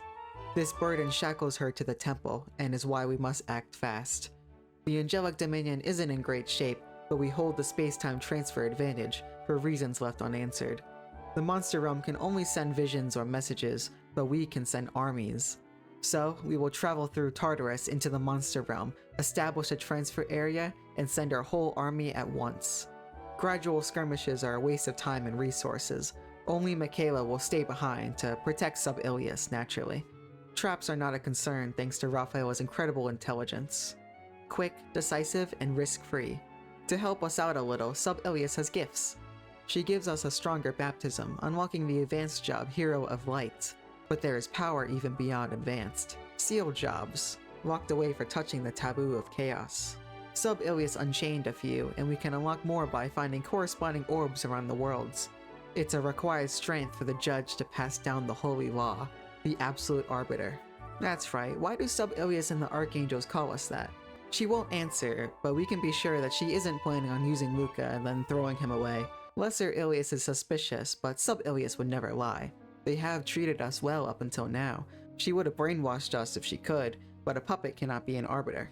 A steadfast will of peace and justice is needed. Then, the Ark world will become real. Luckily for us, we can walk 2 steps to the left and ask Raphaela for the prophecy anyway. When the correct history reaches its conclusion, a being will appear to deliver judgment. The judge will bring victory to the angelic dominion. These are the words of the White Rabbit, a strange creature, but one that has never lied. It's a vague goal, but our fight with the Dark Goddess will lead us to our destiny. And to do that, we now have some very powerful allies. Raphaela, the impure saint. Sandophone and Metatron, the inseparable nuclear twins. Uriella, the overbearing warrior's spirit. Sariella, the death angel from hell. And lastly, Michaela, heaven's sword and shield. The archangels are the pinnacle of angels, the perfect formation of holy terror. Even if the archangels are roughly equal to the ancestors, the enemy doesn't have a Luca. We can tip the scales. Well, we aren't strong enough to make a difference just yet. To do that, we need to get acquainted with these new powers. The difficulty gets a lot harder from here on out, but there are plenty of new mechanics to master and soar even higher. The first of the new elements, Chaos Elements. These are upgraded versions of the basic elements, just with way cooler names. Resistance to basic elements doesn't matter when faced with these bad boys. That's not what makes them so good though. A buff to a Chaos element also buffs the corresponding basic element, and that stacks. Combine that with the fact that most Chaos element attacks also deal the basic element, and the numbers will blow up once you set up a proper build. For example, take my favorite job, the Wild Heart. This is a beast job that enables the conditional bonus shenanigans I use to kill my enemies. The sealed version, Superior Being, massively increases the bonuses used when equipping fangs. The new skills from that job deal carnage damage while also providing abilities that buff carnage damage. And as these games tend to go, buffing one thing in particular a million times is always worth it. The next major mechanic is chain attacks. Either as an equipable ability or as a trait, chain attacks will grant you an extra action provided you follow a specific order. Already incredible, but it even halves the chain skill's SP and MP costs too. You could use this to set up some cheap high power skills, or get creative with it. If you are simple-minded like me, you may even want to stay uncreative. For example, take my favorite job, the Superior Being. That job's chain attack chains racial skills into another racial skill. Remember how Cerberus' trait makes one skill activate 3 times? Well, with a chain, make that 6 times. Pretty SP intensive, but the chain skill SP reduction makes it manageable. But that's just one teammate. I mentioned Time Mage being an incredible support, and the primary reason for that is the skill Second Act gained from the sealed job Galaxy Mage. As the name implies, using that on an ally lets them act an additional time, which stacks with chain attacks, which stacks with a trait. So now we are at 12 attacks in one turn, and these are no weak, spammable attacks either. 12 Deathclaw dances? It's yours, my friend, as long as you have enough SP. Oh, and Deathclaw dance hits 4 times, so you can do the math. I sure won't. That's just an obvious application of this stuff. The game really wants you to crack it open by this point, and that's reflected in how high the enemy HP is now. The last new mechanic is gems. New weapons and armor will have gem slots used to insert gems, which can be acquired as loot or bought at stores. These provide simple buffs, which is a welcome change for how complicated that math was. Gems can be swapped in and out freely, allowing you to alter your build a lot easier. You can go for raw damage, but I found it to be a good way to make characters more tanky without swapping out a weapon for a shield. Later, as weapons get stronger, you will gain more gem slots, and those can't have more than one of each type at once, so it's just free HP and damage. For example, if you're going for a Scylla basic attack build, you might want to equip the gem that makes basic attacks do 10,000 times as much damage. These buffs also add up multiplicatively, so the numbers get out of hand quickly. Who doesn't love huge numbers? Me, of course. As for where to get this equipment, there's only one person in our world who can handle such a task. The blacksmith Randolph, a retired legend who disappeared to live peacefully. And he was living in Iliasburg all this time. Only Poppy, his pupil, is able to inspire him to don his headband and fight against the dangers of these worlds. Now, instead of forging for a pointless war, he will forge to save the world. Plus, he will even teach Poppy along the way. We also get word of Alma in Succubus Village. Unlike Randolph, it's not possible for her to stay hidden. She grabs some of her martial arts books from her old home and joins us again. There's someone she wants to surpass. The Tartarus that leads to the monster realm is on the Helgondo continent, guarded by a few high centaurs. There are 2 terrifying forces in this Tartarus. One of them is an incomprehensible shadow creature that attacks erratically. But Sarah notices something. It's actually her father. His soul was fragmented across dimensions when he fell into Tartarus, and this is just a piece. Since it has to do with chaos, Sonya can translate for us. While he was split into pieces, if we can find 2 major pieces of him in other worlds, he can be reconnected and brought back whole again. One is in the Angelic Dominion and another is in the Monster Realm. The other presence in the Tartarus is much more sinister. The Giganta Weapon, a bioweapon made by the Dark Goddess during the original Great Monster War. It's not very stable, so it was banished to this between dimension as a guard and prison. It will obliterate you if you fight it, so just sneak past and into the open sky. The Monster Realm is barren and snowy. There's not even any life around, so I guess this is just the realm. We find a nice open area to teleport our entire army of over 100,000 into. We stand guard while they teleport in, but nothing happens. Then, finally, the earth rumbles and splits open as 9 pillars of fire erupt into our formations. It's Tamamo in her spiritual flames. Then, from the side, a large tsunami of not water but slime surges into the army, angels drowning and dissolving. The infinite colony lifeform, Kanade. By her side is Hiriko, condensed disaster in human form. Her jacket melts into her flesh and opens wide into a mouth that crawls out of her body. Bizarre, fleshy organs bite into the army. Like 2 beasts fighting over food, Kanan springs fly traps from the ground, fighting over who can kill who. Then, from right behind us, Minagi stands where she shouldn't. She hypnotizes our back line into attacking the front. This is bad. A fight here on this scale would leave both sides with heavy losses. Even the best case scenario would guarantee half their lives lost, and yet the ancestors don't mind. They are carefree. What do they have up their sleeves? The only thing Ilias can guess is a sealing technique that would work on everyone at that level at the same time. Saja, the last ancestor, flies above, unleashing a seal that works on everyone at their level at the same time. The 6 ancestors' Great Seal. the very same technique Ilias used on the Dark Goddess in the true history. Every archangel freezes in place, bound by magical shackles. Rafaela has no idea what to do. None of them has seen a technique like this, not even sub-Ilias. In her history, she just killed the Dark Goddess, never sealed her. The ancestors grab the archangels, dragging them away, boasting about swatting us like flies. But Ilias of all people knows how this seal works. It needs to be constantly maintained within a barrier, or else they may break free at any second. From the look on Tomomo's face, I don't think we need to worry about them dying. She has plenty of experiments in mind for these unfamiliar half-angels. Well, now we are stranded, leaderless, with a massive army. Ilias takes charge, guiding them through the snow and to the abandoned Helgondo shrine. It can't fit our army, our forces are spilling outside, but Ilias maintains a defensive line until we can decide what to do next.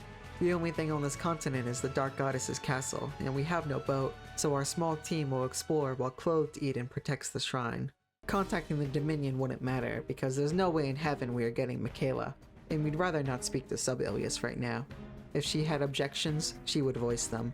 To the south, we find a train station. It's not the best idea to rely on enemy infrastructure, but the monster train arrives and doesn't care as long as we have a ticket. The inside is just a normal train. It takes us to the Gold region, where we need to find a base of operations quick. Succubus Village is nearby, a familiar sight, but far more rundown here than in our world. A succubus greets us, but addresses Luca as a slave and expresses surprise that Ilias isn't one too. We just say we are here for fun and get going. Every single male here is a slave. The inn rents slaves, there's a slave store, even the houses have built-in slave cages. Standing atop the roofs is the former mayor. When the Great Monster War ended, San Ilya became a prosperous succubus city under Minagi, but Minagi is strict, and not all can meet her expectations. The outcasts, led by the mayor, ventured to the desolate Gold region and formed a village. But the outcasts were outcasts for a reason, and the lazy or greedy rebelled against her after she rejected the prosperous human trafficking that Kanan supported. There's no place for her anymore, but lets us in on a little secret. An undercover knight from a rebel group was recently captured in the mayor's house. That's a lead. In one coordinated attack, we break into each building and rescue the slaves, ending with the mayor's house. The mayor is surprisingly Eva, now Queen Succubus. This world really is screwed up. We beat her up to rescue the knight, then ask how this even happened. It all started when she was poor and starving. Wait, stop the background music, villains don't deserve sad monologues. Anyway, we tie her up and throw her into a river. Ilias puts tons of thought into an angel leader to stick here, ocean deep levels of thought. This place isn't right for a base, so the knight interjects. The resistance base is in Gold Port, the headquarters of Ilias Krutz. Helgondo was snowy, but the Gold region is flowing with lava rivers at every step. Combined with the steep mountains, the environment, if you can even call it that, is desolate. The knight from San Ilya takes us to the Gold Port hideout where we meet the leader. What the hell, it's Lazarus. This is pure Lazarus, although it is unknown what kind of upbringing he had to be like that. In the true history, Lazarus was a religious freak, but not like this. At least his terroristic inhibitions are going towards a better cause, raiding the Grand Gold prison and freeing the slaves from Kanan. Pure Lazarus practically runs Gold Port, so we send the rest of our army here. They don't need food, so they'll be fine. First, we try to get in contact with one of the assassins already in Grand Gold. Now that we have a native on our side, the unknown isn't so scary.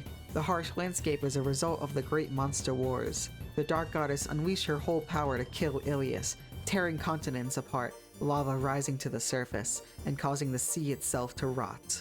Grand Gold itself is pretty nice, but everyone keeps to themselves, making it hard to gather information.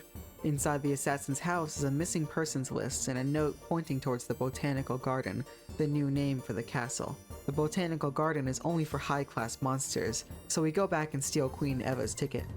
Once inside, Ilias urges us not to make a scene no matter what is there. She knows what Kanan is like, but it's hard not to. The exhibits are just revolting torture. Hall after hall is filled with people dying gruesomely, while high-ranking monsters watch gleefully. It's too much. Luca kicks away the chair and screams, drawing his sword to slay the guards. They quickly recon to figure out that our Mephisto is a fake. They chase us down into the sewers where dozens of skeletons lay, including our assassins. In death, she left us her notebook, which includes detailed maps for our operation. We run back to base while Kanan sprouts endless plants from the ground to block our path. For some reason, she won't move from her garden. Pure Lazarus aims only for a rescue mission, but Ilias is aiming higher, to kill Kanan and secure total victory over Grangold. Our army will overwhelm hers, and even if we cannot kill her ourselves, there's someone in that prison who can.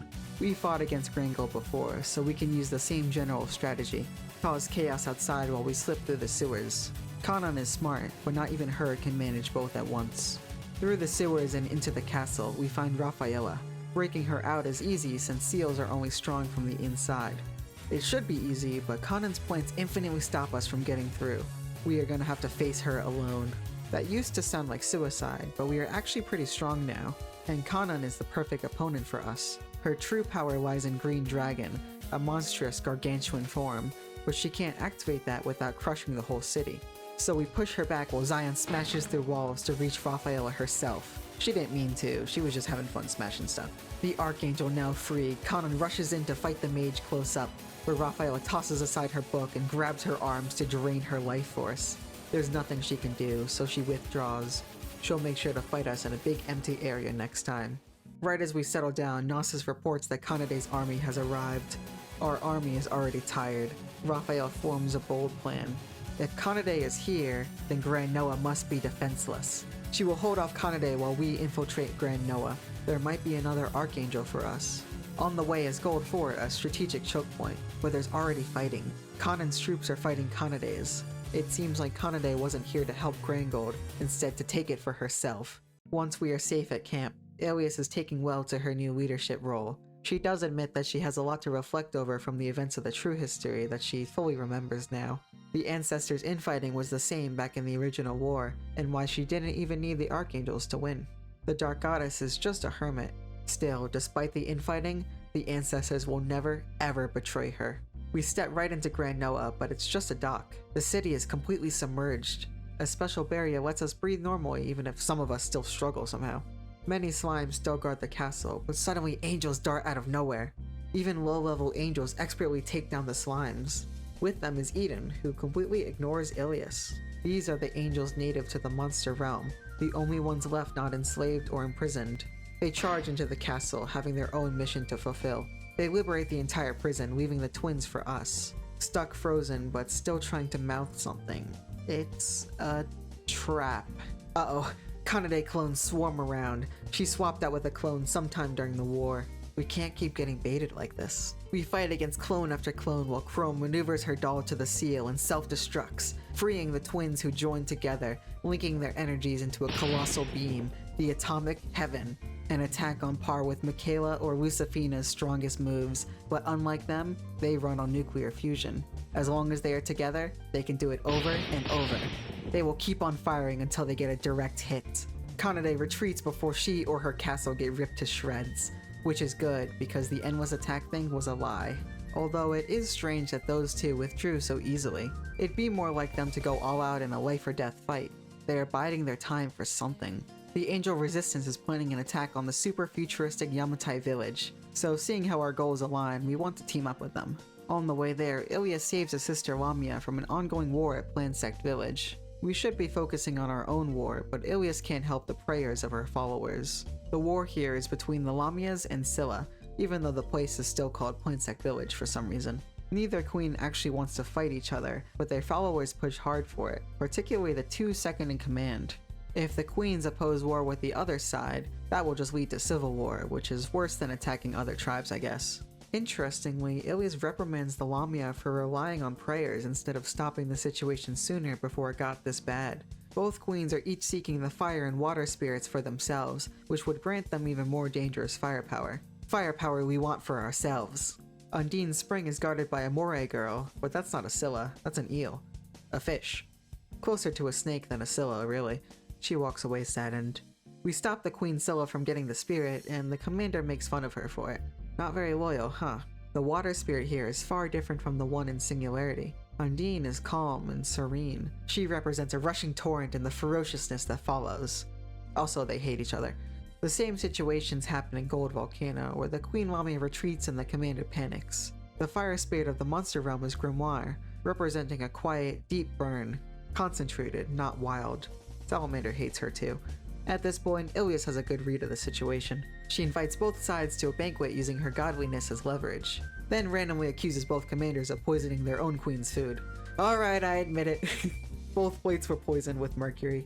Ilias didn't know that, but it was clear they were trying to assassinate the queens in the Spirit's Dam by claiming they died during the battle for the contract. Ilias smites them both, then drafts a peace treaty, which they sign.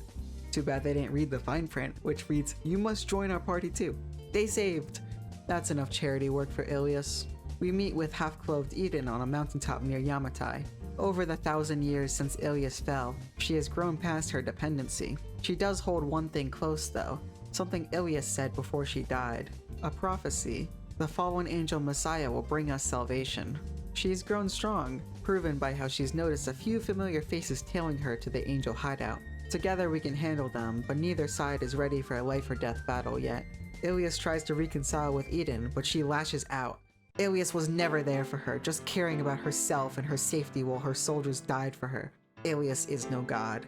Ilias is a being who is ugly and struggling, flailing, and death. Our Ilias admits that she used to act cocky to mask her fear of failing her one job. Even if her Ilias isn't here anymore, this Ilias is proud of Eden's growth.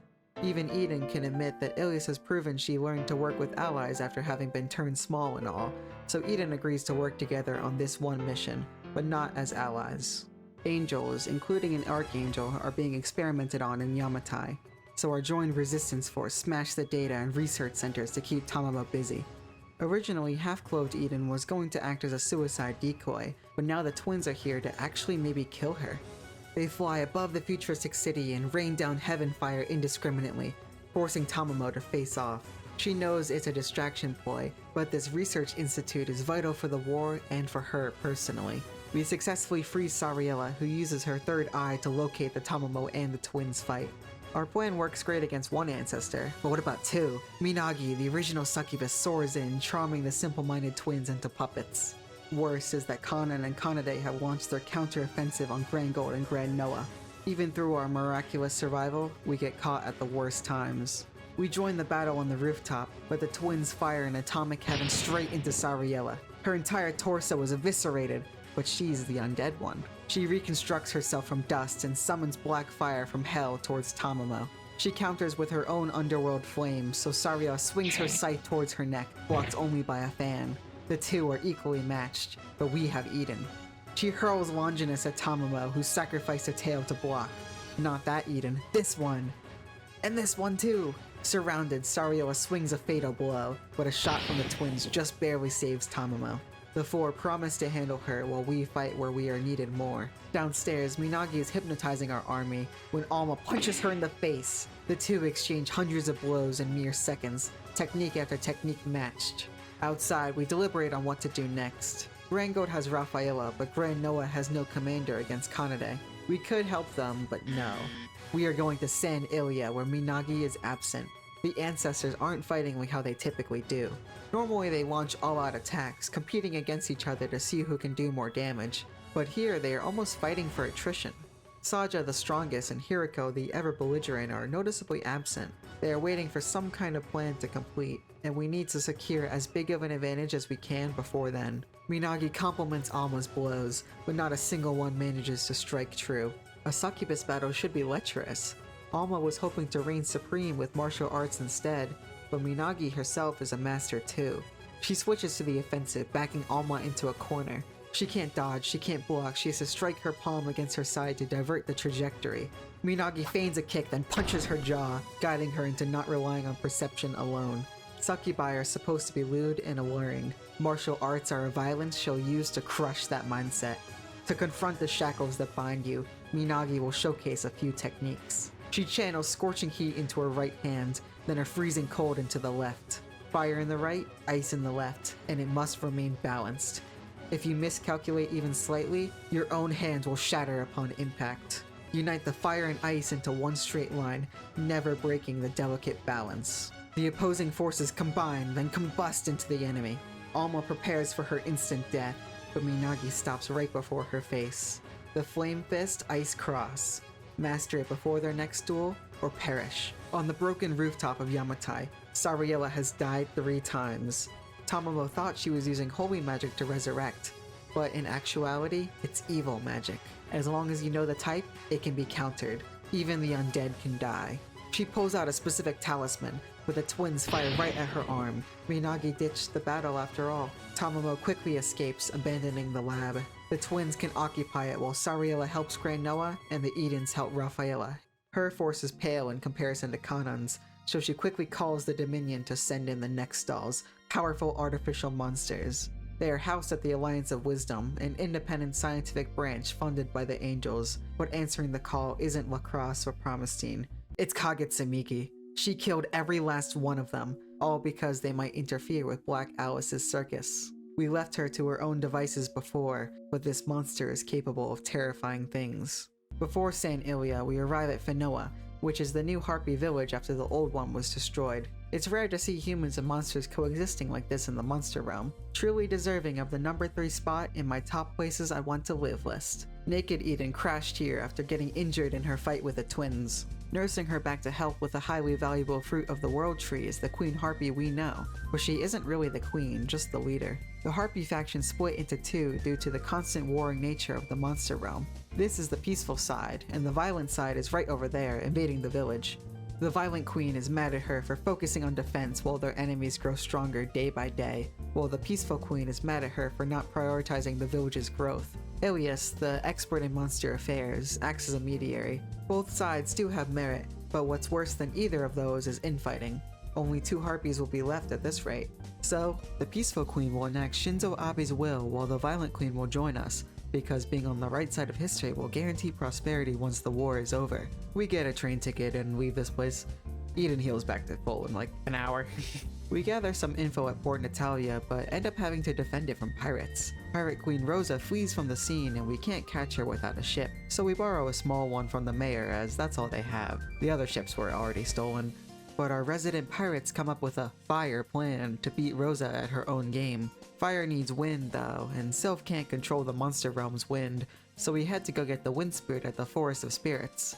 Maybe this spirit will be wise and intelligent? No. Ambrosia represents a whirling tornado, but she just smiles at us blankly, which Sylph finds rude, so she jumps her. Then Ambrosia joins us, and Sylph feels betrayed. We rain fire arrows on the Rosa fleet and board the main vessel, defeating the famous Rosa in single combat. She waves the white flag, resigning from piracy. Well, not really, because the fishy pirates still love her, so they gain a valuable new member, and Ilias actually returns the borrowed ship. We step into San Ilia and find it to be under an eternal night spell and riddled with nightclubs. Mecha Pope is horrified, but does genuinely admire the architecture. We get word from the tavern that there is soon to be a grand banquet with luxury members like Chrome.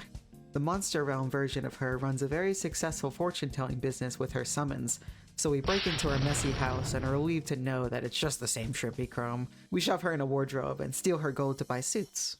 Not Luca, because we don't want him to stand out as a male. There's only one thing we can do. The only option. Maid dress, the perfect disguise, and a wonderful cross-dress. We act as Chrome's entourage to get into the castle, and the fit check is an actual part of the security. Ilias in an extravagant dress fit for a VIP's slave. Sonya bears the theme of corrupted priestess, which she takes offense to. Luca makes the vampire question her sexuality. Eden is so confidently naked that it makes wearing clothes feel abnormal. Lastly, the ever-dignified Chrome. We pass.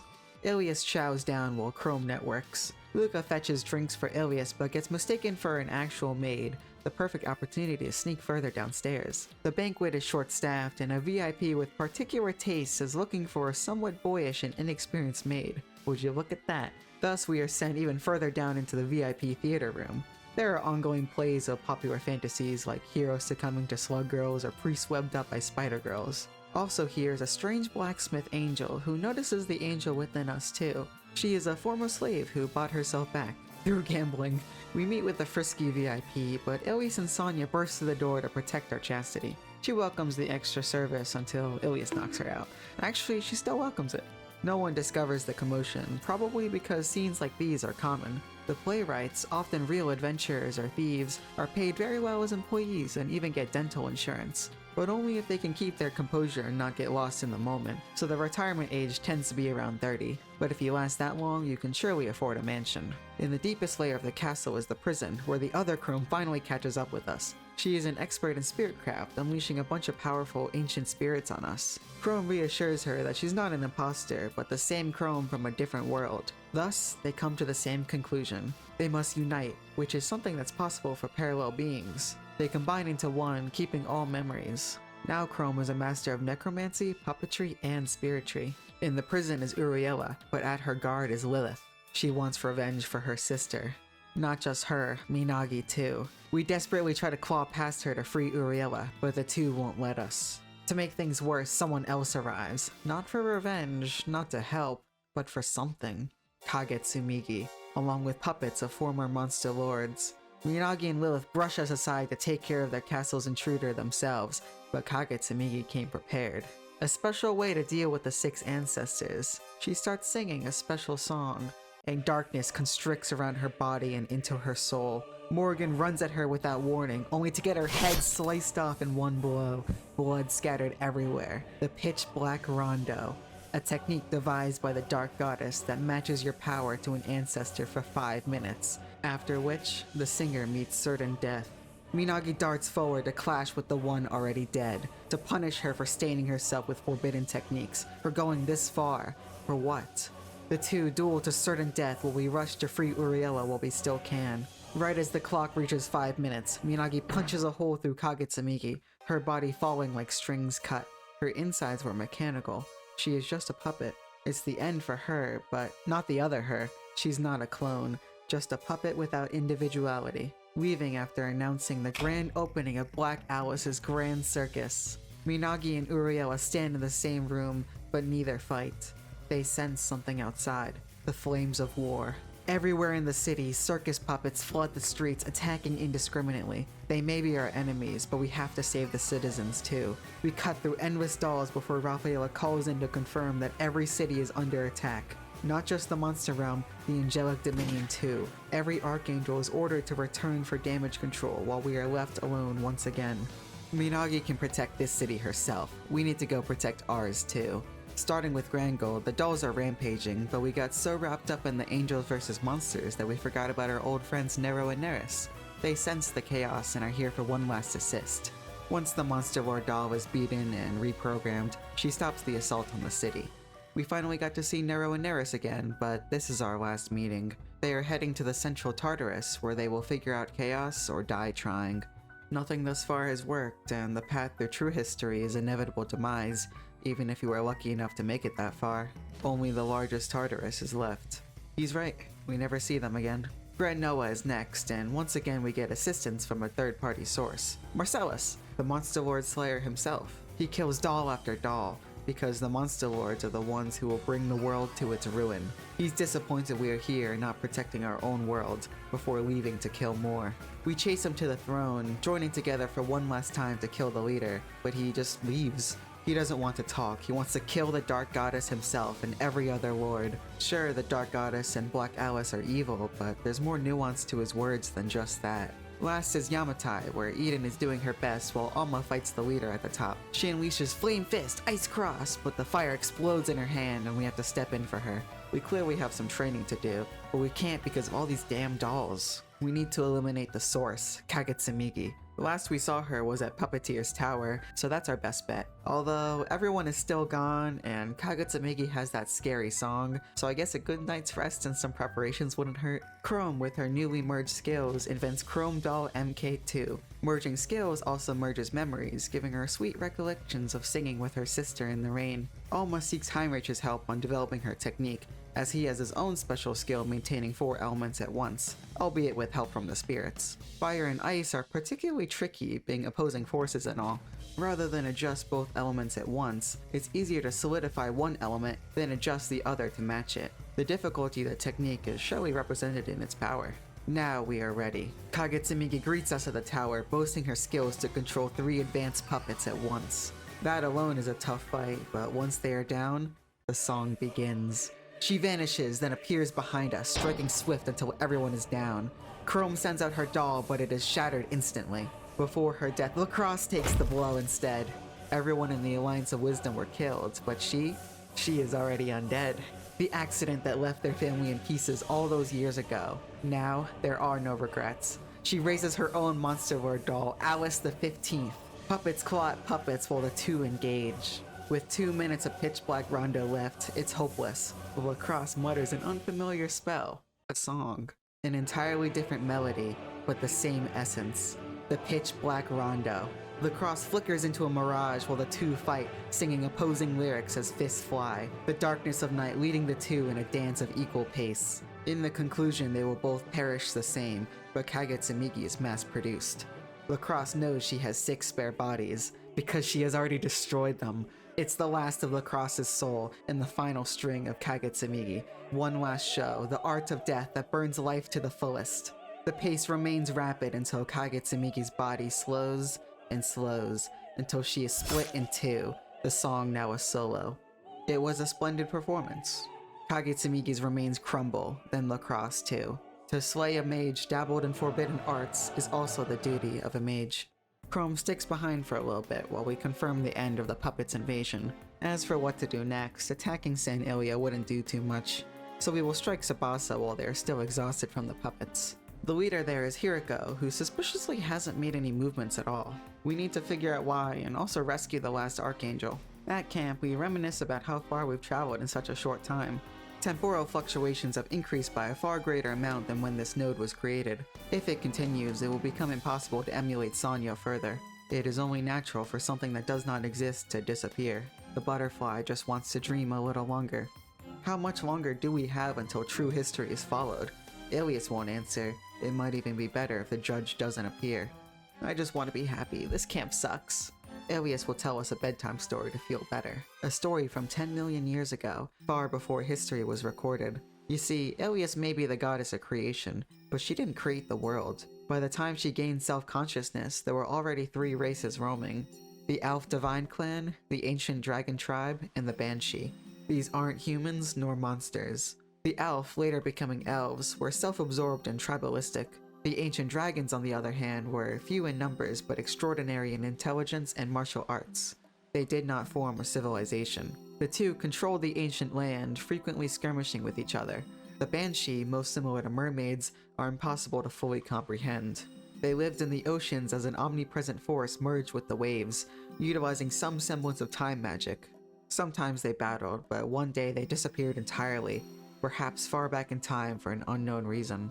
When Ilias descended, some of the Alf revered her, but many turned against her, including the brutal queen of the Alf, Engalmis, bringer of 10,000 terrors. This was the Holy War, a fight even Ilias struggled with. As a result of the war, the Alf perished, and Ilias lost those who could have been her worshippers.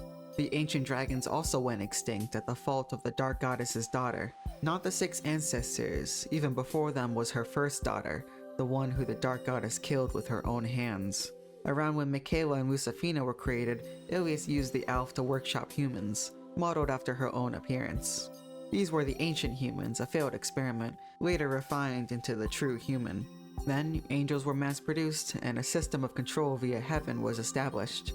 It was all about control in the end, and because of that, Ilias and the Dark Goddess's non-aggression pact became impossible to maintain, and the rest is history. Outside Tsubasa is the Monte Carlo of the monster realm, being just as run down as the one we know and don't love. But it makes sense as a human enclave with a few monsters. There's a hero here too, a member of the Tsubasa royal family. He's strong and has a keen sense of justice. Could it be? We need to run into the dark alleyway and find out. We run into a dark alleyway and get attacked by the homeless Queen Eva, but here to save us is Tsubasa Man. Eva loses interest. Sara is depressed. I guess it is a part of him, but at what cost? The earth spirit Loa is more mud than earth. She's also very chatty, which makes Gnome jealous. There's no saving these guys. After that, we easily enter Tsubasa since security is light, but there's not much to do. Everyone is too busy eating human flesh. Wait a second. Humans and monsters are equal? Something's not right here. This equality is suspicious, so we are going to enact a scorched earth operation with the Archangels. Raise everything until we find out what they are hiding. We march into the base, but the guards don't care. So we order our army to, and they're gone. Hiriko aided them. The guard was Hiriko. He's Hiriko, she's Hiriko, you're Hiriko, I'm Hiriko, it's all Hiriko. The entire city is her body. We run around in circles until we find her heart. Uriella tries to smash it, but the real Hiriko stops her. Uriella is too strong for her, so she summons Kanan and Kanade to her side. Uriella will still take them alone. Think, these three are here, but what about the other three? Saja is by the Dark Goddess's side, but what about Tamamo and Minagi? The twins are cut off outside and Sariella is watching over our cities, so Rafaela is the only one who can protect us. Plus, it'll be a damn good fight. Gabriella is imprisoned inside, so we check for all kinds of traps this time around. We can't risk any of that happening again. Once it's clear, Rafaela breaks Tamamo's seal before piercing her through the chest with her tail. It's a fatal wound, but Rafaela doesn't try to defend or recover. She blasts Tamamo with a point-blank Holy Thunder. It hurts, but her grip isn't loosened. She retaliates with a funeral flame coursing through the tail, so Rafaela unleashes another Holy Thunder, then more flames, then another thunder. A standstill battle of endurance to give us a chance to run away. Further down is the real Gabriella, whose seal has been draining her energy being funneled towards the Dark Goddess's secret project, the Calamity Star. The castle shifts, then begins to rise as it is turned into a living flying fortress. Hiriko as the body, Kanan as the energy, and Kanade as the defense. Gabriella musters the courage to tell us one more thing. There's a traitor among us. Spying through plants even while sealed, she saw it, within her own ranks. Mephisto. It's worse than just leaked information. Our own strategies were devised by her. Everywhere we've gone has been traps and ambushes until the dire state we are in now. She has always been aligned with the Dark Goddess, because she's not our Mephisto. She's the monster realm Mephisto. The moment we left the Tartarus was when Mephisto was kidnapped and replaced. She sinks into the flesh floor, but we don't have the luxury of chasing her. We rush to the ledge to escape with Golda, but Minagi lunges forth with lethal intent, intercepted by Alma once again. Numerous punches and kicks fly through the air in blinding speed. This is her fight, so we jump off. Looking back, Demiurge is moving. Soon it will be upon Grand Noah. An evacuation order is in place, but there's nothing we can do to stop it. We can only watch as it looms over the city. Anti-air weaponry does nothing against Kanade's planet Pentagon. It just hovers, before charging a dozen beams of raw energy that shower the city. Within it, Alma cannot make a single mistake without facing certain death. Minagi readies her stance for Flame Fist, Ice Cross, signaling Alma's final test. The only defense is to match it and cancel it out. The will to live burns bright. Alma stabilizes the ice in her fist while making fine adjustments to the fire. Simultaneous thermal energy without a hair of deviation. Minagi's fist of fire and ice become one impact. Seconds pass until they unleash, colliding, then detonating into a wave of destruction. Both fly through the air and recoil. It's the first time this technique has ever clashed. But now, it's time for the real ultimate technique. Flame Fist Ice Cross was merely the practice. First, harbor the power of darkness in your right hand. Then, channel the power of holy into your left hand. For a monster without innate holy energy, this is done through reversing the polarity of darkness. Darkness in the right, holiness in the left. In the same stance. The Creation Fist. A technique she devised to defeat the monster lord Saja, the one who excels in both physical and magical combat. Minagi is just a succubus, good at temptation but fragile in body. It was made to surpass her despite that, because she too wants to overcome fate, break through walls, refine the unrefined, fight the power. Alma struggles with the holy, her darkness wavering as a result. Attribute reversal alone is already the most difficult level of magic, and yet Minagi is doing it right in front of her, an image Alma mimics. There's no room for certainty, it's do or die. They kick off the ground, Minagi fuses her hands together and so does Alma, punching past the barriers of perception, birthright, and reason. Minagi is the first to fall. Her body had already been weakened by Kagetsumiki's nanovirus. Not that it mattered, I'm sure she would have fought the same. She passes with a smile on her face. She only wishes she could have kept Alma alive too. And below them, down below, Noah is gone, annihilated from the earth. Demiurge has taken too many lives. We need revenge.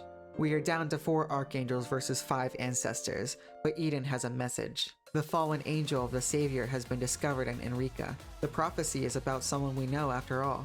Enrica is on the Ilias continent, which we don't have a ticket for, and we're too angry to go find one, so we just beat the train up until she lets us on. The Ilias continent was thoroughly destroyed during the Great Monster War, so only Enrica and the Mithra-sealed castle still exists. Within it is Michaela, just as we thought. Not just any Michaela, but our Michaela. The very same one we watched die on Mount St. Amos in the Singularity world. By the time that happened, the Dark Goddess had already casted her soul retrieval net across the world, and as such, her soul was brought to the monster realm. But the monster realm Michaela died long ago, so she should have been reincarnated into an entirely different person, but she and Lucifina are different. They have unique souls strongly connected to the goddess of creation. She isn't willing to fight. Her sword is long rusted. Protecting just the people of this village is far enough. We need another plan.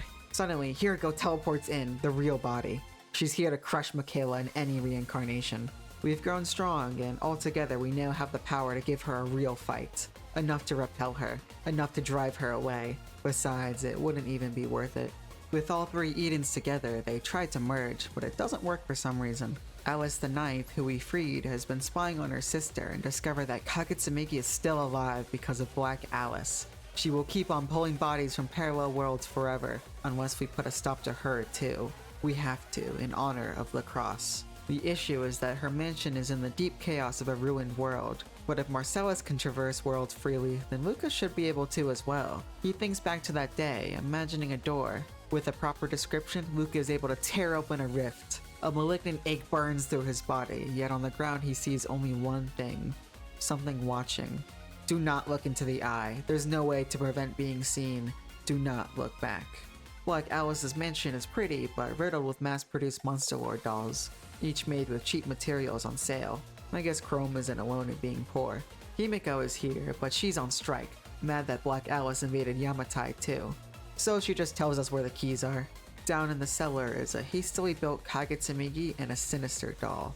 We are already approaching the power of the six ancestors, so she has upgraded the pitch black rondo. Through parallel cores, it is possible to activate it multiple times. Her soul has been temporary since the day she was made, a puppet that killed her creator, recognized by Black Alice for what she is, a puppeteer. The chant begins and darkness constricts, so Chrome steps forward to handle this. We've seen this too many times before, but she has no intention of dying here. She calls forth Chrome Doll MK3, puppetry to rival her opponents. It's not enough to match the greatest puppeteer in history, so she raises a modified Frederica too, puppetry and necromancy at the same time. Then Alice the 15th too, two of the strongest zombies in existence. Necromancy is her true calling after all. But that's not it. The Nameless Sisters, top tier spirits add into the pile. Puppets, zombies, and spirits all at once. It's nothing for Chrome Artiste, the daughter of the illustrious Artiste family. It's an all-out battle with neither side gaining the advantage. So Chrome thinks back to the rain all those years ago. Her memories are her power. The song her sister sang, she sings too. The song that became her sister's pitch black rondo. Power surges through her body and she goes hand to hand with Kagetsumeiki on the front lines. Blows that would be fatal only scratch. All three Magicraft and a pitch black rondo? Even if not perfectly casted, her sister would be proud. But that she doesn't need to imagine. She calls forth the spirit of her sister, Lacrosse. Praise will be order once Kagetsumeiki is dead. Until then, Lacrosse raises the army of the dead. The horde claws at Kagetsumiki's puppets until they are scrapped, letting the sisters press their newfound advantage. Lacrosse sings with Chrome, their voices resonating the same pitch black rondo. A matched melody is shared. Lacrosse will take half of the destructive power unto herself, so Chrome can sing loud. Their dances unite and overwhelm Kagetsumeiki, and the two slip through one breath to sever her body. Only the Artiste family remain on the stage. Surpassed in every way, there's no reason for her to live anymore. The two sisters sit there and recover. Lacrosse didn't expect to be summoned, but Chrome was distracted by her intense migraine. Half of the curse was shouldered by Lacrosse, but the other half still hurts. The now technically half-dead Chrome passes out, but alive and well. Far ahead in the mansion is Black Alice on her throne. Even she doesn't understand herself anymore. The chaos rooted inside of her only yearns to expand itself. She respects our power, but remains unfazed. Then she looks at Sonya. She questions why a chaotic existence as hollow as her is mixed in. So she taps her shoulder, and Sonya's body turns to dust. Vanished now, vanished then. Chaos courses through Luca and the eyes reappear once again. Black Alice starts to freak out. His children are only those two in the true history. This is something else. She runs off to go deeper into the chaos, deeper into the universe. Luca admits that Sonya was already gone since the moment we heard the truth at the Ilias Temple. Naruko too has been lonely all this time. That sudden surge brought him closer to Chaos, letting him understand Naruko, see through gaps in memories, and fix those memories for others too. Accessing this power instills a sense of dread.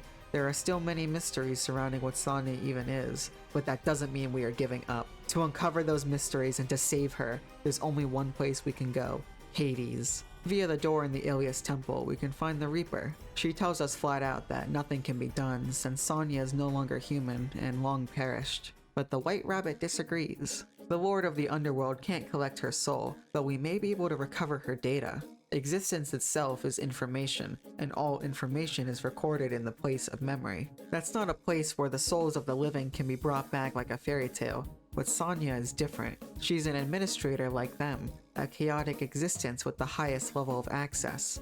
Even if she ends up being different, or if she returns to her original role, it is still possible. Regardless, it's not like these two act solely according to their roles. One rewrites singularities while the other organizes information, and yet they are arguing. If there are laws, then existence arises. Then, will is born. Moreover, the place of memory is dangerous, even for them. The defense mechanisms are the universe itself. We fear losing Sonya more than any danger. No allies can be brought. We are alone in Hades. So White Rabbit goes with us.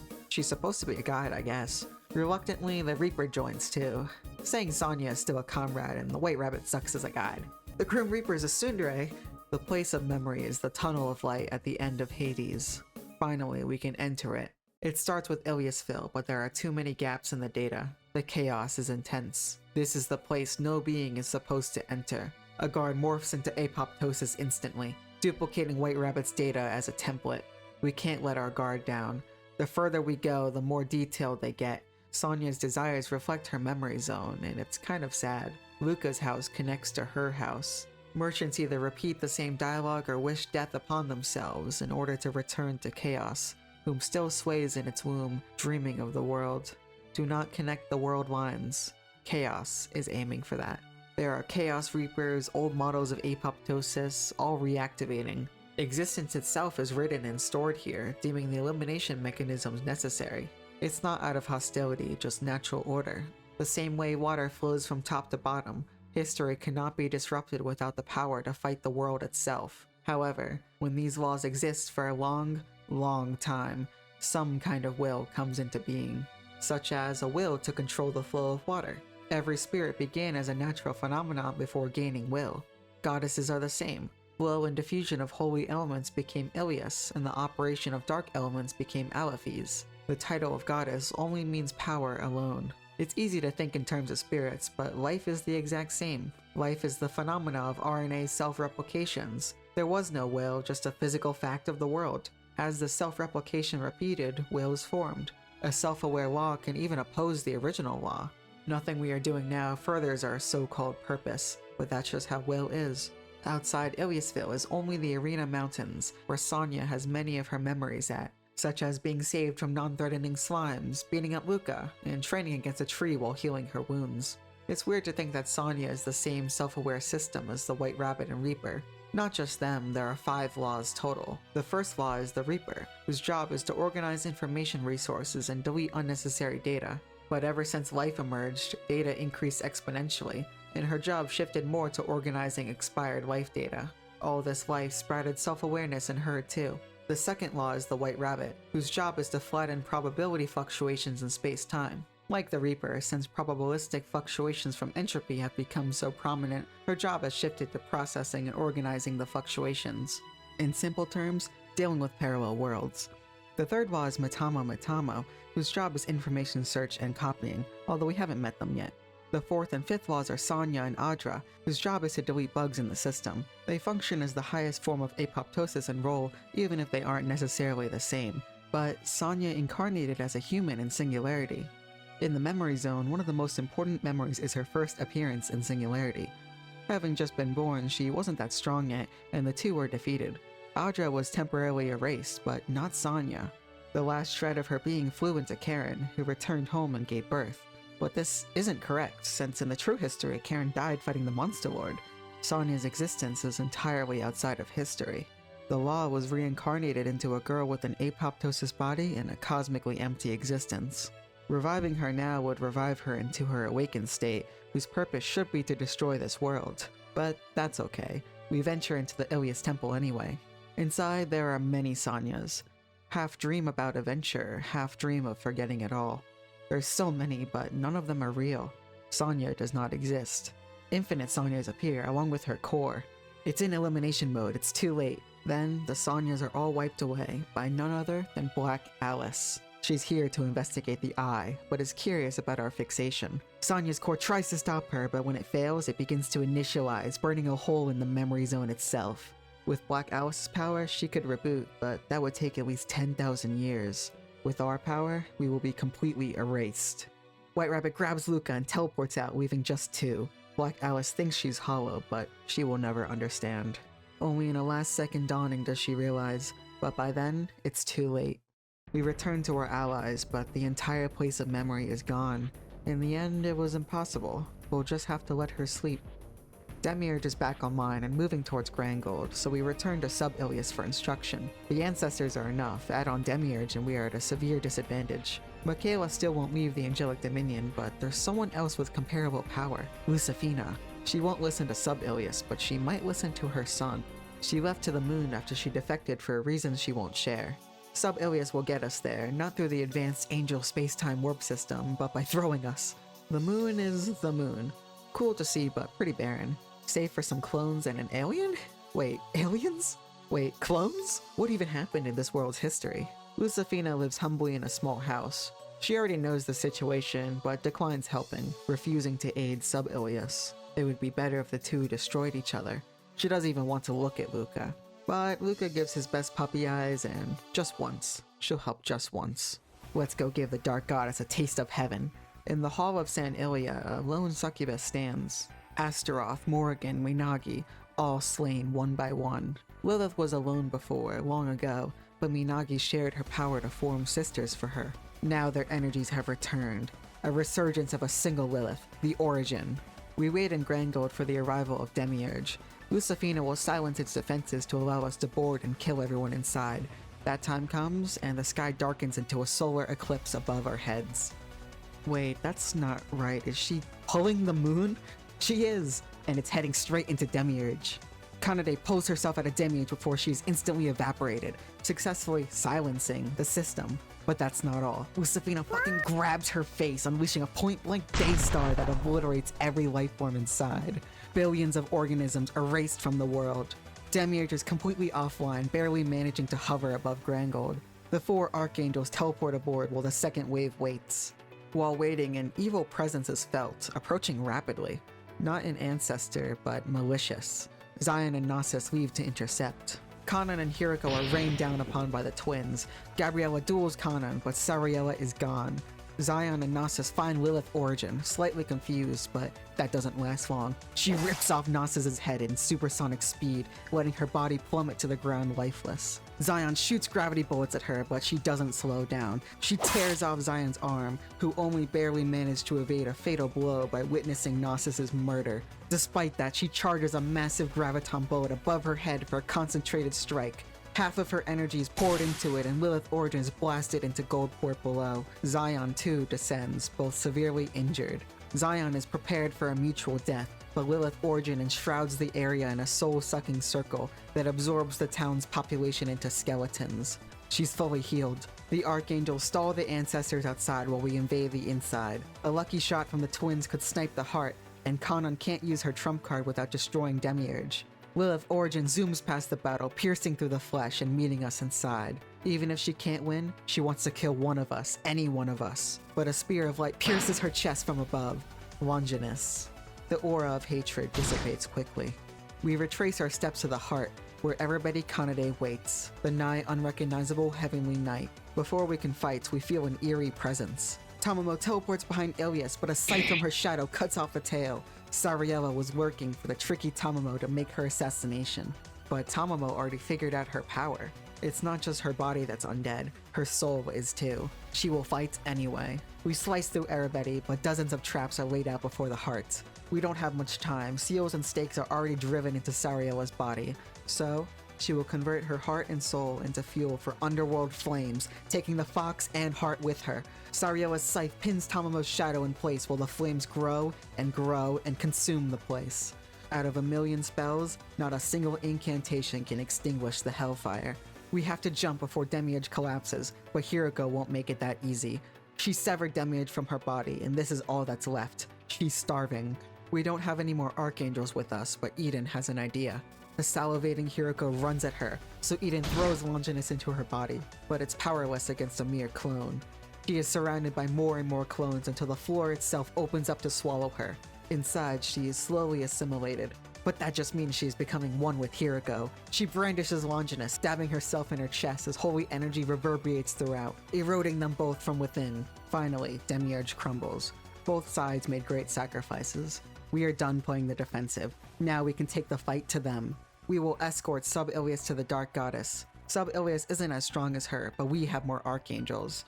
We still want more allies, so we liberate the prison of the condemned. This is where dangerous political enemies of the monster realm are kept, such as Amira, Randolph, and Mephisto.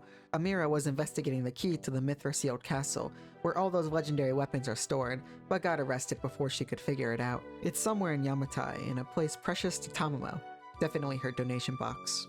We can now go there and steal the legendary weapons for ourselves. The Randolph of this world is just as legendary, but he got arrested for supplying weapons to Ilias Krutz. We know another legendary blacksmith, that one gambling angel, so we can grab her passed out at a bar and have the two team up for the best weaponry available. Mephisto is a little disheartened that we never discovered she was fake, but the actual fake teleports in, so Mephisto forcefully merges with her to recoup the memories she missed out on. Now it's time for our final camp. Eden wonders if the prophecy was truly from Michaela, while Ilias prepares for her final role in the completion of the true history.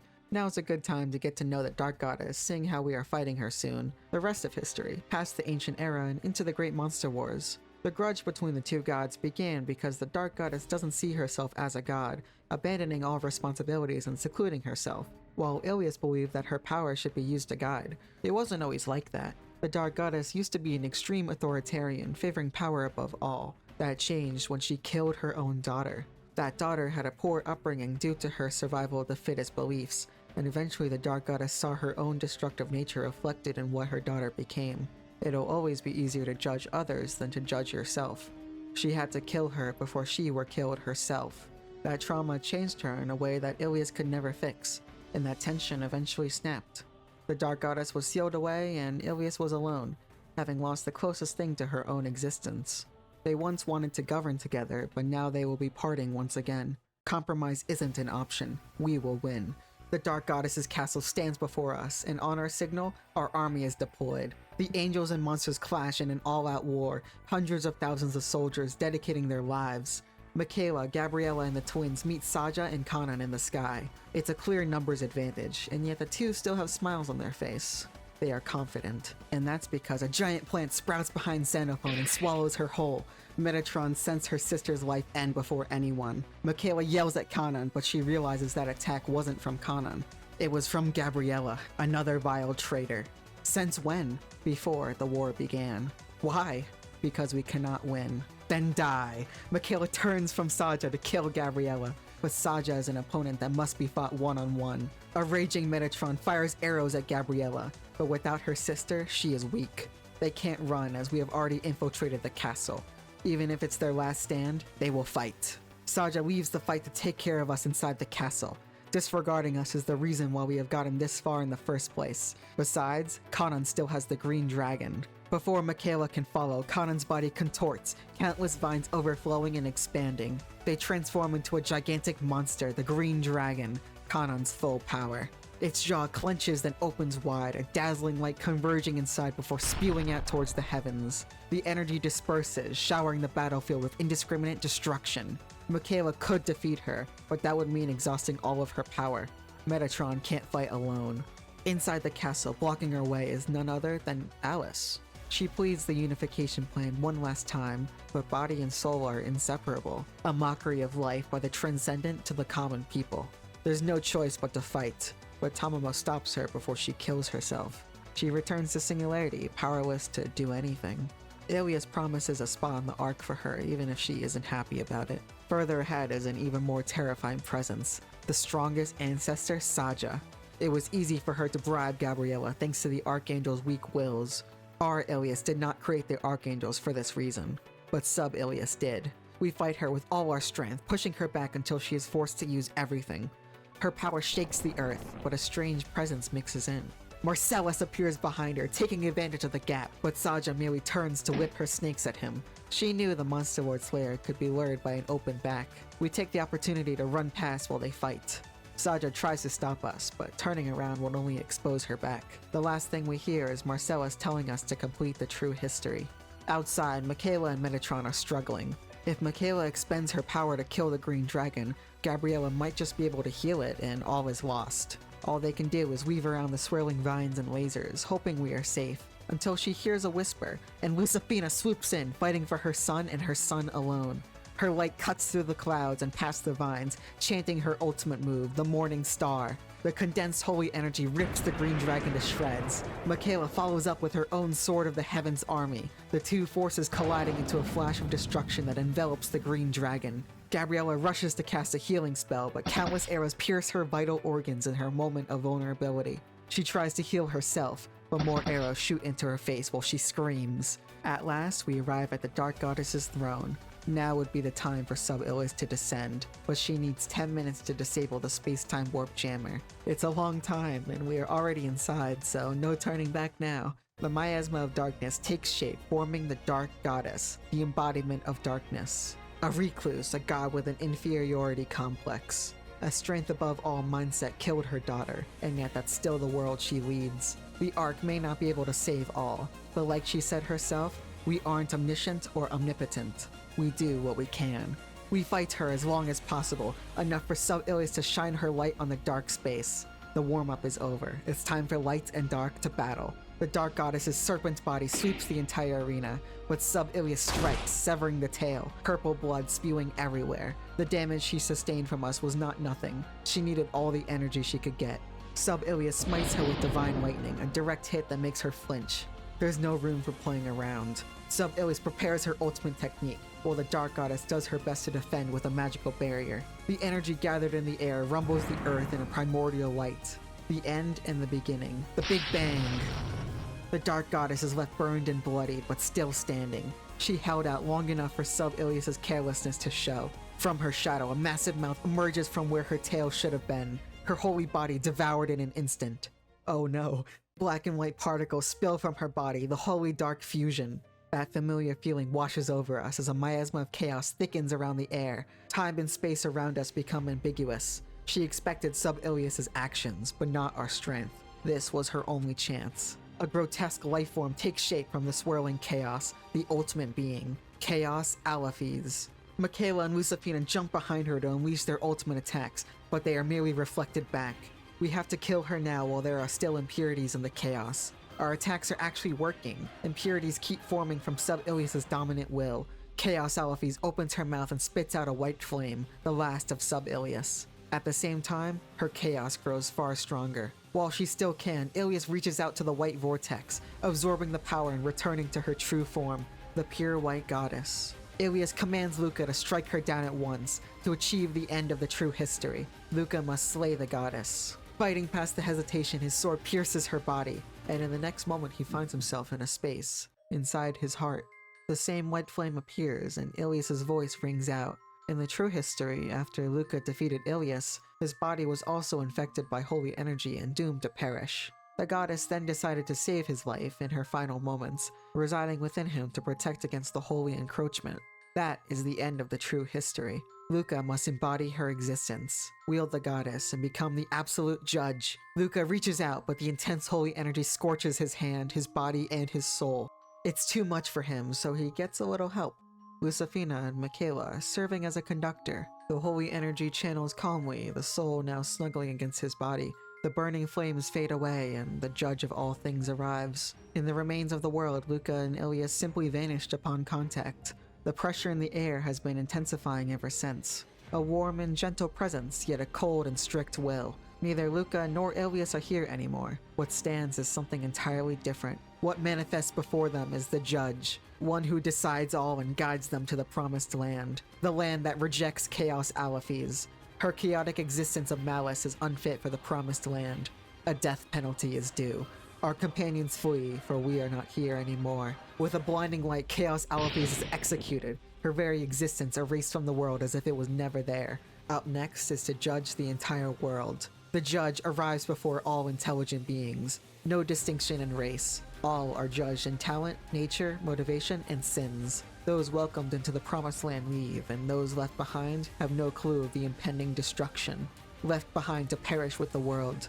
Right after Metatron pierces Gabriella's brain, Eden arrives to retrieve the surviving forces. The monster realm is at its end, and all warp back to the angelic dominion. Saja and Marcellus are mutually exhausted, then both visited by Judgement. Both are welcomed into the Promised Land, yet both decline. With that, all judgments are complete and the monster realm is erased, along with the majority not chosen. Our remaining comrades gather at the angelic dominion, but nearly everyone is now gone. Judgement has moved on to every parallel world, those here now and those created thereafter. All that can be done is to build a better future. Metatron, Eden, and Heinrich will build the Ark themselves in honor of those no longer with us. Sub-Ilias rarely showed her face anyway, so Metatron takes to her new leadership role smoothly. With her okay leadership and Eden's excellent administrative abilities, the Angelic Dominion recovers from the loss of Ilias. After a bit, the Angelic Dominion and Singularity are successfully integrated into the Ark world. Even 1 year later, Judgement continues to eliminate parallel worlds, and the chosen citizens enter the Ark at an appropriate pace. Riots and anti-angel organizations are persuaded by Heinrich and given proper living facilities by Mephisto. Snowhaven becomes the home of our companions, with Chrome and Promestine studying at the university, enjoying happy days and tranquility. Every day, every month, every year, the Judge remains relentless. Hundreds of years pass, countless worlds destroyed, and innumerable people perishing with them. Some fight back, some don't, all end the same. After these 100 years, perhaps even 1,000, that too is approaching its limit. The proliferation of parallel worlds is accelerating over time. Judgement cannot keep up. Soon, all worlds will descend into chaos. That can never be stopped. But it wasn't in vain. Several hundred years of peace, enough for them to live and die on their own terms. Soon it will be freed from its job. The final judgment. Luca Hein, the Promised Land rejects you. Luca awakens in Hades and the White Rabbit runs to his side. She can't reset too many times more, so let's make the right choice next time. Hope persists, guided by the White Rabbit. Let's make the right choice this time. Both times were failures. We tried hard, but it wasn't enough. There's only room for one more reset. Even if it costs her life, just one more time. There must be a third choice. A third choice where everyone can be happy. She passes down the power to see through parallel dimensions to us, then collapses. No other White Rabbits appear. Visions flow through our mind of battles never fought, choices never made, and tears never shed. We've had visions of parallel worlds, but this is a higher level. We can remember everything. We failed twice before. Neither the Destroyer nor the Judge could clear chaos. But with that experience, we can start over, find a third way, clear chaos, and bring forth a bright future. There must be a way. We'll just have to create it. Luca calls back to when he cut the memory back to Ilias and unleashes the White Rabbit's eyes to instill the memory of both paths into everyone's heads. Crystal clear images of the world's end. A memory not seen, but relived. Even if both sides understand, chaos is pretty much a natural disaster. There is no evil mastermind. In that case, we just have to create an evil mastermind. Holy energy and dark energy gained wills and became the two gods. By that logic, we can make an embodiment of chaos, the true god of chaos. Then, we could persuade or even defeat it. The issue is that even spirits take tens of thousands of years to form. A god would take billions of years. Luckily for us, we already have the means. It was given to us a long time ago. The Holy Dark Fusion Reactor within Hild. She wasn't meant to combat chaos, she was meant to carry the god of chaos. Time won't be an issue either because we have the Lapis Protocol, a future built by the countless worlds that failed. Unfortunately, Saja and Raphaela still disagree. There are too many uncertainties, and a god of chaos would have no less than 10 times Ilias and Alaphes' combined power. They may refuse to cooperate, but our true friends will. Alice and Ilias stand with us while we walk our own path. To activate the Lapis Protocol and send Hild to the past, We need to contact the Alliance of Wisdom, urgently, because Kagetsumeiki will be killing them any second now. Our alliance with them over the others means she will try to kill them even quicker. Their base may be in another world, but Luca quickly pinpoints the coordinates amidst the chaos. His power has skyrocketed, but at an invisible cost. Before we leave for the final time, our Pocket Castle meeting gets interrupted by the Seraphim. They were sent as surveillance by Rafaela, but their true intent is clear. Their memories have settled in, and they are joining us as the same comrades who we beat Alaphes with. The Lilith sisters teleport in for the exact same reason, those who we beat Ilias with, and they gift Alice her power. We are going to need it. At the base is one of Kagetsumeki's puppets. We run through before it's too late and stop Lacrosse and an older Promisteen from getting killed. Even a pissed Kagetsumeiki is no match for us now. We've grown past her dolls and pitch black Rondo. Plus we get to keep her head on a little pillow to extract information from. Finally, our long-awaited meeting with the Alliance of Wisdom is fulfilled. This Promisteen is far more experienced and quickly understands our situation. If we send Hild 4.6 billion years in the past, the god of chaos should descend right at the present. The only place where there will be no disturbances for billions of years is Central Tartarus, the root of chaos and the final Tartarus. It's a terrible fate for Hild, but she doesn't mind. To create this god, Hild is the mother and Luca is the father. After some preparations, Sigurdriva reawakens to replace Hild in her absence. Once we leave her in Central Tartarus, she'll be stuck there, but she won't be alone. She'll have plenty of time to teach her baby the greatness of the world. That way, it'll be a kind child, a god who loves the world. We trust her to nurture that hope. We'll be the ones to get her there. Hop on Galda, head to Central Tartarus, and fly down into the abyss. It's a huge dungeon, but Tartarus isn't scary anymore, so we camp midway at a forest. The Lilith sisters and Seraphim are getting along surprisingly well, gleefully recounting how they brutally slaughtered each other. Alice and Ilias, on the other hand, bicker over what happened in their routes. Alice, Tromeria, and Heinrich reunite. Sonya is back, but painfully aware of her being. That eye is still watching us. That eye is the god of chaos. It's still a mere probabilistic fluctuation. If we look at it, it will become real. We will be looking at it soon enough. That's the path we chose, and we will believe in it. On the final layer of Tartarus, as we guessed, we meet Nero and Neris. They did not want to meet us here. They've helped us so much, but this is different. A god of chaos will only bring about ruin. Chaos has no purpose other than to destroy. It's the same fate as every other path, except this one is illuminated by hope. We won't let them stop us. Even as Neris cries, we have to move on. Our destination is the innermost part, the densest area of chaos in the world. Promisteen confirms the coordinates and gets ready to send Hild exactly there, 4.6 billion years in the past. Whether we have to persuade or to fight, we stand by. Instantly, the space is distorted and the eye calls out to us. The air isn't breathable, that thing is coming. Every instinct tells us to run away from whatever is approaching. 5 beings that rush at us from across the universe. Familiar faces. This is not God. They are the apostles of chaos, messengers of God. There is no winning, there is no talking. This was a mistake. Apiro Lagos, the perfected white rabbit. Nikta Telos, the self-aware collector of souls. Cleo Adra, the knight of anomaly elimination. EX Sonya, the return of chaos.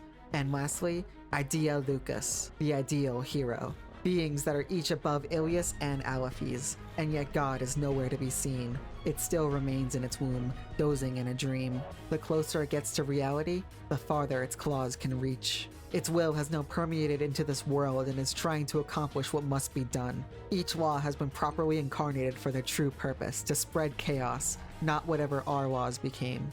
EX Sonya is disgusted by her inferior self, reaching out her hand and disintegrating Sonya.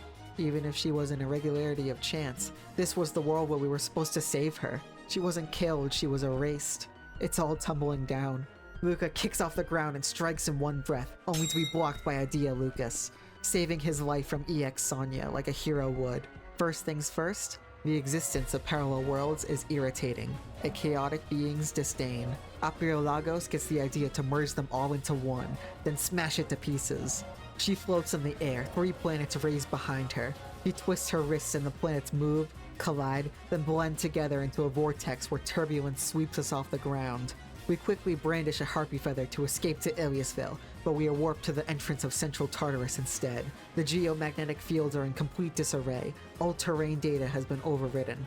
A pocket castle meeting is in order, but the air is gloomy. Did we only hasten our destruction? Sonya keeps getting erased, and we don't even know where Hild is. Altogether, we couldn't even beat a single apostle. The imagery outside is unknown, assuming we can even escape from here. We only barely managed to escape before. This toy was never a safe zone. There is no safety left in this world. Aprio Lagos corrodes the pocket castle. We slice her in two, but just like the White Rabbit, she is omnipresent. Numerous clones promptly pop up as the floor beneath us crumbles. We run anywhere but our allies slowly fall into the miasma behind us. Clones kick our vulnerable friends into emptiness while all we can do is try to survive. Alice holds off a dozen clones while we summon Galda on the perch. But she too is swallowed with Elias. Turn around and Alice is gone. Even the Seraphim and Lilith sisters, known for stalling, only buy us a minute. Our friends can only hold off so long until we too are swallowed. Thrusted into the depths of chaos where we cannot crawl back up. A special place in deep chaos is reserved for Luca, whose chaos sensitivity is high. The miasma creeps up our body and soul until our consciousness sinks into darkness. A sense of relief from the void, like within a mother's womb. It's natural, after all, chaos is the mother of all things. Warm memories of scenes not remembered flood his soul. A warm embrace from Lucifina. Because, within this deep chaos, Lucifina is embracing him in a warm hug. The two falling angels are being burdened by the chaotic miasma, along with our physical injuries too. Revamped apoptosis hunt us down, but Lucifina blasts them away again and again until we land on solid ground. More and more waves approach until she can barely stand, but Marcellus slices through them for us. He activates a small chaos-neutralizing field, unclouding the miasma within our minds and limbs. Now we can fight together as family. It's not that warm of a reunion. His parents are a little strange, but the bond is thick.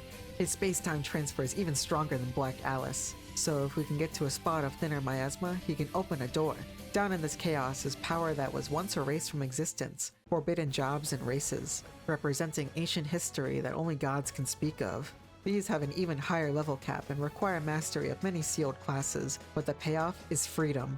Along with the typical world-ending skills and badass names, there are special abilities that let you turn ability slots of one type into ability slots of another type. If your build really doesn't need defensive abilities, turn it into combat slots and become an even greater force of destruction. Because you'll need it. Forbidden classes also have the next key to inflating your damage numbers even higher. Abilities called overboosters, which dramatically multiply damage in exchange for doubled MP and SP requirements. The trick is that these overboosters stack with abilities of the same effect, and even other overboosters. Your skills may cost your entire SP bar, but it's worth it for trillions or even quadrillions of damage. It's a delicate balancing act, as once you are out of SP or MP, it's hard to recover, but this is the late game. There are ways to break that too. Take for example Moonless Dance, a skill that makes all skills cost 0 SP or MP for a few turns. Free destruction. It's not that easy though, as you still need to spend a turn applying it, try not to die while it's active, and pray that the enemy doesn't have one of the many buff dispelling attacks. This is where those defensive gems come in handy, as anyone not built to be a tank will get shredded by the rampant AoE chaos attacks. That's just the strategies I relied on though. The world is your oyster, as they say. Use your absurd character builds to fight through deep chaos and into the lighter zone, but not before being approached by a familiar presence, Ajamelech, even more enhanced than the last time. With the parallel worlds merged, cross-world contact is no longer possible, and her purpose no longer exists. She's been replaced. So Marcellus cuts down the law for the final time. She won't be coming back. We leave her corpse on the ground, and Marcellus opens a door. The eyes still watch every time we do. Marcellus has been doing this for hundreds of years, but every time Luca touches chaos, he is consumed ever slightly. We don't have the luxury of choosing a location, so we are at the whims of fate. We end up landing in the Lost Woods, just shy of Iliasville, but it's only barely recognizable. Within are chaos-mutated fairies, a new form of apoptosis born out of the lack of cross-world contact. Chaos is corrupting every living thing. Thankfully with our power, it's reversible, but still scary. Not even Enrica, just outside of the woods. Amidst the corroded ground is a patchwork of snow and grasslands from each world. True to its original purpose, it's a refugee site for those injured and displaced. Some unlucky folks had the entirety of the universe's information flow into their minds. Enrica was the same across the three worlds, so it retains that form, but they can't say the same for some of the major cities. The governor is Michaela, and she questions what we have been doing for these past few months. Yep, we were in chaos for less than a day, yet it's been 3 months out here. No one will forget the day the worlds merged. The earth shook, the seas tilted, and the sky ripped apart. The world's axis tilted and natural disasters ravaged lives. Not just the worlds merged, the people did too. Minds and bodies of people merged with their counterparts. For places like Yamatai, where one world is country and the other world is technological, you can imagine the distress. With only one world to reign over, the ancestors and the archangels are constantly clashing over control. They are the only ones left. Alephys and Sub-Ilias are dead. Alephys was slain by Apirolagos in a single blow. Following that, Ilias was assassinated by Nycta Telos in her own temple. Neither could even fight back. Both armies are in disarray, and without their leaders, everyone has begun to act independently. If that wasn't bad enough, the Apostles have summoned catastrophic threats into the world. Forces that have previously destroyed their own parallel worlds. The Great King of Terra Angalmus, World Drown, the 7 Deadly Sins, just to name a few. There are 16 of them, aptly named the 16 Phenomena of Ruin. While they wreak havoc across the world, chaos continues to encroach. Everyone, even the world itself, is just waiting for it all to end. Until the final day, she just wants to live in peace. Lucifina pulls out a white glowing orb, her soul from Singularity. It tried to merge with her, but she just grabbed it instead. She has no need for it and offers it to Michaela, but a chill runs down our spine. A gate has opened in the middle of the village, and from it, EX Sonya. The 3 of us are not enough to stop it, but it has emotions. The more we call it Sonya, call Sonya real, call Sonya wonderful, the angrier it gets. Sonya was not a doll in the same way the Apostles are not dolls. A law will eventually grow a will, and with it, personality. The crack is showing. To pierce that crack, a dazzling light shines. Michaela's mission has always been to protect her sister, yet when her sword was stained with her blood, it never broke. Even when they were ambushed by the ancestors, it never broke. Even when her sword laid alone in Enrica, it never broke. Even when her fellow angels killed her, it never broke. Even if her sword is rusted, it will never break. A new Michaela forms, one of holy and dark.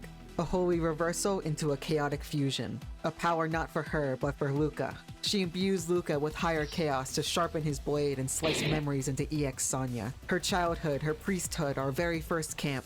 It all flows in as she staggers back and runs away clutching her head. We will definitely bring Sonya back. Besides, Lucifina approves of her tomboyish nature, and a bridal candidate definitely needs apostle-level power. Marcellus will never find peace. Alright, Michaela. She's completely transformed, now the savior of the fallen angels from the prophecy, ready to fight once more. Our next destination should be Iliasville, where all good journeys begin, as history has a tendency to self-repair. Our allies are scattered across the entire world, we just need to find them. However, the mountains to the west have collapsed, opening up the Mithril-sealed castle for us. The weapons from each world also merge with each other, reshaping into powerful gems. They are sealed, but special tablets around the world can open them up for us. Above it should be the nameless slums, but it is completely destroyed, dried corpses strewn everywhere. They look to be victims of succubi, and probably one of the phenomena of ruin. Also, the map looks like this now. What a disaster. Iliasville is doing fine, thankfully, although someone claiming to be Luca's wife has taken over his inn. It's Alice. When the Pocket Castle was destroyed, the chaotic space wasn't that deep, so she managed to crawl out and end up in Iliasville Mountains. We're glad one another is safe, even if it feels too early to meet his parents. She took over the inn, not for money, but to live peacefully until the world ends. Not many have felt the sensation of the god of chaos like she has. The unification plan was her only hope, and all that mass slaughter achieved was buying some time and burdening Luca with hundreds of years of suffering. Even the third path. Everything she touches brings destruction. This place too, because the great king of terror has appeared in the mountains. She beckons from the mountaintop for people to challenge her by sunset or have the village demolished. Many other villages have met the same fate, as no one could feasibly challenge the battle maniac. Alice won't fight, she'll just evacuate everyone. But if the Monster Lord won't, then Lime will. She runs off to protect Iliasville. A Monster Lord always protects her comrades, so Alice joins us once again. Angalmus and the other phenomena have the power to destroy entire worlds, and have exercised it many times. That doesn't matter, we will fight for Lime. Plus, Alice doesn't need to fear a backstab from Marcellus anymore, since pretty much all rules of chaos are out the window. Angalmus waits at the mountaintop, confused but ready to crush Lime, so we jump in the middle of the two. Angalmus has slain 34 parallel worlds, and strong challengers always come from Iliasville. Whether it's monster lords or angel armies, they are no match for her full power, which shakes the very continents and surpasses the gods. Did someone say God? Ilias, riding Galda, flies overhead with Piriko and Wango in tow. They jump down in a cool, dramatic, stylish landing. Except she's still tiny, so still screwed. In an act of desperation, Luca taps into his White Rabbit powers, God itself warning him that this is the power that will destroy him and the very world. He draws out the full power of the eyes and concentrates a beam of chaos in his hand. It burns in his palm until he releases, hitting Angalmus in the face, but not enough to fully beat her. It does intrigue her though, and she wants us to use more, master it, and rematch her when he develops it into a power that will actually threaten her life. Our appearance may match the White Rabbit, but Marcellus suspects that's not all there is to it. It connects to our child, God. Ilias has her own crew, featuring Kagetsumeiki, now fashioned into a tea-serving body. With Ilias's genius, it's a body she can't mess with. We still need her knowledge, and she seems more interested in the God of Chaos's final act than anything else. There's a bomb strapped to her chest anyway. Ilias swiped the pocket castle again, but it's still covered in chaotic goo. Noriko could fix it, but she's missing, so the Reaper that we know is in Hades is our next best bet. The Ilias temple is far corroded, and the merging caused multiple layers to stack on top of each other. There's 2 mysterious doors now, but everyone can see and enter Hades due to their brief experience plunged in chaos. The Reaper fixes the castle no problem, but is annoyed at how complicated her job is now that the worlds have merged. She also refers to us exclusively as the Father of Chaos now. Parenthood truly takes over your life. Well, Luca isn't really that yet, but could awaken as it. Reverse causality. Since his daughter is a god, he could awaken as a god too, seen in his partial form. But if that were to happen, the universe itself would be obliterated, since chaos clashing against chaos always leads to nothingness. To avoid that fate, we should avoid touching chaos as much as we can, difficult as it may be. Some of our allies are missing from the castle though, namely the ones who held back and fell into the chaos. Lilith's sisters, the Seraphim, Chrome, the Queens, and others. They will be scattered among the world for us to find.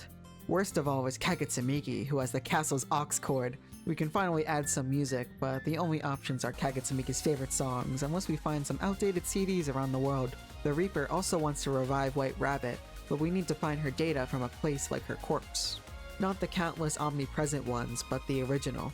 Once that's done with, the Reaper sends us back outside. Our allies, base, and vehicle ready to depart on the final mission. We know the God of Chaos is in its birthplace of Central Tartarus, but first we should gather the nations, ancestors, archangels, and anything else we can muster before killing a god. Let's go clear the chaos! From here on out, we can really do whatever we want. Everything has changed. Our allies are scattered everywhere, and conflict is around every corner. All dungeons have been outfitted with new loot, which will be necessary because literally every enemy is death incarnate. However, every ally we do find did a little off-camera grinding and is boosted to an appropriate level. Amira, who did not need rescuing because she is absurdly powerful, can tell us about the world's main conflicts. Other than the phenomena, it's mostly just the ancestors and archangels fighting over the cities. You might choose to help Granoa first because it's very important that you find Fernandez, but there's an even more valiant hero that takes priority. The glorious King Randolph right next door at Iliasburg. This order will not be optimized or anything, we just need to wander around and fail to find our beloveds. Iliasburg is doing alright, although the first-class citizens have a lot of complaints. Inside the blacksmith is 4 Randolphs. One with no eye patch, one on the right eye, one on the left eye, and one on both eyes. Apparently all you need is the mind's eye to forge. As usual, this is all Kagetsumiki's fault. She took a bunch of Randolphs from parallel worlds into a doll sweatshop to forge her army. Marcellus brings us there, and we repurpose it into a nice all-around blacksmith for a Randolph army to work. 4 Randolphs is nice, but we can go higher. Find Randolphs all around the world in various gacha rarities. Most are funny references, while others are demons from hell. The more Randolphs we have, the fancier the equipment we can forge. There's another shred of fortunate news in this desolate world. Pornoff has been completely destroyed! Unfortunately, they all sought refuge in a cave and established Neo-Pornoff. What would we do without Mr. Condom? Happiness Village is alright, but Harpy Village is under distress again. After the merge, the 2 queens are dueling for control, as is tradition, but we don't have time for that, so Alice uses her authority to stop it. High up in the Harpy Tower, we can see weird alien things called Serviceborn flying. One isn't too strong, but there are many, many more in the sky. So we rush back to Harpy Village to protect everyone. They are trying to absorb people for the sake of the Great One, which Ilias knows to be an eldritch creature from beyond the stars, one of the 16 phenomena of ruin. a world-ender god, Apocalypse made flesh. They've devoured stars, shattered realms, and now they are here. Alephys and Ilias defeated and sealed them in the abyss a long time ago, but someone unsealed them. Scary, but we can at least handle the minions on our own. Afterward, the queens want to get back to their stupid duel, so Alice just strips them of their queenhood and forces them to establish a democratic republic instead. Rostrum is quite decrepit as it always has been, but Queen Lamia and Queen Scylla are working hard to fix it into a nice village. Midas Village is still Slug Girl heaven, just with some lava flowing through it. That doesn't change its placement on my list though. Saloon has some 4-bandit activity, which we investigate using the assassins who have helped us all along. The Saloon Mines is their hideout, and inside we find a grown-up Poppy looting the Scale Pirates. She should have quit thievery long ago, and is strangely claiming to be part of the 4 Heavenly Knights of Greed, a deadly sin. The 7 deadly sins were a monster from ancient times that specialize in brainwashing. They choose a representative for each sin, this being a weird case where all 4 represent one sin. It's also the one time where beating her up doesn't break the curse, and Ilias doesn't know what to do because in the old days she would have just killed them. We tie her up and consult her master Randolph. He brings her the first copper sword she made, and that does the trick. She's very sorry, and tells us where the others are at. Poppy takes the initiative to forge a special knife, the Rule Breaker, which can break the ancient curse and save her friends with a quick stabbing. Iliasport is nearly entirely sunken due to the world's sea level rising. There's not much we can do here. On the beach, though, is the monster train abandoned on the shore. We take her into safety. That's the last of Iliasville, so it's time to skip to Grand Noah for the Fernandez rescue mission.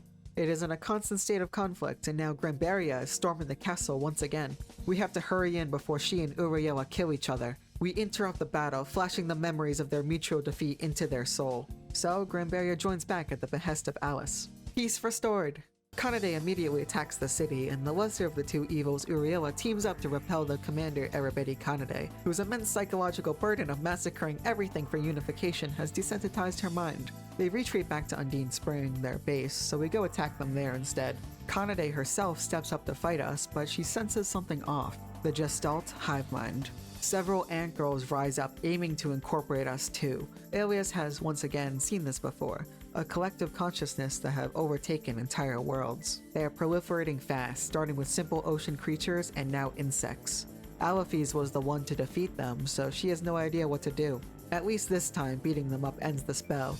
Kanade gives us the heads up that she will prepare one last battle before she recognizes Alice as the ruler. We reconcile with Erebedi, admitting that our mistakes, especially Ilias's long history, led to endless massacre and lost lives. But now that the world's merged and everyone is revived, we will redo it correctly this time. A second chance for those wronged. Disappointed Uriela heads back to Grand Noah. The 3 water spirits are here too, clearly not getting along. A weird black ball rises, the apoptosis of flowing water, here to reduce the spirits to nothing. So we slice it up. Nowhere is safe. Back in the castle, Uriela is conflicted, as she always saw the weak as losers, but Granberria used the power of protecting the weak to defeat her. Conflicting information. The second-class citizens are freed as per the wish, but Alice encourages her to actually lead them too, so they don't end up in a worse situation than when they were enslaved. Uriela isn't good at that, so she agrees to co-rule with the Queen of Grand Noah, who is missing. We'll look out for her, as with Fernandez, not here either. We get eyewitness accounts that the Queen was at the Magical Academy with Mephisto, which has merged into a giant library with books about everything. The Queen is grinding here to get stronger, but servants from the All-Knowing One attack us for touching forbidden books. They knew they would be defeated though, as we are destined to attend Walpurgis. Definitely one of the phenomena, probably a true omniscient unlike Ilias. Normally we'd work through the Grand Noah region, but Rostrum Village is being invaded by vampires for some reason. It's not like there's much to gain from that dump. Except for pride. We stab them with the Rule Breaker before storming the vampire's mansion on Helgondo to lessen the phenomena's strength. Then we go right back to Grand Noah, to Fanoa, which is overrun by fanatics of the 3 combat goddesses, which when combined encompass our phenomena who hate each other. The residents fled to Yamatai, except that place is empty too. Both Tamamos, who refuse to merge because they hate each other, along with the Yamatai forces, are failing to fight Magatsu Omikami, a mechanical phenomena of ruin. It walks in a straight path, trampling anything in its way. If you even try to touch it, it unleashes an intense penetrating beam of Taoism. We are able to steer its trajectory slightly, but not defeat it. It's one of Ilias's ultimate weapons that she deemed too dangerous to complete, but of course some dumb parallel Ilias did it anyway. Since it's based off the Taoism formula, we can use a special seal, but we will need to stall it for 10 minutes. Its new route brings it to Kitsune Village, but even with the seal, we are only able to draw. It retreats to Orochi's cave to recharge. A win is a win, so we still have a yummy feast. We've been so focused on running around that it's nice to have a break every once in a while and drink with friends. These are the people that we are fighting for. That night, Dark Tamamo has a dream about her childhood, one with a sister named Koron and one without Hiriko. It's a brand new day, so why not kill a phenomena? Magatsu Omikami becomes a super boss you can challenge whenever you are ready. This is our first real phenomena fight, and it sure does live up to its reputation. Magatsu Omikami has 4 different stances that swap each turn. Demon mode blocks dark and physical, while angel mode blocks holy. Not too bad. The other stance gives it 4 turns, while the last one blocks any and all damage. You need proper backups to deal with it, swapping in and out based off of the current stance. Or you can just use Granberia's Dimensional Severance with a defense down conditional bonus for 500 billion damage. Now just keep swapping in and out like an MMO boss, and it's driven into a corner with no chance of escape. It charges the rest of its energy into one final beam to annihilate us and even Yamatai from here. Luca activates his chaos once again to clash chaos against Taoism and erase it from the world, inching him closer to the root of chaos. Our first phenomena down, but at no cheap cost. At least we get a cool katana for it. Esta, that one town comprised of first town citizens, is completely shut indoors and ridden with sobbing. Without Ilias, they are nothing, and Ilias is dead. Our Ilias is far cooler anyway. Right next door, the Hall of Wrath is just kinda there. Cow Demon Queen with her new outfit is rampaging at the bottom. Angered her Sukiyaki party costed so much money. She's still stuck on that, that was like 4 hours ago. We free her from her monetary struggles, and the 7 deadly sins herself beckons us, offering to open her castle once we defeat all of the embodiments. The forever cursed Plantsec village is mostly abandoned, with the insects being assimilated into the hive mind and the Queen Alvarunes just ditching the place for seemingly no reason. Lima is filled with skeletons, while Goddard is full of Luca cosplayers. You never really know what you're gonna get with these places. Onward to the Gold region, Conan controls Grand Gold while Sariella is locked down in the prison. Alice is world-renowned among monsters for destroying the Angelic Dominion, so they let us in anywhere. We learn at the bar that Conan is planning to reopen the Botanical Garden, so we immediately decide Sariella is the better ruler. Let's go get her. Tezcatlipoca and Quetzalcoatl are in the prison too, forever destined to be locked away in Grangold together. The not-so-king of Grangold is here too. We rescue Sariella, but that damn Gabriella stops us. A single Archangel is kinda fodder to us now, so we kick her into the ground and shove her in a cell. We free Sariella and insult Conan to her face, and she laughs it off, summoning her secret weapon, Gabriella!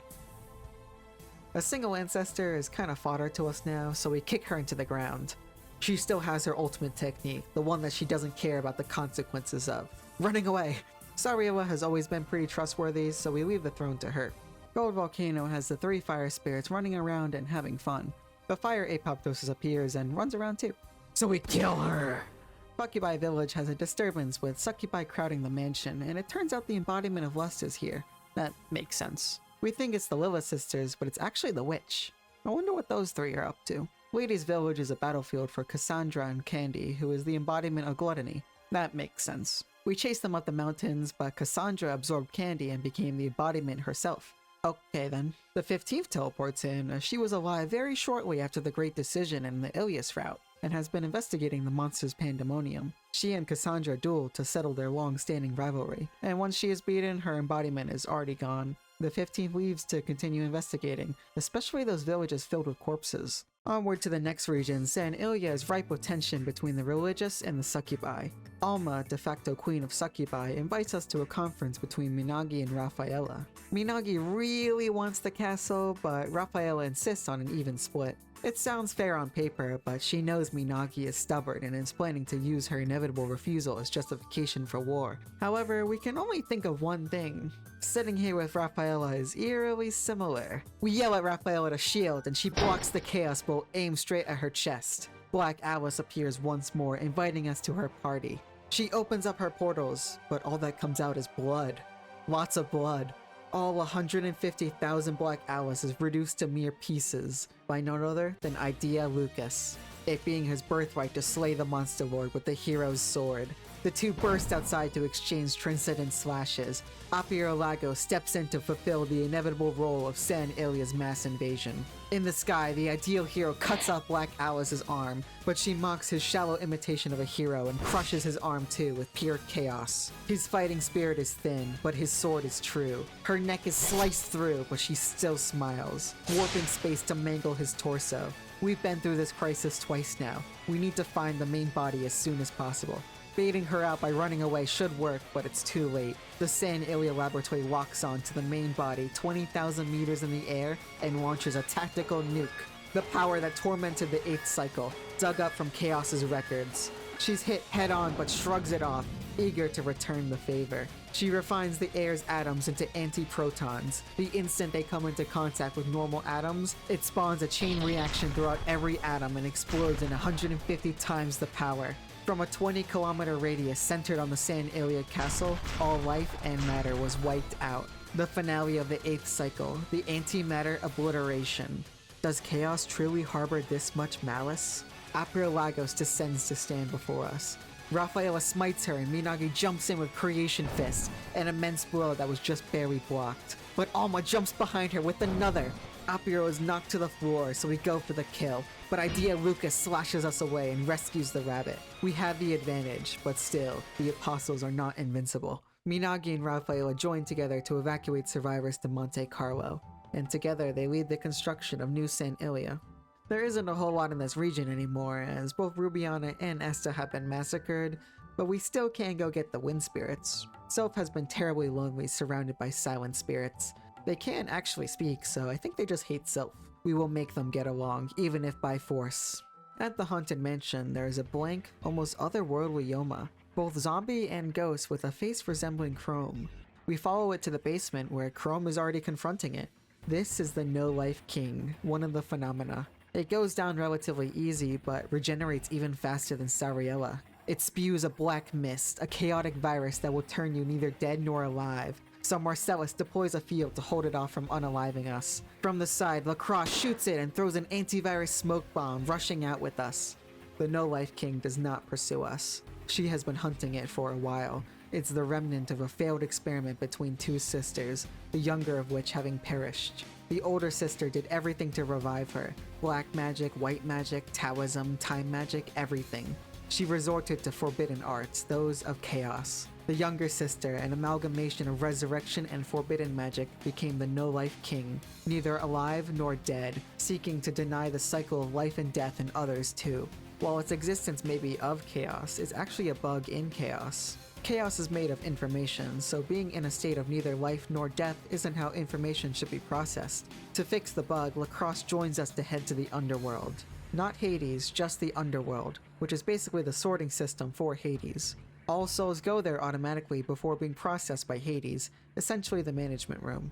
We can get to there from the pyramid. Sphinx opens the door to the underworld, and in there we find lots of undead and Heinrich. He died wandering on his own journey of self-improvement, so we escort him out of there. Deep within is the archive, a chaotic space which changes appearance based off of the person. For us, it's a library. For a modern person, it's a PC. For an ancient person, a stone tablet. For Sylph, a flower field. For Nyctatelos, our corpses. The new Reaper may have been relieved of its organizational duty, but its inclination towards its origin makes our meddling unpleasant.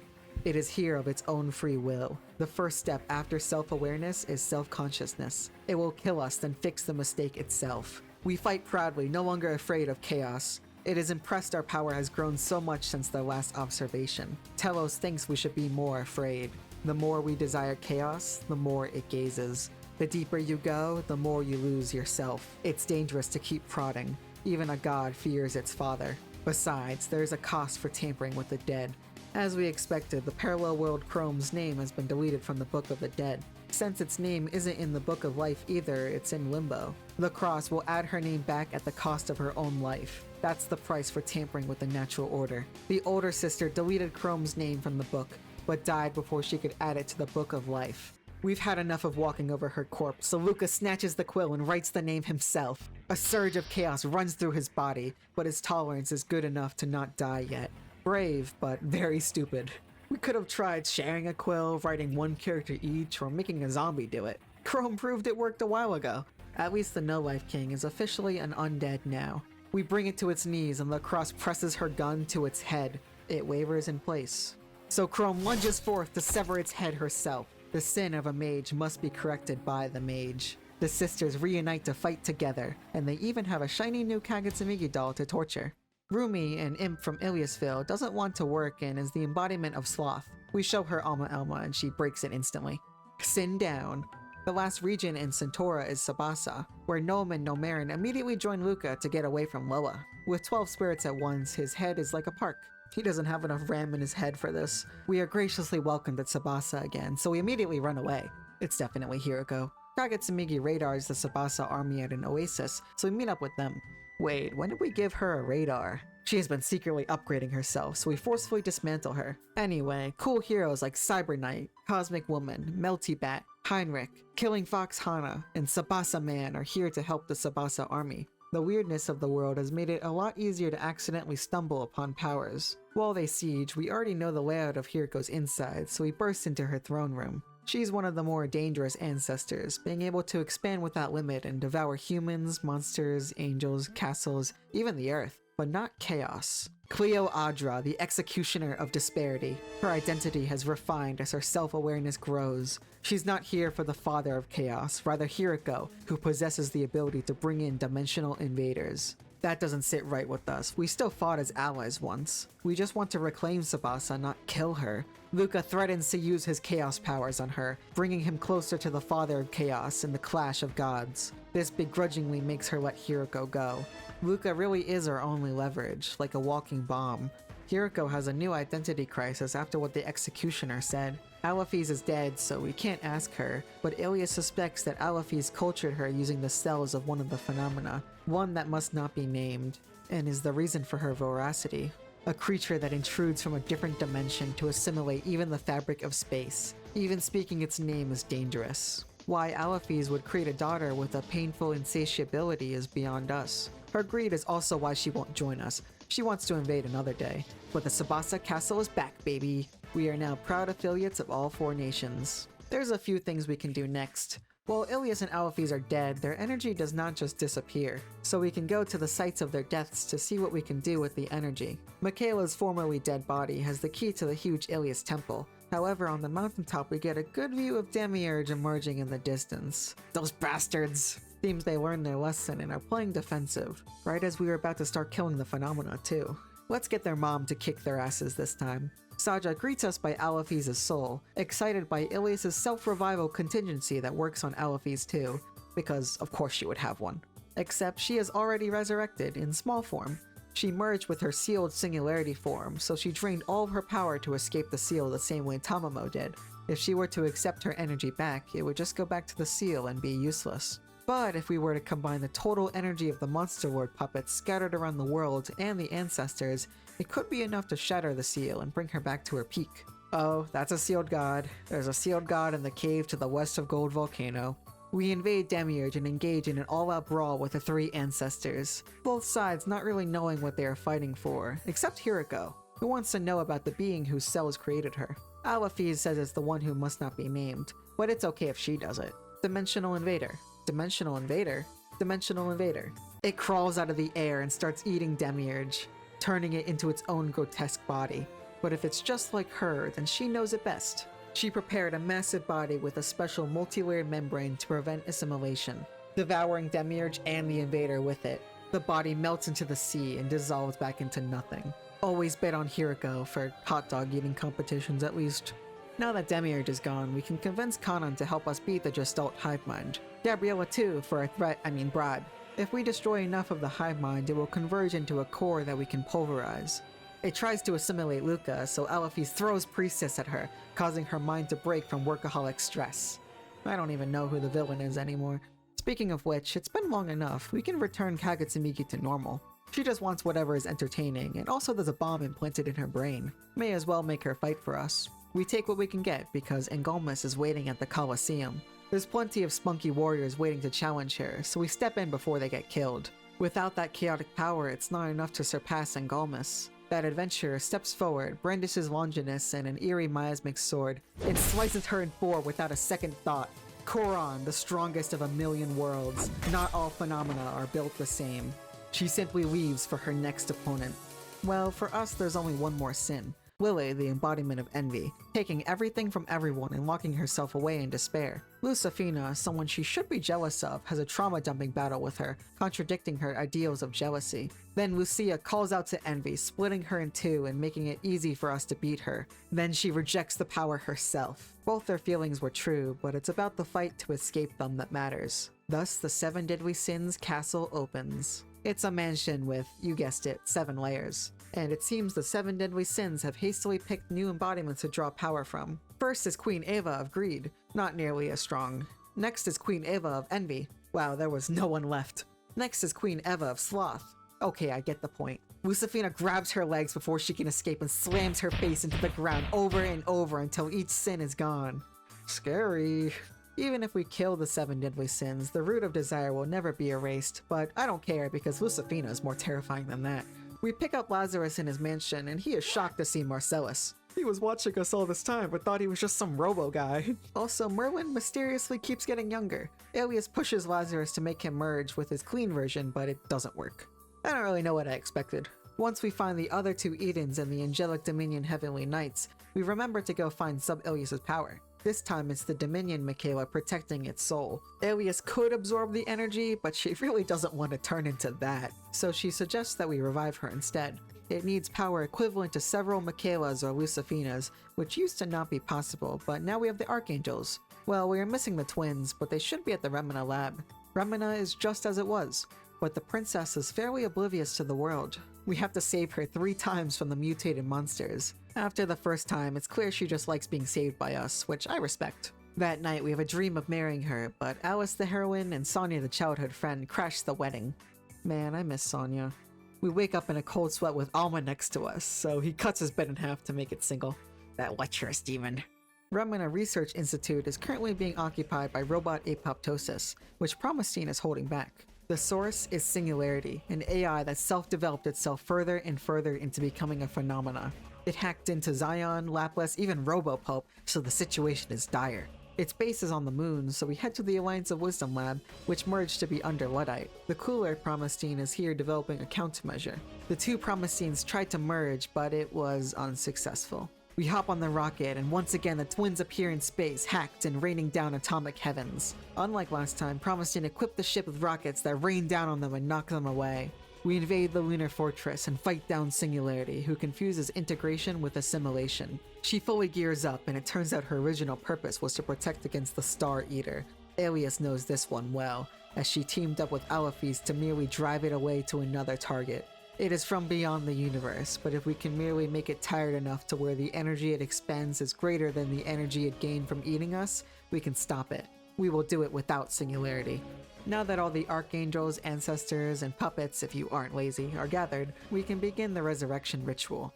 Starting with Alaphes, the 6 ancestors gather in the cave, along with Koron, the Void Dragon, the 7th sister, the one Alaphes had killed, from a world where she had failed. She challenges the ancestors, all of which have their life flash before their eyes as the 2 swords merge into a chaotic force. Minagi shoves her way to the front to use Creation Fist to try and cancel out the chaos, impressing Koron for now. She wants to save the best for last. Koron was raised with Alaphes' original ideology, that of the strong survive and the weak perish. Only that ideology. By the time the 6 ancestors were children, she had even surpassed Alaphes' own strength by slaying the ancient dragons. She had some bond with the ancestors, but one day she said that if they didn't grow strong, she would kill them herself. Immediately, Alaphes resolved to assassinate her, as that was the only way she could win. She asked Ilias for a seal and brought her to the mountain under the pretense of training. Koron happily showed her mother her ultimate technique, followed by a sudden sealing in her recovering state. What should have been a year-long seal lasted for 2 seconds, but that was enough to crush her heart. A monster like that is everyone's failure. Sub-Ilias's revival site has no such issues, but it will take a while for the 2 to gather enough energy to return back. There's still more phenomena to kill. Fairies Island has... no way. Fernandez! In the literal last place in the world we looked.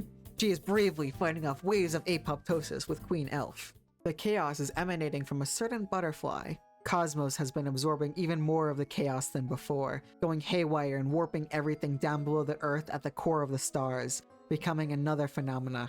It launches through the island and into the sky, vast in moonlight. A single wing flap can topple forests. We board Gauld at a duel in the dusk, a somber battlefield for a sad butterfly. It didn't want devastation, even if its existence causes that. It just wanted to fly in the sky, even if just for a moment. She plummets into the sea, its water high as ever, its water filled with tears. Tears from the present and tears from the past. A long time ago, a banshee fell in love with an elf named Alan. Their love bloomed until war took Alan's life. The banshee broke the tribe's rules and rewinded time, but he kept dying and dying and dying in more and more pointless ways. Each time she intervened, it was meaningless. Her power grew to the point where she could beat Engalmus and end the war herself, but he kept on dying. Alan begged her to stop killing himself upon seeing her, but she kept rewinding until her tears filled the world, just to be rewound again. The banshee named World Drown. The Navy, pirates, and sea queens all form a strategy to surround her and the other banshees before the sea level rises anymore. We invade her temple and slice a cornered World Drown, but we cut through air. She goes back to try again, back to the beach, but Marcellus followed her through. No more retries. There aren't many phenomena left. Some are evil, some aren't, some are sillier, while others are serious. The All-Knowing is a phenomena that wants to die. She forces 13 chosen sorcerers into a battle royale to replace her. One of the chosen is magical girl Grimbaria, who we first need to awaken from her cursed slumber by cleansing her insecurities and reuniting her magical girl spirit. It is held at the place where light and dark intersect, the Light and Dark Towers. Alice and Ilya split into the two towers, each racing to the top, solving violence with violence. This one's pretty interesting because you have to make two separate parties, and once in each side you can switch between them at any time. They form their own parties, but actually need to cooperate because there are puzzles that require input from the other side. Apparently the so-called All-Knowing knew that we would beat her and just wanted to break the cycle, but Ilias is actually omniscient and omnipotent, and she thinks she's lying. While we fight world-destroying threats, there's still random stuff going on in the world, such as a phantom thief who is actually Merlin even younger again, or Promestine building a secret lab to clone our allies and enemies behind their backs. One thing we never figured out was why all those towns are filled with skeletons. With the 15th's help, we can catch the Lilith sisters in the act of massacring Luddite, and they seem uncontrollable despite the 7 deadly sins being long gone. Promestine runs some tests and confirms it to be a virus, very similar to the Harpy one, but way worse. It's Echidna, one of the phenomena, a monster most like a virus, 15 nanometers in size. It should be infecting everything, but since the succubi kill everything they touch, it has not spread. It's a collective, not a hive mind, so we hop on Promestine's magic school bus and traverse through her bloodstream to kill the queen. It realizes it's in succubi at the last moment, teleporting out and into Promestine. She tries to stab her heart out with a scalpel before it's too late, so Luca resorts to chaos to precisely slice her and only her. Most of our allies are on standby during these events, because what the hell is Lazarus supposed to do about literal Cthulhu and its unspeakable horrors raiding ports? He's just a guy. Luckily, we don't have to fight it either. Kagetsumi gets a chance to summon a different eldritch being it has incomprehensible beef with, and they fight into a completely different plane of existence, never seen again. The next phenomena is Dark Phoenix, who has possessed the Phoenix Girl, a phenomena from beyond the solar system that travels to and from planets with life, burning them to ash in a cycle of reincarnation and a perplexing law of the world. We kill her over and over, but she keeps reincarnating, so Luca uses the Chaos Power Alpha and Omega, the beginning and the end, to erase the law from existence and scar the universe. The Father of Chaos can do so much more.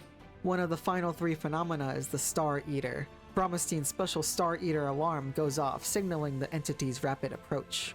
We go back to the Lunar Fortress to face it head-on, Promestine finally managing to merge in this emergency. Okay, but actually this thing is terrifying. Its weakness is its face behind the mask, so if we are able to pierce it, that should result in expending more energy than would be gained. We crush it ourselves while the Queen of Grey Noah in her new pilot job boards the spaceship and rains down upon the vulnerable innards. But it just gets even more angry. Drive me away once, shame on me. Drive me away twice, you are an enemy. A fist with enough power to shatter the moon descends, but Koron slices it off the bone, engaging the intergalactic beast in a thrilling duel. She gleefully eviscerates the entire upper half of the Star Eater, eagerly waiting to see the peak of our power. Eden is jealous of Promestine's fusion, so she goes to Mount St. Amos to gather the holy energy, but doesn't return.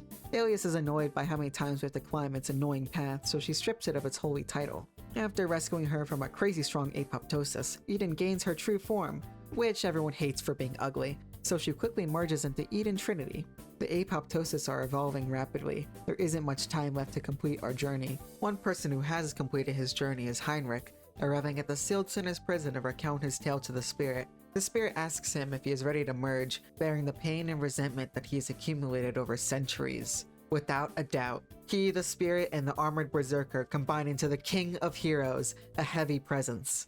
The king slashes open a portal to the Black Alice mansion, intending to finish his fight. We don't dare intervene a fight between pure love and corrupted fate. From the very beginning, he was a false hero, mired in contradictions and conflict. She too is no longer a monster lord, a fake goddess puppeteered by destruction. They both desire to die together, but Idea Lucas won't have it. That's not what a hero is supposed to be. He tries to find meaning in his false identity, but we push him back until he rages in a self-destructive flail. Black Alice takes a stab through the chest to grab him and thrust the two into a portal past deep chaos, where even souls are eroded. There's no room for false heroes and usurpers of divinity anymore. And if Black Alice is gone, then that means we won't be interrupted if we were to rescue Sonya. We go to the reformed place of memory, friends in tow, no guidance from Reaper needed. There are even weirder apoptosis, melted ones of decay. Within is not Sonya, for Sonya does not exist. But if information is existence, and she lies within our memory, then Sonya does exist. EX Sonya denies this, but Sonya is there underneath that fake mask. Her ego falters, bragging about being an upgrade upon an existing foundation. It was foolish to try to reclaim her when Sonya's fate is up to herself. Her ego is two wills in one, a dormant spirit that can be awakened, which terrifies her. No matter how much she screams, it's she who removes her mask. She is Sonya. Not EX Sonya, just Sonya. EX Sonya is over there. Why was she created? Just to be replaced? No, she is Sonya too. You are me and I am you. Not a mask, not a mutation, not a parasite. Sonya. The two recombine back into a split mask, but it's wholly Sonya. We go back to Ilyasville together, but her house is gone except for a lone CD. At least it's a cool CD. Oh, hi, Koron. She snuck into the Pocket Castle, finally challenging us for real, at Mount Horai, where her betrayal took place. Great. Let's grab a few allies before we fight her. Sonya is here, but it doesn't feel right without Noriko too. We avoided the Administrator's Tower for the creepy swirling miasma, but she's probably there. At the bottom are Triple Baka Noriko's guarding, and at the top is No Kagito, who has been absorbing the rapid encroachment of chaos, saving the world without appreciation. But that's approaching its limit, and the chaos derails its mind. Luca uses the Father's power to expunge the surrounding chaos and relinquish her from her suffering. She gets to be cute again, like she always wanted. Sonya gets the idea to resurrect her sister, which we don't like the sound of, but we'll take all that we can get. We go back to Deep Chaos, and Sonya reboots her into a human mode, downloading common sense Q&As from the world's records. Besides, her function is to erase deviation, and the God of Chaos is currently the #1 target of that, so she is totally on our side. Someone we are more enthusiastic to revive is White Rabbit. We grab her corpse from the chaos-sized Elias Temple and drag it to Reaper, who revives her thanks to the rampant chaos providing enough stray data to pick from. Also, she joins us too. Not because she likes us or anything. Alex takes some of Alaphi's power to transform into a cool new third form. This makes Elias jealous, and now she wants one too. Thanks to all the spare priests flying around, she decides on a ritual that will shock her back to her original form. She's not stealing her ally's power, just borrowing it. She tries, but it doesn't work on her frail body. Apir Lagos jumps in to see what the festivity is about. She opens a massive gate that sucks in Perico and Wonko, so Ilias jumps through to save them before Sonya closes it. Every second in that realm is 5 years, so the poor mascots will evolve! Puriel, Inuel, and the original Ilias tear through their own gate. They've survived apoptosis, monsters, even time-space pirates. Along with their power, they've grown enough bravery to pounce her and nearly kill her if she didn't run away. We're ready. Mount Horai. Koron stands cloaked in quiet resolve. She kills Alaphi's in every world, but now she has us. The moment she goes all out, Luca brandishes chaos like it's second nature, but it's never enough. Chaos wants more. It needs more. closer and closer to the root of it all, closer to the one who hates the world, the one born with sin. A warm, searing pain spikes through our chest, but it's not chaos. It's Cleo Adra impaling us on her sword, forbidding us from dredging deeper. Koron is enraged by the interruption, stopping our execution as we are flung to the ground. Koron thrusts forward, but her damage has taken a toll, causing her to be sluggish. Cleo's attacks can no longer be fully evaded, the one created to be the strongest versus the one who grew to be the strongest. Koron ends her defense to lacerate her chest, so Cleo concentrates chaos that rips into Koron as she stances another impalement, an obsession that Koron recognized. She accepts the bow, keeping the sword lodged in her chest while she gathers dark in one sword and holy in another. Cleo should have abandoned her sword, but that would annoy her. The Void Dragon Slash reduces even the Transcendent to ash, no exceptions. Koron stands proud, using Longinus as support, still stands to challenge Alephes. After a solemn stare, Koron charges with a downward swing, but Ilya seals her right as Alephes strikes. Sealed not by request, but to save the life of a friend. She dies before she can hear a word of praise from her mother. We set up a grave for her, and now there's only one thing left to do. The culmination of everything we've done lies in Central Tartarus. We jump into it, gliding past all of our enemies and down into the center. Waiting for us there is Nero and Neris. They were sitting there because the path ahead is too difficult, and you need at least 3 people. There are 3 paths, one filled with holy, one dark, and one chaos. We form 3 different groups suited for the task and trudge through. They let us know that the last phenomena, which is actually 3 in 1, lie at the end. Before that, we enjoy our final camp. Everyone has sweet messages, and Lucifina gives us an eternal vow ring to give to one person of our choice. There's a good amount of options like Sonya, Alice, Ilias, 4 Heavenly Knights, Chrome, Lacrosse, even Lime. Every choice gives you a unique accessory for choosing them. This is the longest we've ever spent next to those 2, and we never had much information about the true history post-Great Disaster, but now the siblings are willing to spill their secrets. Soon after the original Luca and Alice's wedding, his royal Remina blood was discovered, and he became the king of Remina before traveling the world with Alice. However, neither him nor Alice are affluent in chaos, so they are eagerly awaiting news back at home. They want to return home with a smile. Nero and Neris were born with both holy and dark, so they have access to chaos. Neris, the eager and short-sighted one, trained with Granbaria, while Nero, the intellectual, trained with Tamamo. What we've been dying to know all this time is that the reason why he dresses like that is because of his sheltered youth in Kitsune village. The path ahead is scary, but it's comforting knowing that we are surrounded by so many capable friends and allies. Many of us have been alone all of our lives, but never again. Alice, Dramaria, and Heinrich gaze at chaos together. Zion and Lilith are now drinking and laughing together. Mephisto is still upset we didn't notice her mimic. Lazarus is also scared because he's just a guy, but happy to fight alongside us anyway. Quetzalcoatl and Tezcatlipoca finally forged a ceasefire. Reaper, White Rabbit, Adramelech, and Constance barbecue like actual humans. That's what it's all about, peace. We all really just want peace. It's what we've been fighting for since the start. We just need to wait a little bit longer. On the holy path, we find Ilias of the Trinity, even more self-absorbed than her other selves. She leads destruction without regard for oneself or the world. Past her is a deep, lonely place, only resided by Judgement.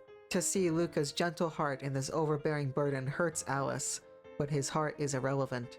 There's no more decision by heart. All he can do is judge. On the dark path is the Archfiend, locked in an endless war, raging against anyone around her. Past her is a desolate zone of solitude, the mental world of the Destroyer. Ilias tries to quell his rampage, but he lives to break, even if it contradicts his beliefs. Aimless destruction no longer fueled by hope. On the Chaos path, we reunite with the others. This is it. What's ahead is what feels like Hild. Even wrapped in a curtain of miasma, she's in a peaceful slumber.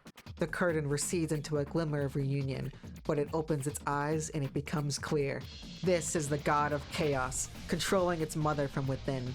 It questions why we came to defeat it, to clear chaos. All things arise from chaos, and all things return to chaos. This is Deus Ex Machina, God from Machine.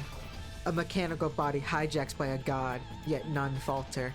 Whether through conviction or determination, we fight until we shake it to its core. So it begins to shed, and light itself fades to black before the descent of a god. Chaos is born. Everyone shrinks back in fear, but Luca immediately clutches his power within, forever resolved to guide his daughter to the abyss. In a fading world, we will win the final battle of life. Chaos falters at our attacks, but laughs, saying she will bring about utter annihilation regardless of our efforts. It would take an apostle an hour to destroy the world, 2 apostles half an hour. No more games, only bringing the world to ruin. She demands a report from them, but there's no response. Why aren't they responding? Because Lagos is already broken, and Nyctotelos has already been executed. Alice and Ilias press the advantage, but Chaos employs a dimensional barrier to alter the physical laws. Luca resorts to Chaos, but even that fails to reach. One by one, our allies fall from behind the wall. It doesn't matter what Luca becomes anymore. More Chaos. Time slows within our heart, and Luca comes forth. Countless Lucas from every world. The successful, the exhausted, and the broken. It's time to become one. Let's save the world together. Their bodies, hearts, experiences, spirits, beliefs, resolve, and thoughts all become one. All and one. Everything and nothing. Zero and infinite. Alpha and Omega.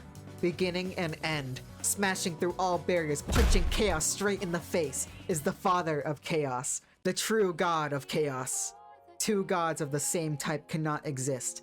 One must perish. The Father of Chaos, no, Luca cannot die. Whether pierced, crushed, or ripped apart, he refuses to die. He is superior in hand-to-hand combat, so Chaos steps back and fires immense lasers straight into them, putting them on equal ground. No one could stop this, no one could interrupt this. That's what we thought. But crashing in is Sub-Ilias with the Archangels on one side, and Alaphes with the Ancestors on the other. Alone, the goddesses are nothing, but combined, with a simultaneous impact of holy and dark, they are everything. The Archangels dart around while Michaela stabs Chaos in the back, and the moment she turns, Uriela slices her too. Tamamo taunts her with exploding clones while Raphaela smites the hell out of her. Sariella waves her scythe in front of her while an atomic heaven and green dragon converge beams into one to blast them both. Sariella reviving instantly with Gabriella's support. Kanade and Hiriko irritate her with countless clones, so she charges a radio blast, which Minagi interrupts midway for a perfectly shot creation fist. Their hidden run strategy is too effective, with so many of them working together. So Chaos steps back and opens numerous portals, instantly creating new servants. The Apostle is stepping forth. Are a stream of blood and guts. Black Alice, clawed back from Chaos, killed them already. Sub-Ilias and Alaphes exchange energies to gain chaotic power themselves and keep striking. Chaos, with no combat experience, is sloppy but quickly adapting. The tide will shift soon enough. So the Father of Chaos and Deus Ex Machina rise once again. We corner her before it's too late. With this one strike, it will all be over. Everything we have fought for all this time. But Chaos speaks. Father, was I really created to be the root of all evil? Just one strike. Made to be the mastermind and disposed of as the mastermind. Everything will end. Is that all there is to my life? Everything will be over. Are there no blessings for me in this world? Is this what a hero does? That's right. How could we forget? We stop, sheathe our fists, and embrace Chaos in a hug.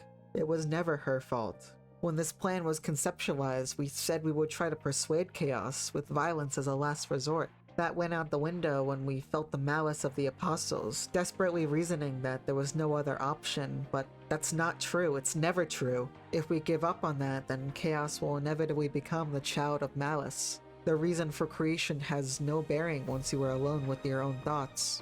To resist her own inclination towards destruction, she can do it, because she is our daughter. Her smile grows and her malice fades away. But even then, the universe doesn't change. It cannot bear so many multi-layered worlds. It's a structural problem. But with renovations, the Father of Chaos and the Daughter of Chaos should be able to do it together. No matter how long that takes, they will just spend some time together. It's an unimaginable amount of time, but he will definitely come back. After such a painful journey, the world will allow a happy ending for all the countless lives suffered through Chaos. It will, because she is our world. So many worlds will be traversed, and the world line will change. But that's okay, because he's the Father of Chaos, and she's the God of Chaos. And so, off they go, to every parallel world, starting with the core. She wants to go and look at the sea. From life-filled oceans to the primordial sea, she will look at plenty.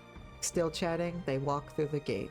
Chaos around the world has ceased encroachment and is dissipating at an astonishing rate. Everyone is left to wonder how long they will be gone, how long it will take, but Deus Ex Machina gets a message right away. I'm sorry for binding you all this time. From Chaos. It's gonna be a very long journey, so I can't take Hild. Enjoy the peaceful world, everyone. From Luca. Hild wanted to go too, but I guess the apple doesn't fall far from the tree. Everyone else can return to the surface, for the chaos has cleared. Those two have a lot of work to do. Up in the sky, they stop EX Sonya from destroying Pornoff, directing her to wait at Enrica instead. They wait at the nameless slums for the Lilith sisters before slicing Queen Echidna instantly before anyone can get hurt. They interrupt Black Alice and Idea Lucas's fight to poke at his insecurity, telling him to go back to the basics. Set off on your own journey to save people without killing a single thing.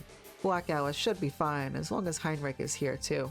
They stop Apir Lagos from nuking the world, and Chaos commands her to do nothing until Ilias performs the ritual in the ice cave, after which, eliminate them.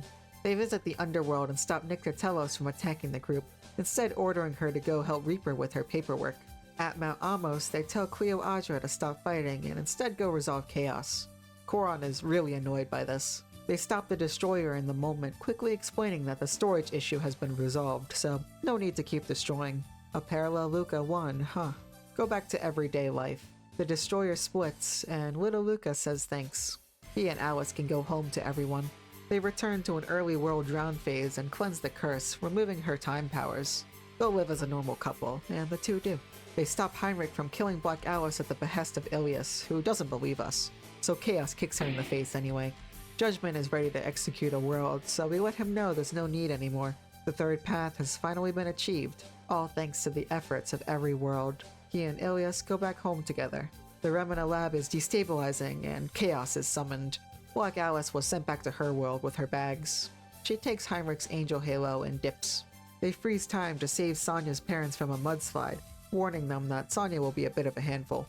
At the Administrator's Tower, a little girl becoming an apoptosis is quickly reversed, and they look outside to see the forest and seas all returned. The seeds of hope they buried have finally bore fruit, and Chaos will no longer reap its harvest. Farewell, Chaos. The gang returns to Iliasville, still scarred by everything, but with the Apostles and Phenomena gone, they are completely safe. Although Sonya estimates at least 5,000 years until the laws of the universe are restructured, friends like Lime may never see him again. Hey guys, it's Luca, and shyly introducing herself behind his back is Chaos. It's been 4,700 years on his part, but since he went back in time with his daughter, it flew by. Nice to meet you. She won't destroy the world anymore, so rest easy. And the regulatory systems have been rewritten to be much more efficient on data. Once a certain number of parallel worlds proliferate, they will automatically merge with similar worlds, who will barely feel a thing. There may still be interpersonal conflict between worlds, like those scary space-time pirates, but compared to what we have faced, it's nothing. A lovely banquet for everyone is held, and Chaos finally has a nice, fancy meal after all that work. Alice encourages her to go on a gourmet journey around the world. Yummy! Ilias tells her about the many pilgrimages you can do to praise her. That's boring, though. The gourmet journey starts with Alice, but now Sonya and Ilias want to go too, and suddenly everyone wants to join. It's just the usual group again. Chaos politely apologizes to everyone, and everyone apologizes to her too. As for Luca, everyone really wants to either marry Luca directly or marry off someone else to him. Sonya isn't having that though. A lot of monsters like Kanan and Kanade are choosing to live quietly at waterfalls or a ranch. Our friends are there to make sure they aren't killing anyone and paying a fair wage though. Hilda's still angry we didn't take her, but Marcellus is spoiling her in the meantime. Sonya's mask shows more and more when she gets fired up, such as the romantic battleground going on. Competition is fierce. Favorites, challengers, even long shots. Lucifina wants to hold a martial arts tournament for the title. Everyone, and I mean everyone eavesdropping, gets excited. The Angels are going to build a new angelic dominion, but just as a fun extra space to live. There will be incredible attractions like the Gnosis roller coaster. Metatron and Sanophone, somehow the only normal ones to just see us as friends, gain a new friend with Chaos. Sariella, the one with a scary face but a passionate soul, becomes one too. Sariella, the one with a scary face but a passionate soul, is having trouble only being seen as the one with a scary face but a passionate soul. Luca keeps Chaos away from the Heavenly Knights. They are bad for education. Look how the siblings turned out. Who invited Black Alice? She loves parties, so she just showed up, I guess. She's going to travel to many different worlds to see all the new fun stuff as they prop up. As long as she doesn't kill anyone, it's fine, I guess. You spent a long time fixing her so she could. Young Promisine is passed out drunk while cooler Promisine tries to steal Chaos's hair. Chrome is a bit lost as spirits and zombies are banned and the puppets formed a union, so she is just going to become a traveling showman with lacrosse. Not Kagetsumichi though, she's still going to be blown up if she does anything funny. Reaper continues her normal duties, but White Rabbit is unemployed in such a peaceful world. I'm sure her omnipresence will help her at McDonald's. Vanilla, the vampire girl, has become a savvy business mogul, so now all 8 of the bandits are involved in her business. Soph has to translate for the silent spirits, but they are all surprisingly wise when they aren't at each other's throats. Lazarus is still a confused old man. Those two are still fighting. Some things never change. I like it that way. We worked hard to get that. And that's the game! I hope you liked it, because there's a few post-game activities, like finishing any side quests you haven't or recruiting new team members. The world did change, and now you can see the scandalous outfit of Sonya's mom that we've been waiting for. The only data left of her was in her prime, and that outfit is really easy to move around in. For adventuring, right? Others are also making great use of the piece, like Sub-Ilias lazing around in Yamatai with junk food watching animal documentaries. To each their own. If you can even believe it, the game is still being updated, and there's some post-game content that hasn't been added yet. If you are watching from the future, I hope it's good. One of which is the roguelite mode, the Labyrinth of Chaos. It technically exists right now, but was added in part 2, so it's missing a lot of content and due for a revamp. It's still very fun and has quite a few cool new mechanics. Like a traditional roguelite, it consists of a randomly generated map where you fight through monsters until you reach the end. The maps are just normal towns or dungeons from the game, with a boss every 10 floors and a super boss every 100. Conserving MP is important, so you might have to tone down your strategies. There is no end, so you really just try and beat your high score. Once you reach 4-2000, it is physically impossible to win. There's a few secrets to find, such as hidden floors every once in a while that give bonus loot. There's murder mysteries, weddings, and even a fishing minigame, as all RPGs are required to have. The whole mode is reminiscent of optional, very hard post-game content you see in other RPGs. Okay, now that's the end of the game. Now you know why this is my favorite game ever. Please do let me know what you think, because if you couldn't tell, this video is practically just an excuse for me to talk about it a bunch, so I will take anything I can get, even if you disagreed with every word I've said so far. I'm a little obsessive. I immersed myself in the community for a long time, and the overall perception of the game is quite interesting.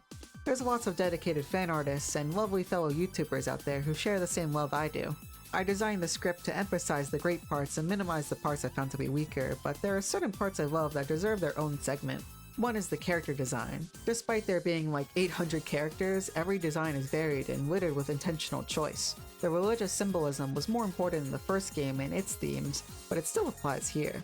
For example, angels are typically depicted as nude, both in this game and in other media, as a representation of purity. The seraphim are all fairly nude for this reason. Then Ilias was stupid, and she made the archangels in the second generation seraphim, which heavily incorporate monster genetics, and their clothes reflect that. Zion, for example, is fully clothed apart from one bare leg, representing how she isn't very dignified but still an angel at the end of the day. Even though there is a lot of nudity, I feel like a good portion of it isn't even meant to be sexy. Of course, everything in the world has at least one person who's into it, but I was surprised by how much was dedicated to either artistic nudity or plain body horror. Angels have the most artistic nudity, but delve pretty heavy into body horror when referencing more biblical aspects or just classic examples of why did Ilias create that? Monsters obviously reference real-life forms or myths, but tend to get more ominous when you consider the ecosystem aspect of why they evolved that way. I'm sure many of you would quickly die if you were placed in this world. Apoptosis are all terrifying, intentionally so, but in a more incomprehensible, eldritch way. It's not often the universe itself tries to kill you, but did it really have to make it so horrifying? They aren't all incomprehensible, they tend to hold shreds of the original being that was chaosized. Whether that makes them more or less scary is up to you. If you do happen to be that one person who's into that, you probably want to know more about the H scenes. It's easy to forget that this is an eroge, or maybe not, I'm slightly desensitized. This I can't really judge because it's super subjective, but let's just say it has a little something for everyone. Believe it or not, I'm more interested in the monster girls out of my own weird curiosity, but I can still rate it, and I was pretty disappointed to be honest. Like I said, there's a little something for everyone, but the majority of content is dedicated to the one-off random encounter enemies. This isn't necessarily bad, as everyone has different design tastes, but it means the characters we spend most of our time interacting with get the same amount of content as some random nobody. I see it as a wasted opportunity more than anything. Then there's the witch, who has a million scenes for no reason. This could change in updates, but only Toro Toro knows. Having so many characters also means that many characters don't get the screen time needed to leave a lasting impact. What could have helped is not reusing so many plot points from the original game, like Sara or Witch Hunt Village. It could have been used to develop those characters in a different way, or even develop someone new, like how we met the Toxic Yuri duo in Plansect. I know we were supposed to follow the true history and all, but let's be honest, that was never happening. A common criticism I see online is that the villains of the game aren't punished hard enough in the end, and I do agree to an extent. For example, mass murderers like Kanan and Hiriko are not imprisoned, just exiled from the world. However, that is a worse punishment than it might seem, as Kanan, who is a little narcissistic, is doomed to solitude, and Hiriko will forever be tormented by her appetite. The god of chaos keeps peace, but that's kind of the only thing keeping peace, the threat of a god. But that's just right now. Eventually, over time, wounds heal, and the world will be so nice that it can make anyone smile. Breaking the cycle of violence will never be pretty, but those who do have a true heart of love. It's a very sweet game. I even cried several times. The only spoiler I had for the game was knowing that there is a chaos route, which sounded very sinister. After the World Breaker and Judgement scenes, I was bracing for only having sad to bittersweet endings, but I was very pleasantly surprised. And now I'm happy. I'm a sensitive person, so I hate sad endings. In a future update, there will be a golden route to save those we couldn't save, but that's not out yet, so if you are from the future, I hope it's good. I'm forever grateful to this game and this community, as unlikely as it would appear at first glance. That's why I made this video, because first glances aren't everything. In the intro, I made the game's popularity smaller than it really is for dramatic effect, but seeing super pretty art get less than 100 likes when it would get tens of thousands in any other community hurts a lot. I know this game will never be widely loved, but I can still dream for a little more. That's all from me. Thanks a bunch for watching, and I hope you enjoyed it.